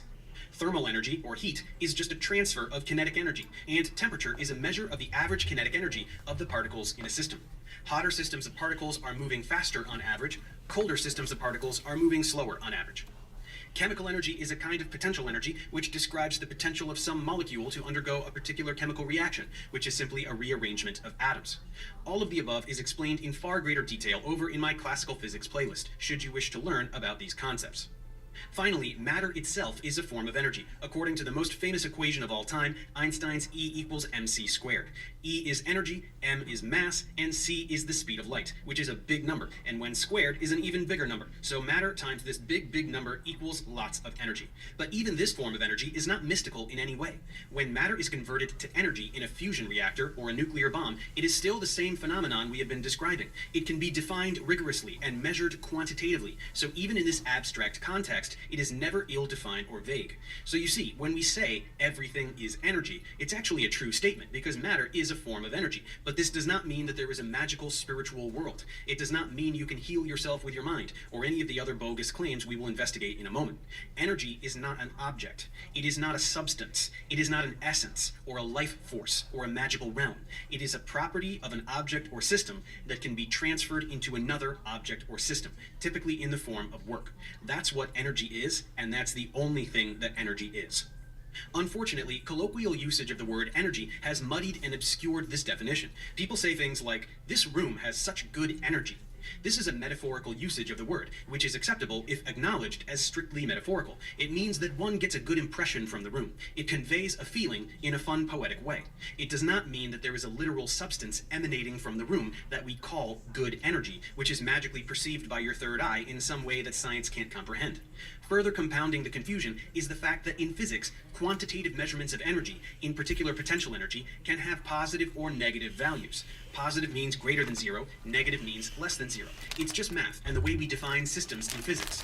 By sheer linguistic coincidence, we also use the word positive to mean good and negative to mean bad, as in having a positive or negative experience. But these two connotations are totally unrelated. So when people remove the concept of positive or negative energy from the arithmetic domain in which it has actual meaning and take these phrases to mean good or bad energy, the result is totally meaningless. There is no such thing as good energy or bad energy. There is no context in which this makes any sense except the strictly metaphorical. So when these terms are used improperly, it is simply an unfortunate side effect of allowing words to have multiple meanings in a language. The literalization of this metaphorical usage confuses people and renders them susceptible to cranks and conmen who exploit this confusion for financial gain. Speaking of cranks and conmen, let's get to them now. I want to start with one of the primary figures, if not the primary figure, responsible for the popularization of quantum mysticism in the 1990s. That is the glammed-out guru himself, Deepak Chopra. Deepak rose to prominence on the success of his 1993 book, Ageless Body, Timeless Mind, The Quantum Alternative to Growing Old. This, along with his previous book called Quantum Healing, piggybacked on the broader New Age movement that was picking up steam, and he rode the tidal wave of science-flavored, self-help themed snake oil to significant fame and fortune. As you can see, quantum is a very important buzzword for this brand of deception, and it only serves to disguise mysticism as science. Given that Chopra has published nearly 100 books, there is no time to go into every single thing he's written, nor would I ever subject myself to that kind of torture. But a pervading theme across his body of work is the power of the mind.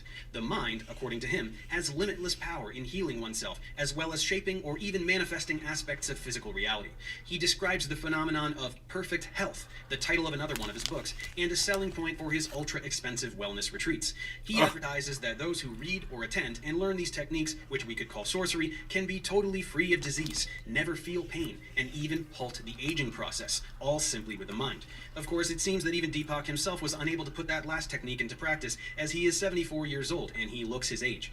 His other favorite thing to talk about is how physics tells us that consciousness creates reality, another hallmark of the quantum mystic. Here's a taste. There is no universe. It's a human construct. There is no body. It's a human construct for a mode of knowing and perception. There are no electromagnetic fields or molecules or atoms or waves of particles. These are human constructs for modes of knowing and experience in human consciousness. The only thing we can say with certainty about the universe, what's it made of, is it's made of nothing. Non-locality. If you tickle the universe here, it laughs there. If you have asked a question here, it answers there, because consciousness non-locally is correlated everywhere. That's the deeper question. There's mathematics to prove that. So as we can see, even for those who aren't specifically looking to be healed, there is still plenty to bait you with. The selling points of consciousness creating reality pretty much write themselves. Realizing your infinite potential, manifesting your desires. These are all attractive notions which can ensnare suggestible people who are dissatisfied with their lives or otherwise overwhelmed by reality. It's emptiness disguised as transcendental self-improvement, something which has served as the basis for Scientology and other successful criminal organizations. To be fair, not every quantum mystic has their own cult, but some of them do, and even those that don't, should we really look the other way when people make a fortune from deliberately misleading the public? How is it that they are able to do this? The success of Deepak stems from two things. First, he uses his Indian identity and calm, calculated manner of speech to put out an air of ancient Eastern wisdom. To the untrained ear, he sounds like a wise sage, and he also was at one point a real doctor, so he appears to have credibility. Second, he is a third-degree black belt in the art of pseudoscientific word salad. He may be the best there's ever been at this impressive skill. He knows precisely which buzzwords to use and in precisely which combinations so as to present what sounds to many like profound truths, when in reality most of what he says is utterly meaningless. In fact, there is a Deepak Chopra quote generator online called Wisdom of Chopra, which is programmed with vocabulary from his Twitter feed and equipped with a randomizer, which will spit out randomly generated blocks of text that are completely indistinguishable from what he actually says. Here, I'll show you. These are all statements that were randomly generated for me by Wisdom of Chopra, except one, which is something Deepak actually said. See if you can pick out the genuine quote.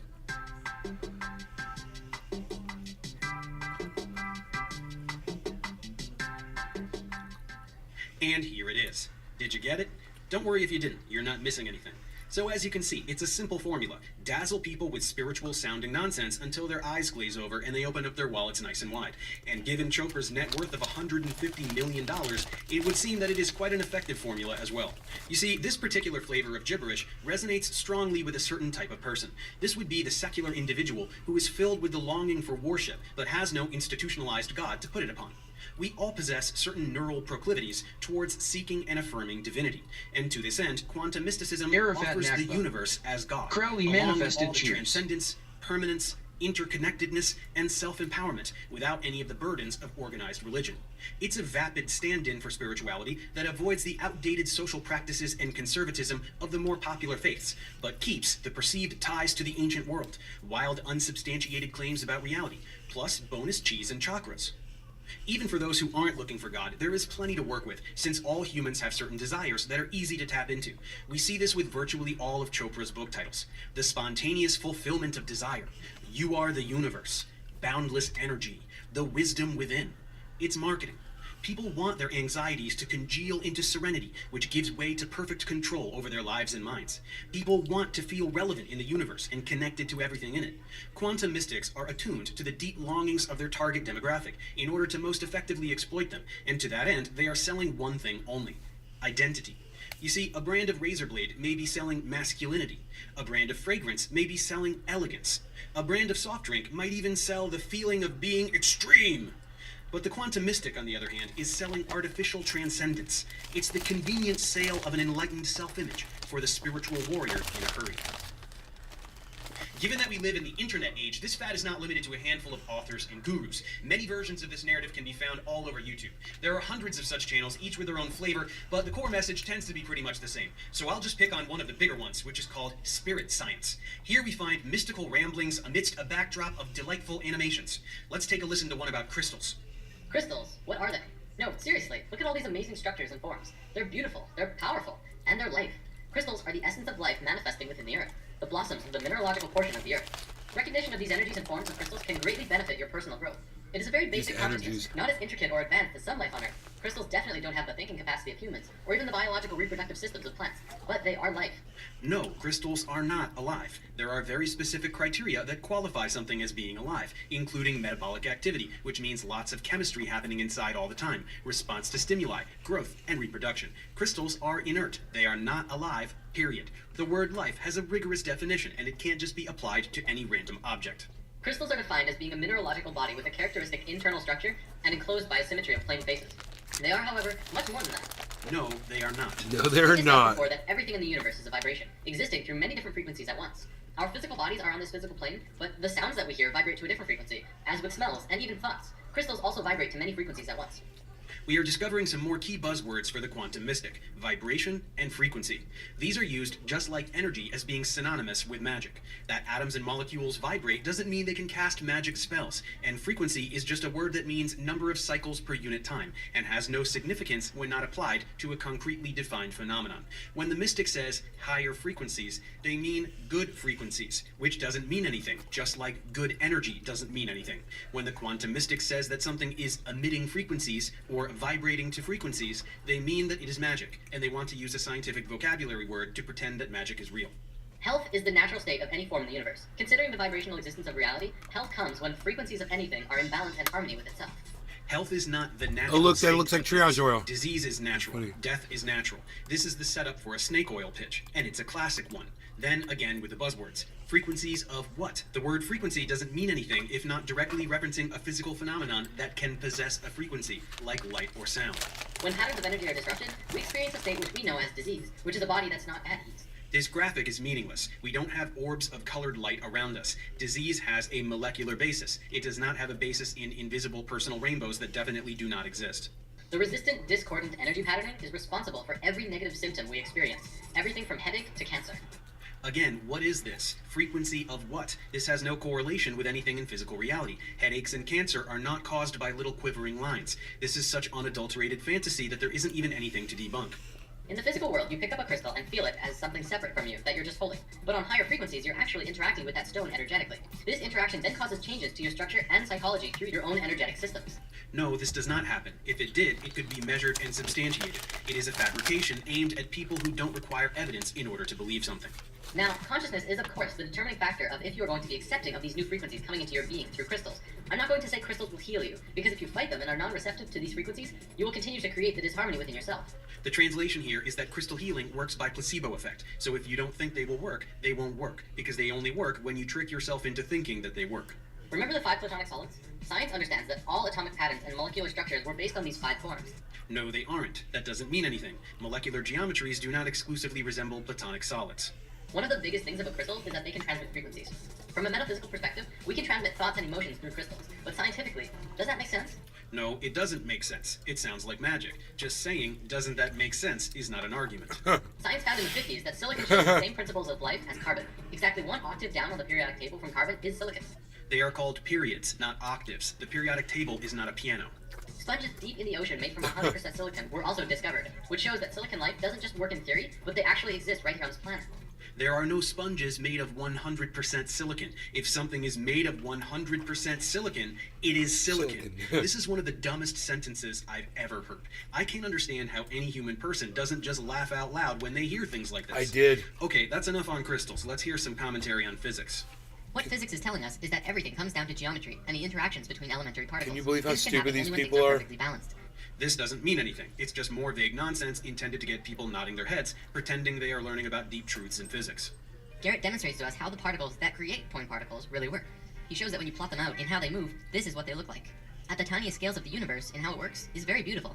What is this? Subatomic particles are not colored squares and circles and triangles. Too What are we legit looking drill. at?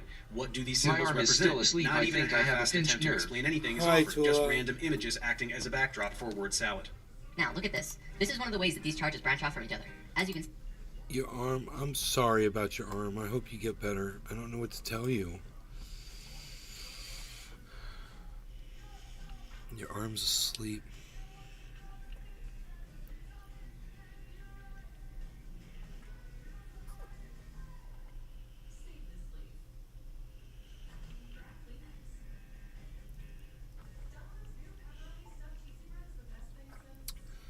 I don't know what that could be, Tula. Are you eating okay?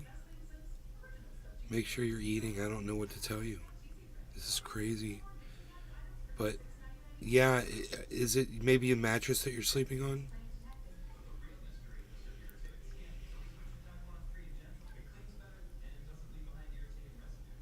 I think you thinking that it's a pinched nerve, it could be in your lower back. Maybe try, you know, changing your sleeping position or putting a pillow under your back or something. I don't know.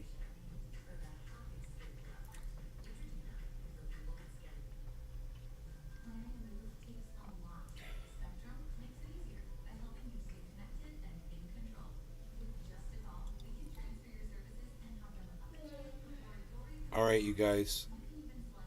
Y'all take care. I love y'all. Take care, and I'll see you tomorrow. Thanks for watching. Bye now.